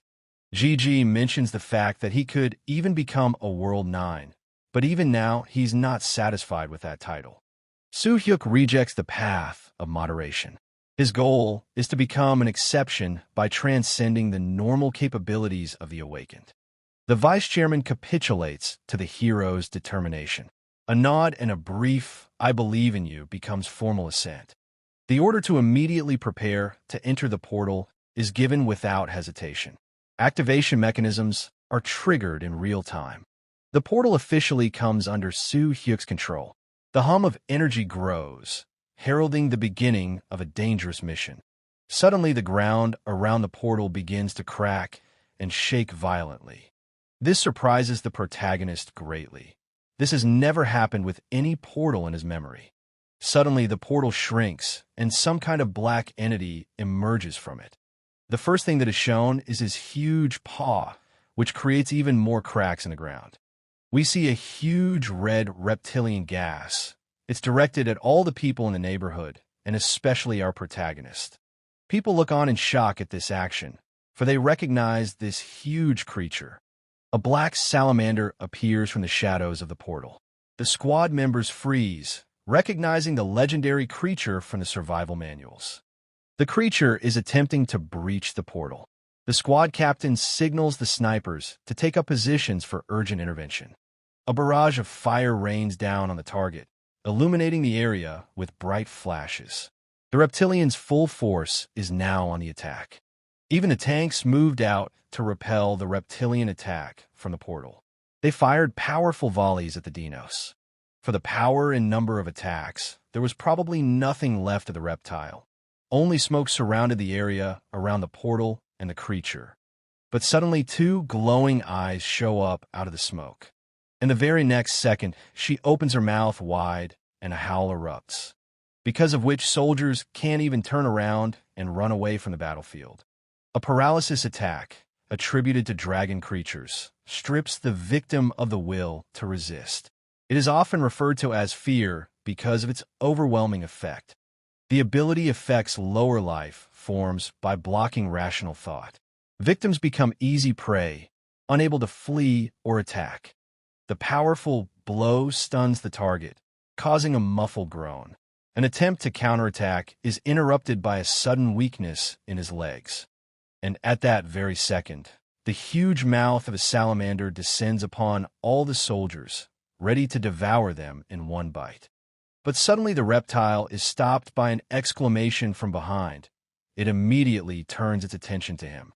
And now she sees Soo-hyuk in his mask and energy in his leg, already falling from above right on top of her, preparing a powerful strike.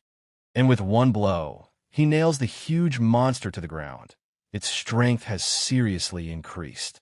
Nameless appears suddenly, his appearance halting the onslaught of the enemy. The soldiers are shocked by his power, but the monster calls out into the air, growling and preparing a new blow already aimed at the protagonist. GG realizes that the monster's tough hide can withstand even the hardest blows. Each blow bounces back as if it were steel armor.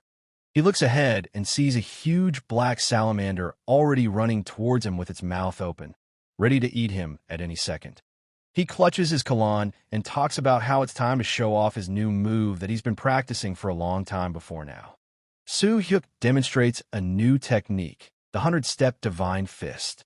His movements merge into a single stream, culminating in a crushing blow to the epicenter of the energy. The reptile stands there in shock, and all it has to do is watch as a stream of energy flies straight at it. And he's too strong, demolishing it with a single blow, almost obliterating it to rubble. All that remains between them is smoke from the very strong energy. The salamander is defeated. And in place of the huge monster, we only see a huge hole through which the GH is visible. The skill level is skyrocketing. A sigh of relief bursts out from his chest. The 5th level of martial arts has been reached. The divine fist reaches the third star, confirming its status as a legendary technique. Nameless gets recognized as an absolutely devastating force. The crowd cheers. His name is now associated with irreversible consequences in any fight. The energy is slowly dissipating around him. Suddenly, he notices something important around him. Some red shard sticking out of the salamander's body. It's very cool, but it's not clear what it is. He quickly reaches for it, and now this red thing is in his grasp. The magic stone explodes with a bright flash. The hero sees that it is rank 10. The first step towards his goal turns out to be unexpectedly successful. He can get even more money by selling it. The hero realizes that a creature capable of becoming a boss in other environments appears without warning. This means there are even stronger creatures inside the portal. A hum from the depths of the portal warns of new threats. The 10th ranked portal confirms its reputation. From that moment on, the real battle begins. The rules of the game change, requiring maximum concentration and readiness for the unpredictable. Breaking news: Nameless storms the dragon's nest. The 12th ranked Awakened One challenges an area where even the elites are doubtful of success. The debate over exclusive rights to the portal is reaching a peak. There are calls to send a rescue team, but doubts about the adequacy of the decision are growing. The order for immediate rescue is met with a heavy sigh. The situation is clearly out of control, requiring unconventional solutions. Chaos reigns within the portal. The sounds of boiling magic merge into a menacing murmur, heralding disaster. The vice president reflects on all of this over a cup of delicious coffee. The turmoil in Dragon's Nest is understandable. Even experienced guilds avoid such challenges. The threat level is off the charts. The rank 10 portal confirms its reputation as a death trap. Solo passage of such dungeons is a rarity among the Awakened. Only 5 of the legendary 8 have been able to repeat such a feat. Nameless risks entering that narrow circle. Success in the Dragon's Nest will put the lad among the elite. However, his meteoric rise raises more questions than admiration. Only 6 months since its debut, a period too short for such ambitions. The distance to Universal 8 remains an insurmountable chasm. He needs to grow. The scene changes, and we're transported inside a portal to some wild jungle. We see movement in the forest. The leaves are moving, so there is movement nearby. A huge reptile is running through the woods, shaking every living thing around it. We see a huge volcano in the middle of this strange wild world. And from below, you can already see a huge dinosaur running towards this volcano. Suddenly, one of the dinosaurs was struck in the face and blood splattered into the screen.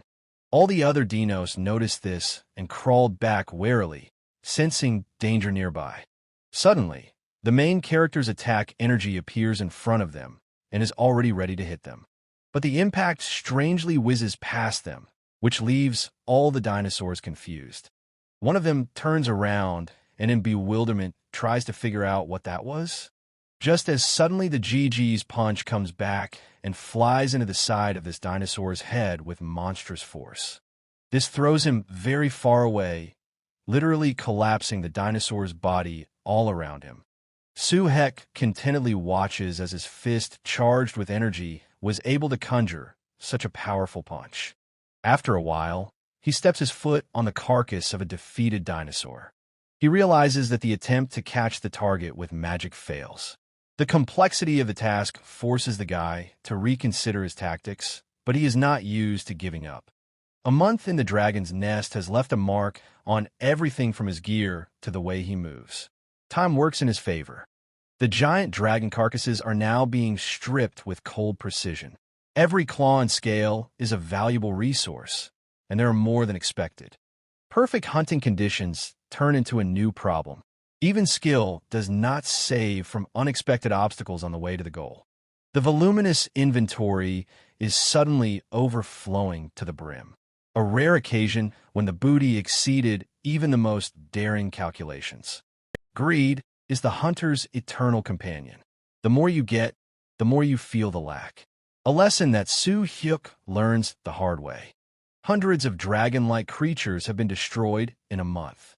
The mountains of trophies were proof of skill, but also a source of new dilemmas. In his mind, he gets the idea that he needs to buy unlimited storage, the next step to absolute freedom of action. The bag's advertising beckons with the promise of limitless space. The misprint in the name does not hide the essence.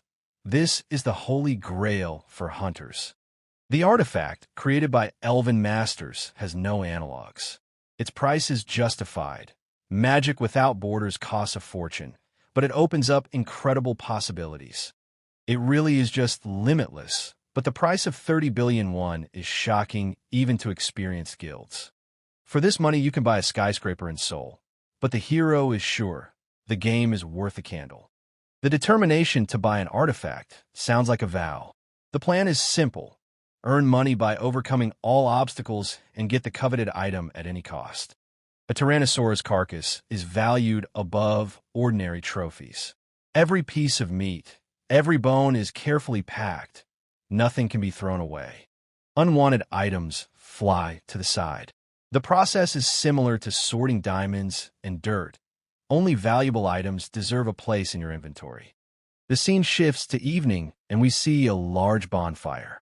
And the dinosaur carcass next to him and the car is exactly how the guy survives all these days. A sizzling sound comes from the roaster of poisonous meat. Each serving is a step toward immunity, but the risk of poisoning still hangs in the air. The poison-resistant skill has reached a micro-rank. A month of experimenting with toxic food is beginning to bear the first tangible fruit.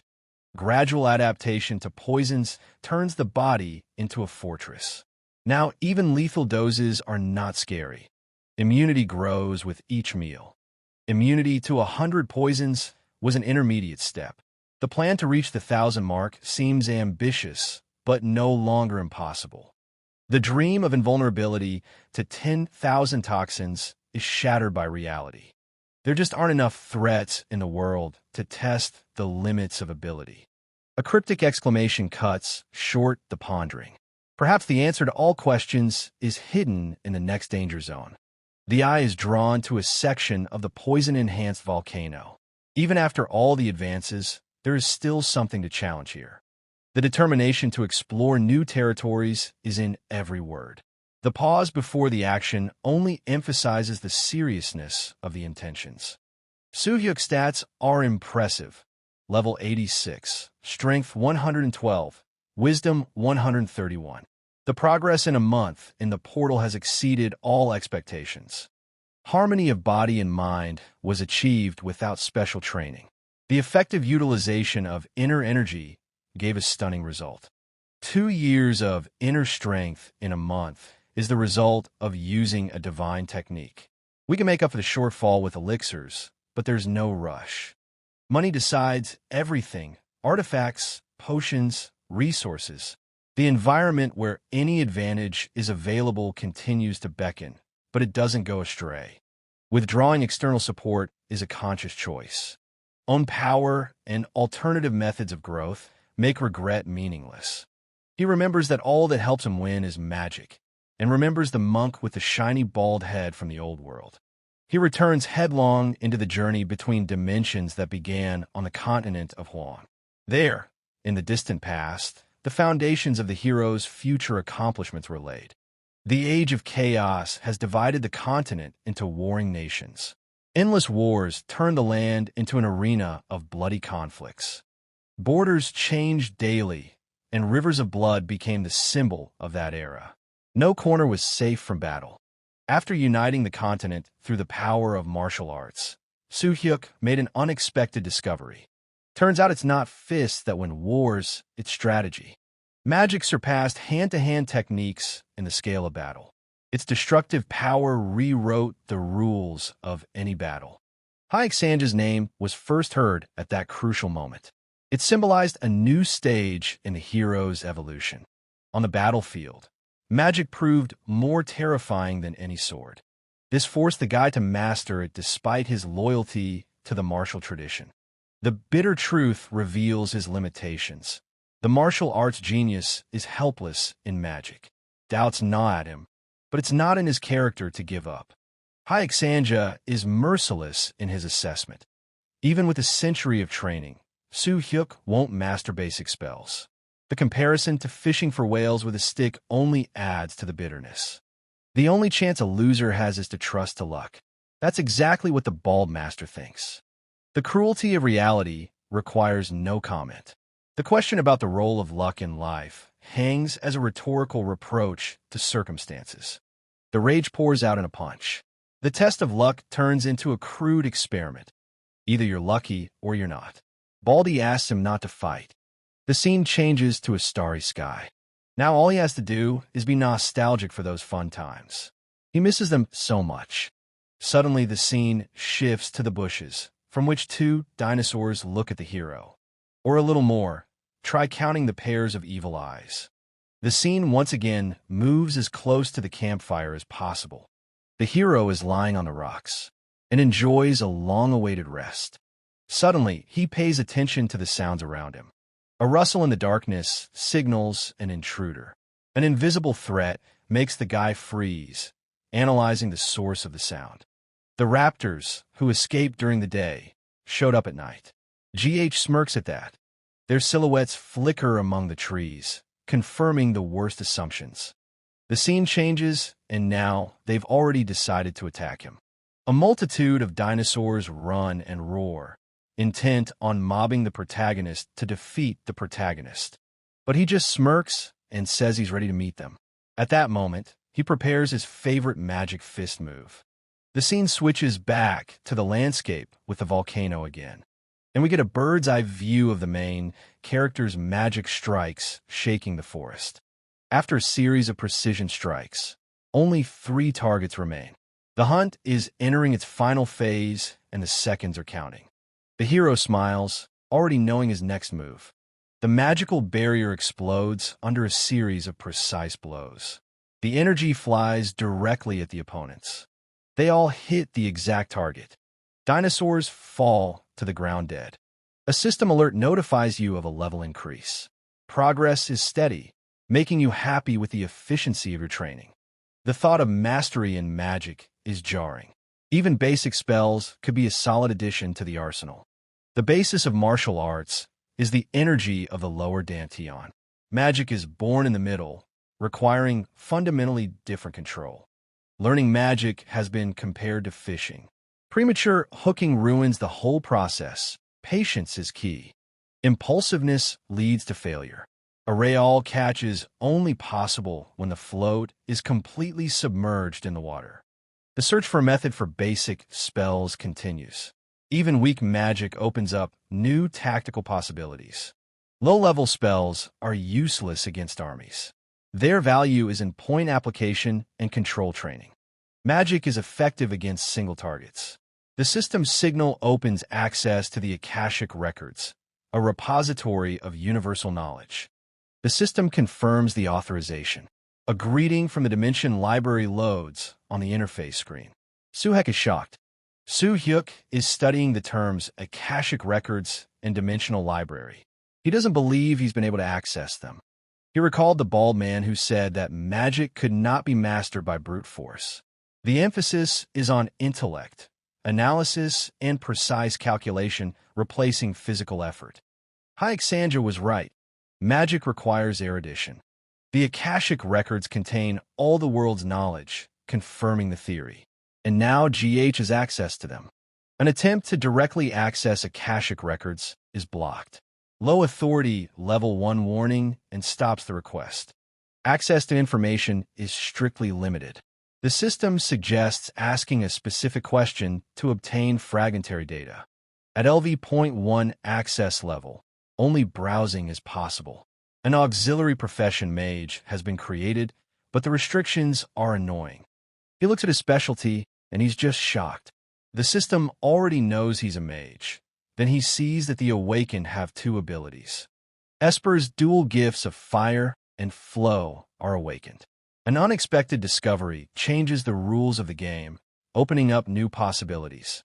Pak Muji comes to mind as an example of such a gift. His case confirms the reality of dual abilities in the awakened world.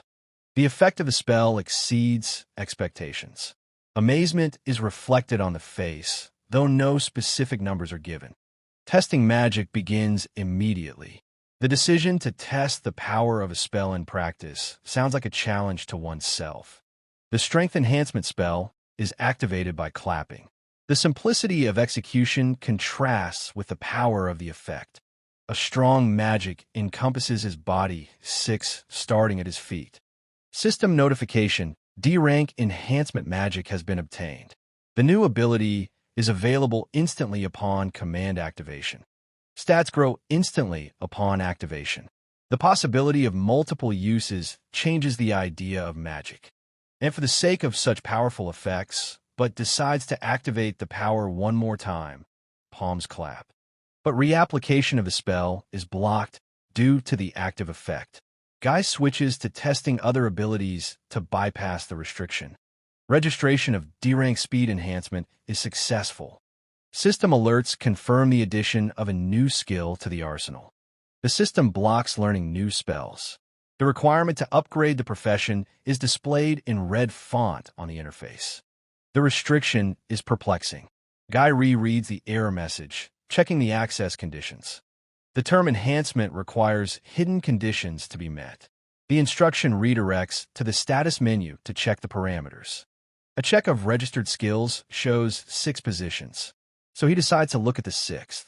The list of enhancing skills includes strength, speed, stamina, and magic. Defense and deterrence are highlighted as untried options. The defense skill comes in handy for preserving prey. On the continent of Huang, these skills remained unused. Containment can change the course of a real battle. Practical application of the skill opens up tactical advantages. Interface records progress. 5 stars, creating A-rank linker and learning D-rank defense/deterrence. Reinforcing skills are logged. Jansiok status is level 88. Mage as an auxiliary profession. The promotion conditions check window shows unfulfilled criteria. The conditions for upgrading to mage are 1 billion experience and an angel/demon heart. The system asks for confirmation to start the upgrade, causing bewilderment. Increasing profession can block level growth. The risk is obvious. The complexity of mining components exceeds the current capabilities. Hunting angels or demons seems suicidal. A clenched fist reflects tension. A mistake will lead to fatal consequences. The current strength is clearly insufficient for such tasks. Early promotion looks like a strategic mistake without proper preparation. The angels are untouchable as leaders of the interdimensional alliance. Any conflict with them threatens catastrophic retribution. The decision to postpone the raise has been made. The first step is to clear the rank 10 portal to accumulate resources and experience. He looks up at the volcano and realizes 6 that his next opponent is right there. We see a huge scaly tail floating in the lava, and then the eye of this monster, in which lava and fire are reflected.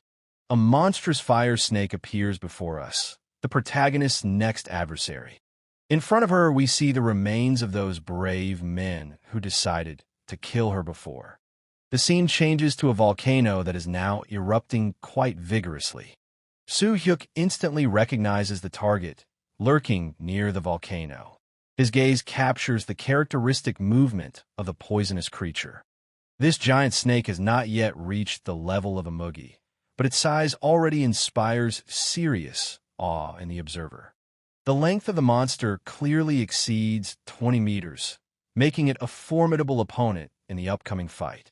Despite its terrifying size, the guy confidently believes the creature is just a large snake. The magician is confident that activating the enhancement of characteristics guarantees him victory in this battle without unnecessary complications. But suddenly the snake begins to beat its tail on the ground and wriggle in place. Soo-hyuk notices the snake's unusual sensitivity to the flow of chi emanating from him. The hunter realizes that even a master of harmony could fall victim to such a monstrous creature. And now he decided to try. how far he could go to defeat this scaly monster.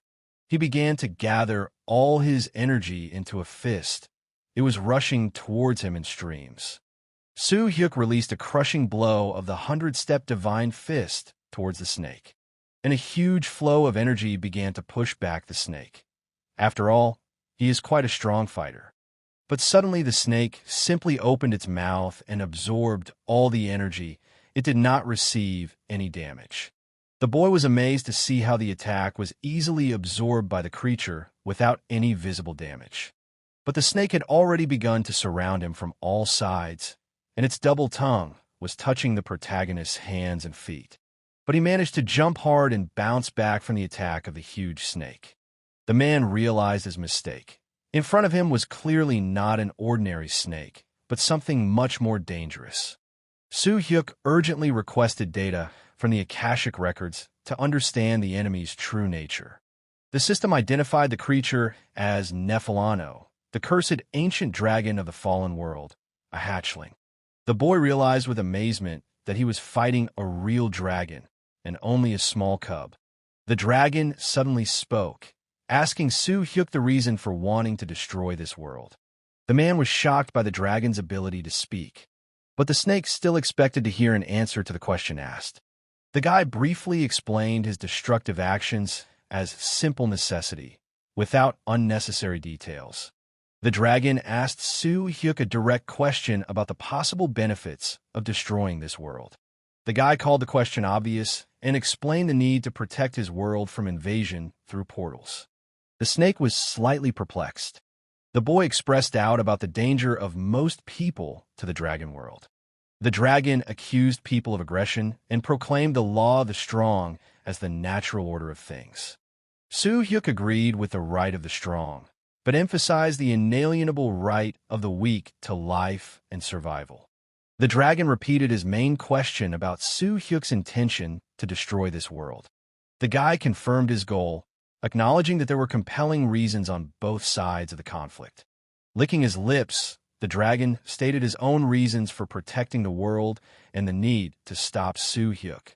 Soo-hyuk suggested ending the conversation and moving on to decisive action, which the dragon called presumptuous.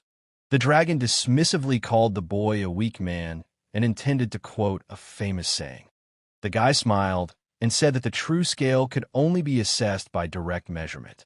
The fight began, and Soo-hyuk ran headlong on his super energy towards the mouth of the huge snake. But suddenly it disappeared right from under his nose. The jump was lightning fast. The boy asked if the dragon knew of a certain advantage of being larger in size in combat. He explained that a larger target gives the attacker more points to strike. The snake was shocked by such an attack from an ordinary person, and Soo-hyuk struck with all his energy straight at the dragon's head, pressing it to the ground and pressing it with more and more energy. After the blow, the snake looked at the huge bump left by the main character's blow and was clearly upset by it. The monster became enraged by the man's impudence, bursting into an angry scream and launched projectiles of its poisonous slime and acid around.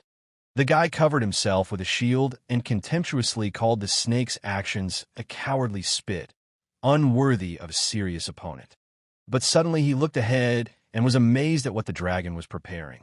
The creature noted Soo-hyuk's agility, comparing his dodges to those of an annoying little fly. Inside its mouth, a deadly charge was being prepared. The enraged dragon declared his immediate intention to completely destroy his impudent opponent. The boy barely dodged the beam. Only the energy helped him move faster. He did not understand how the dragon did it.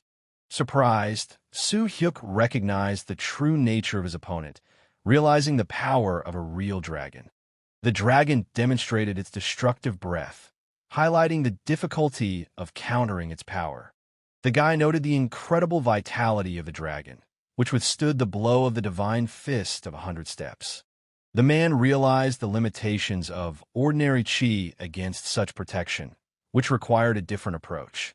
And now he activated 100% of the energy and made a sharp leap forward. Soo-hyuk announced that he would take serious measures, intending to show the true power of his skills.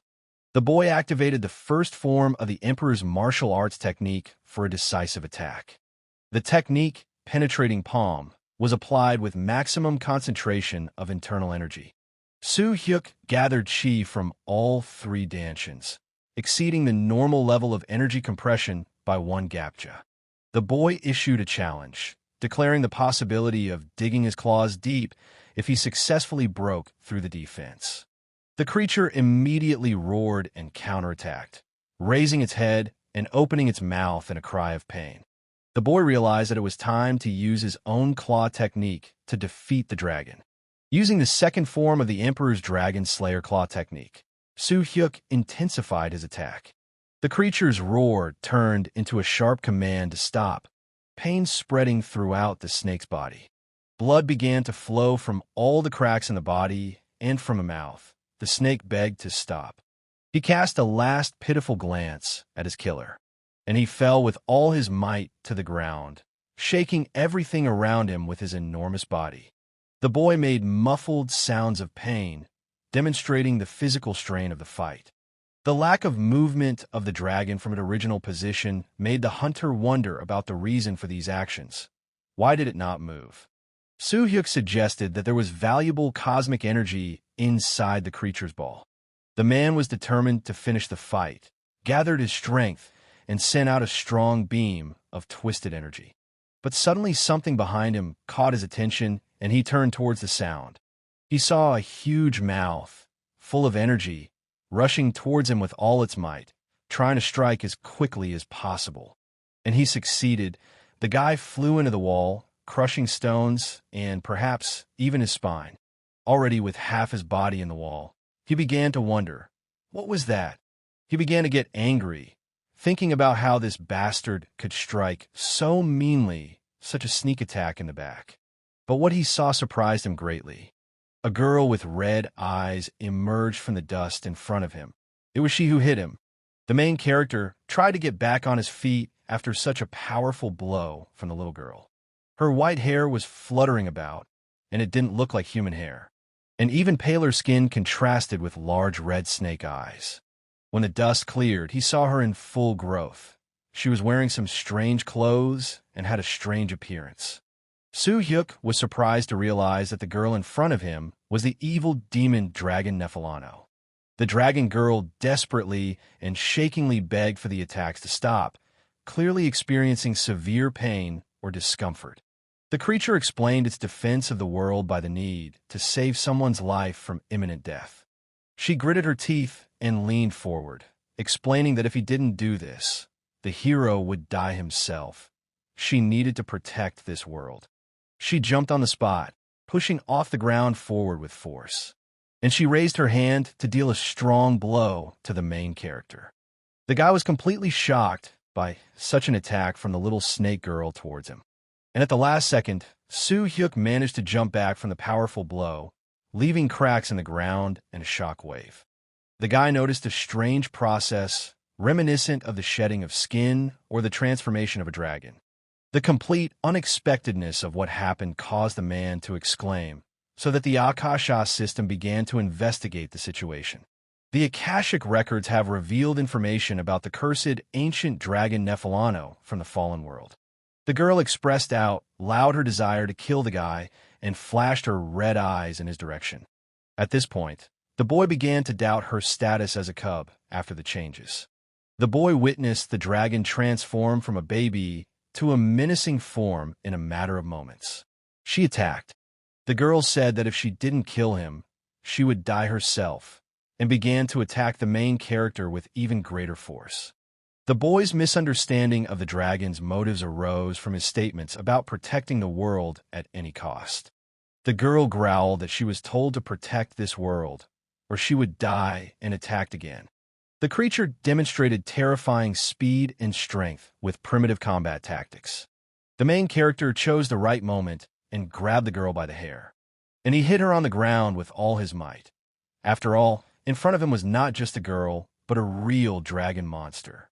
The dragon squealed as the force of the GG's blow caused him to slam his face into the ground. He placed 2 fingers on her neck, starting some kind of ritual. Standing over her, The MC said that the dragon's long hair created a hindrance in close combat, limiting its maneuverability. At this time, red smoke began to pour out of the dragon's neck, and the girl was clearly not happy about it. She screamed in pain, and the guy was just trying to immobilize her through chakra points. Stimulating acupuncture points could provide an advantage by forcing the dragon to adjust its defenses. The desperate repetitions of protect merged with the distorted name of Soo Hyuk. The girl scraped her hands on the ground. The dragon desperately asked for the destruction of this world, begging for the end of existence.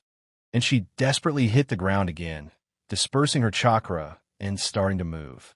The release of acupuncture points surprised the guy, and it was accompanied by screams and demands to put an end to the terrible world. The creature went on to make direct threats of murder, demonstrating a complete loss of control. The repeated threat of death was made with increasing fury and determination. She rushed at him sharply and screaming, preparing to kill him with one blow.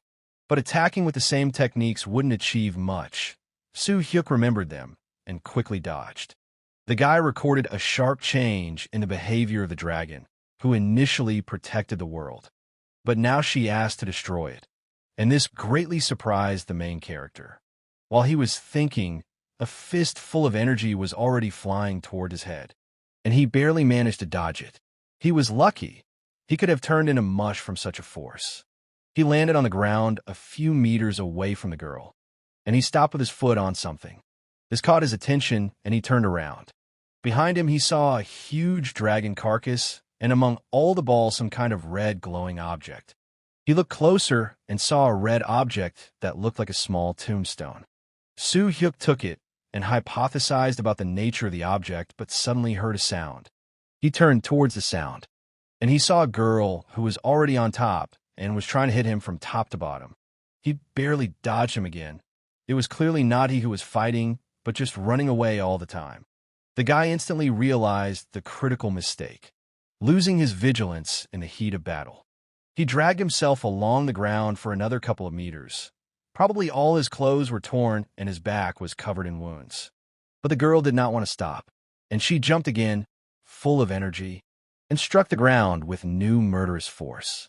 The main character should have been in this place, but he was not there, and she began to look around. Suddenly, Soo Hyuk's hand fell on her head, and he began to pierce all her chakra points with great force and speed, forcing her not to move for a long time and not to attack. The girl started screaming. Soo Hyuk's strong desire to kill the dragon arose due to the escalation of the conflict. But the creature's childish features made the guy doubt that she really should be killed. He must force himself to focus on destroying the cosmic energy. It is this action that will allow this conflict to end. He began to gather energy in his hand, and the decisive attack of the 100 Steps Divine Fist was immediately used by the man to destroy the energy of the cosmos. But the attack did not pass, but dissipated near the red stone itself. Soo Hyuk was surprised, because he didn't expect such a strong barrier around the cosmic energy. Meanwhile, the girl around her was becoming more and more saturated with it, and was freed from paralysis. The urgent need to destroy the power source spurred Soo Hyuk's actions. He began to hit the stone with his bare hands. He punched faster and faster, and he saw how the stone cracked. Finally, his actions bore fruit. Seeing this, he began to hit with his fists even faster. The stone became hot, and now sparks flew from each blow. And finally, the stone split and a strong red glow appeared. It illuminated everything around with its light, including the face of the main character. System notification confirmed the destruction of 100 dimensions and the assignment of the title of Intermediate Destroyer. The boy was surprised by the message, which indicated that Nephalano had been partially freed from the curse of submission.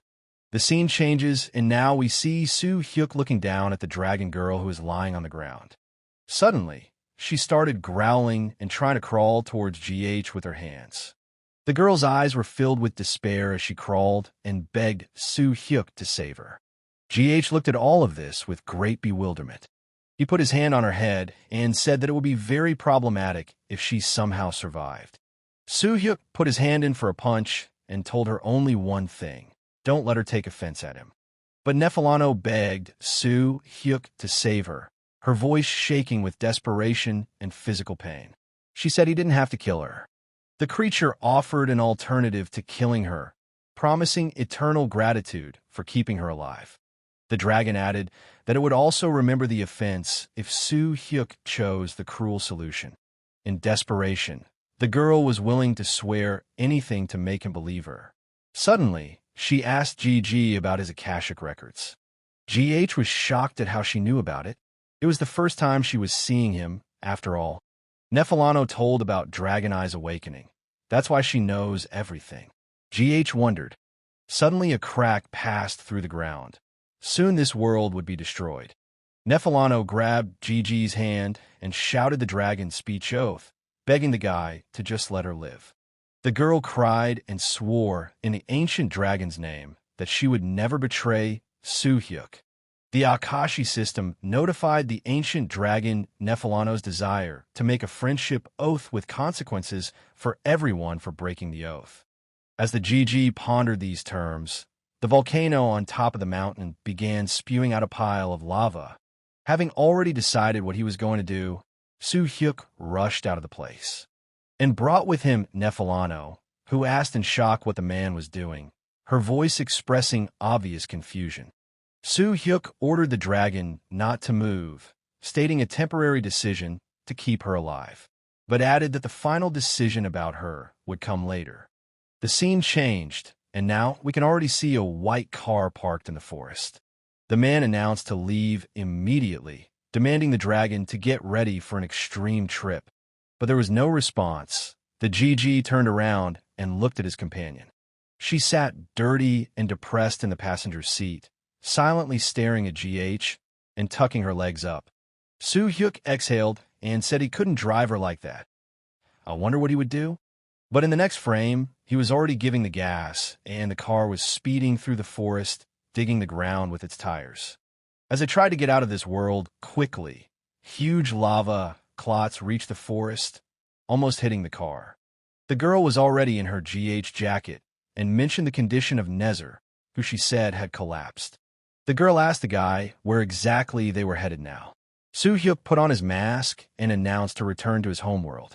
And in that very second, they fell into a portal, barely escaping from a world that was already almost completely destroyed. At that moment, the scene switched to a huge military roadblock right next to the portal. One of the soldiers noticed that Nameless had been missing for a month. Another suggested his possible demise. But suddenly the military man's face lit up with surprise, and he stared at the portal. At the same second, the protagonist's car flew out of the portal above their heads. As soon as it stopped, the other soldiers immediately came over, eager to ask what was going on inside.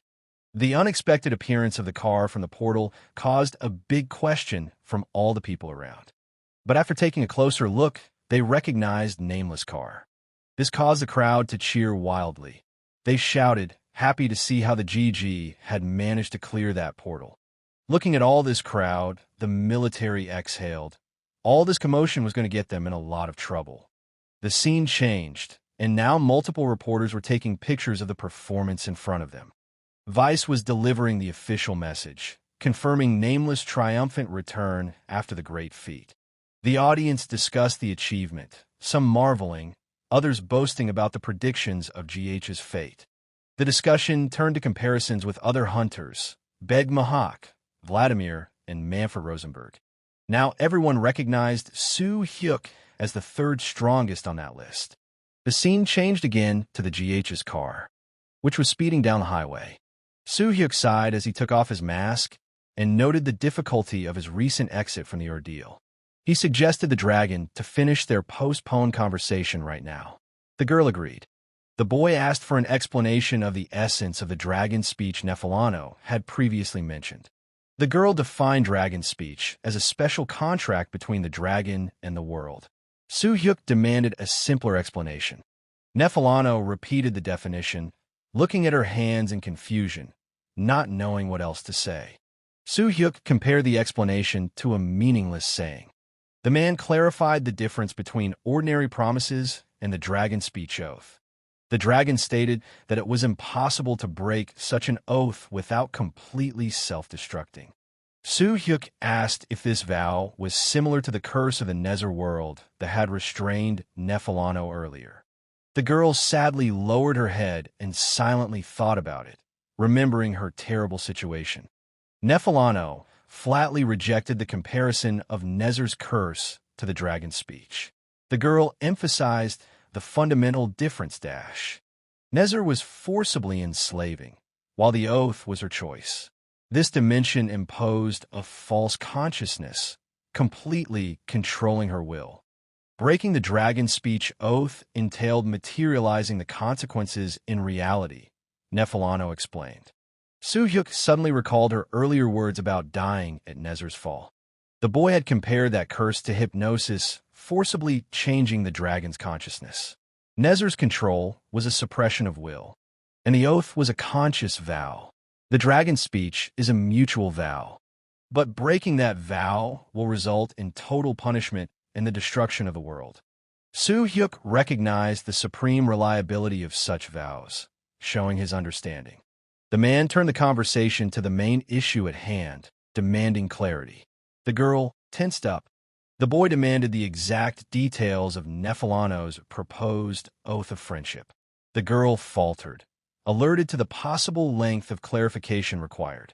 Nephalano suddenly interrupted herself, feeling a strange discomfort in her body.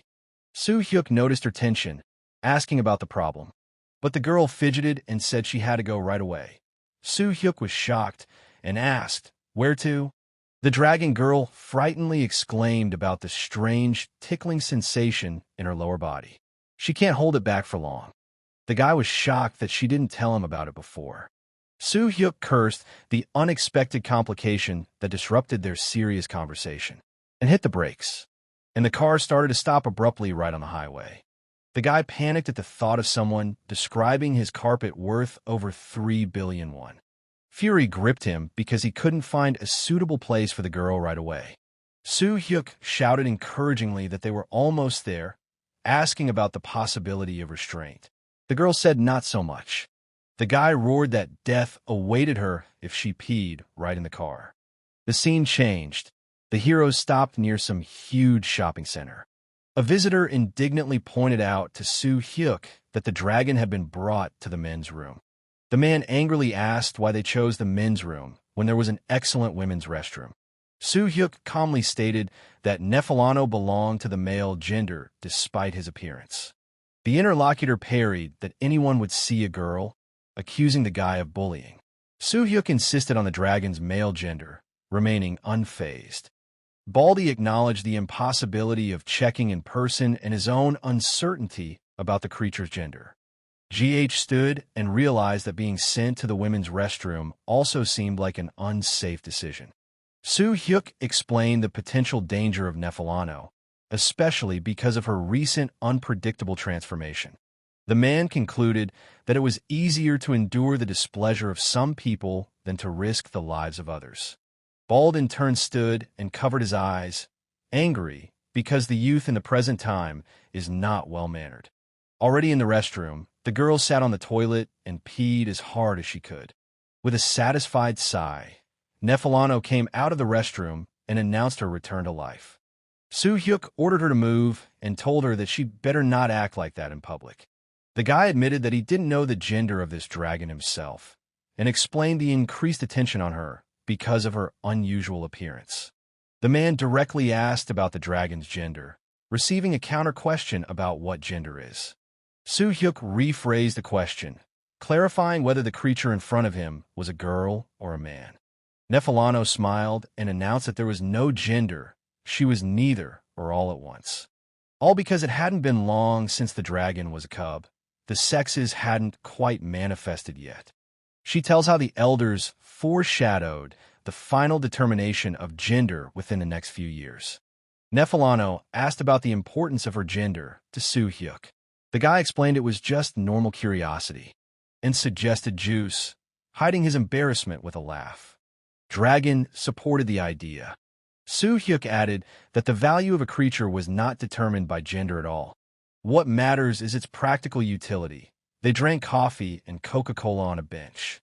The man returned to the question of the essence of the friendship oath interrupted earlier. Nefalano recalled the previous conversation about the oath before the toilet incident. Dragon had clearly defined the oath as a mutual vow of friendship and unbreakable loyalty. They would never betray each other. Soo Hyuk recognized the lack of traps in the conditions given the nature of the dragon's speech. Nefalano emphasized the dragon's unwillingness to befriend creatures weaker than themselves. Therefore, the girl called Soo Hyuk the only person who had impressed her in her entire life. The dragon admired Soo Hyuk's accomplishments in spite of his modest physical attributes and lack of mana. The man noted Nefalano's difference from the stereotypical proud dragons from legends, especially when the girl solemnly swore in the ancient dragon's name to never betray a boyfriend. Soo Hyuk clarified if the vow would be the basis for a permanent partnership. It was something he wanted so badly. The guy formally accepted the offer of the vow of friendship and extended his hand to the dragon. The girl was surprised that the lad had decided to make a pact with her after all. Nefalano recited a full oath of loyalty in the name of the ancient dragon. The promise of friendship was valid for life, cementing the union of dragon and human. The system gave Soo Hyuk a new title, Friend of the Dragon, and he mentioned a few additional conditions to the contract. The guy's first demand was to shorten the impractically long name Nefalano. Nefalano immediately suggested the shortened name Feli for everyday reference. Soo Hyuk moved on to the second condition, which was to publicly formalize their relationship. The dragon was surprised, and the guy reminded of the 1,000-year age difference between them. Guy explained the need to avoid strange looks from the people around them. He asked Feli to use caution in public places when interacting. The girl assumed that it was about using polite expressions. GH clarified that formality was only needed in front of other people. Feli immediately insisted on practicing. The guy deemed the discussion exhausted and suggested that they continue on to the target. The scene changed to a view of a huge metropolis with a bunch of people and cars, then moved on to a huge tall building. This is where our heroes stood. Feli rejoiced, assuming they had arrived home. The man said he only had a meeting here. Someone in a yellow suit was walking down the hallway, asking the purpose of the visit to the building. Stopping, the vice president finally confirmed over the phone his arrival at the training complex. But immediately Yellow was shocked at what he saw there. The vice president was simply shocked at the sudden appearance of a serpent carcass and piles of dragon trophies. GH greeted the vice president. The man apologized for the forced summons due to the sheer size of the booty. Soo Hyuk handed over the byproducts of the raid to Guild O Shinwoo for processing. The guy explained his choice of a trusted person to sell the damaged dragon scales and skins. He expressed confidence in the practical use of the materials despite the defects.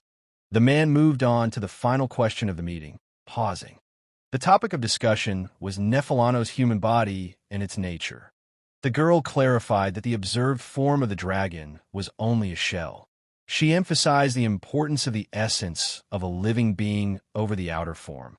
The vice chairman recognized the dragon's power, superior to most awakened ones.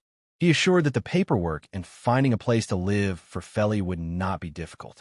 The man expressed his hope for a fruitful cooperation with his vice chairman in the future. Before leaving, he asked Soo Hyuk to spare a day in the near future. The reason was the willingness of what had been agreed upon earlier with the guy.